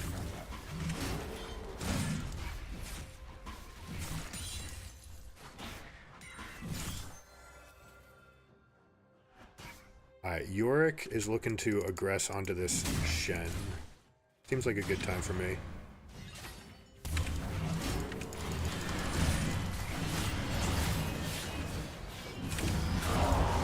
And we kill the maiden again. Yorick kills are actually worth 350 gold. If you didn't know that, by the way. When you kill Yorick, then you kill the maiden, it's worth that much more, right? And maiden is stronger than Yorick, so always worth. Always worth. Alright, we're going to kill this red buff as soon as possible because we want it to respawn as soon after Baron as possible so we can get the empowered effects. I imagine that they're going to be conceding sometime very soon.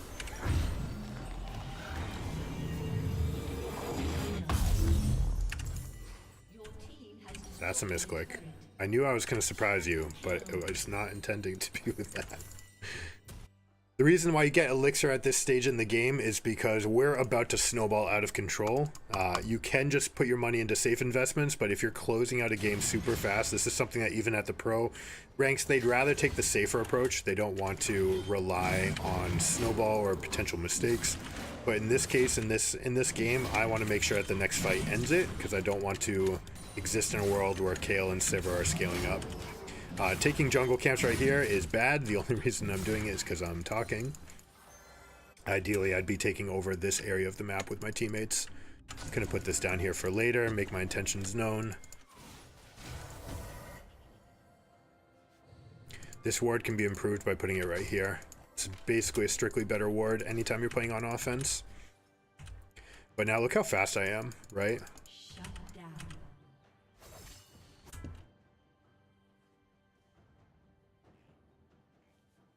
Now, generally, you want to fight for mid-prio before you go in for camps, because you want to have full information about whether or not they're rotating to you or what's happening. We're just going to try to push this. Generally, not advocating for pushing out your laner's farming sources, but we can give this back to the Draven now. He can catch axes off of this camp. Or he can go to Raptors, my Raptors, that's okay too.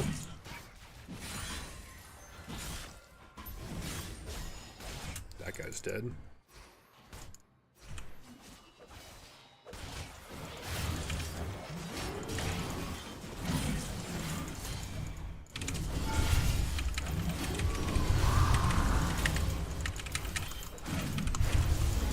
I could have popped my elixir.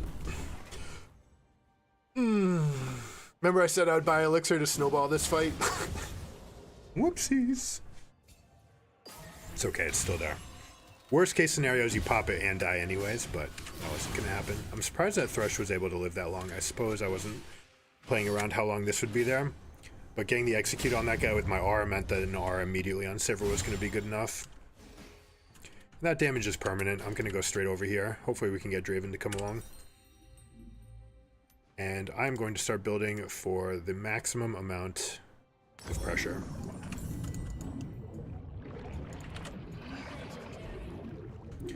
My man's having a game.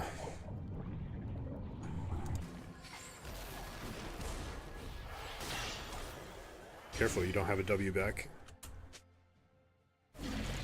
I can take this on spawn. Shen needs to be careful because there's threat on his left. Ideally, I just start taking this. Like, we're really, really, really strong.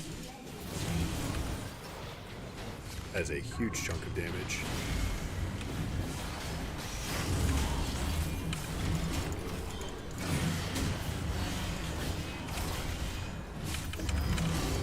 Put on the elixir, make sure that we win. Which I knew we would. Let's go take this now. Shen's got percent max health damage.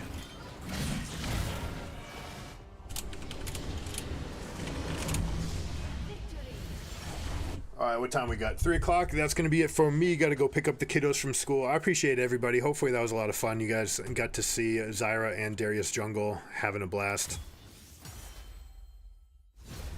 with those, and insanely fast clears, insanely efficient with how they can move through the map. We didn't actually maximize everything that Darius can do, not even close, right? We were talking a lot, so you can do even better. But earlier today we went 2-0, 4-0 on our Rakan games. That's going to be the stretch. The challenge that we're on is 100 games of Rakan by the end of March. Try to get truly here, because we're already here with Rakan, so we just need to get the hands and fingers and the eyes trained up to the level that we want. But that was good stuff. That was a lot of fun. I appreciate everybody. Make sure you guys follow, sub. Make sure we'll check out tomorrow. What do we have? Tuesday, Training Tuesday. So we'll get down to some combos, how to manifest your combos and practice them so that you can't get them wrong. Not just so you can get them right, but how you do it so you can't get them wrong. And that will be tomorrow's exercise, and we'll keep on playing best of threes on Rakan. All right, thanks guys. I appreciate you. Keep it surreal. Peace.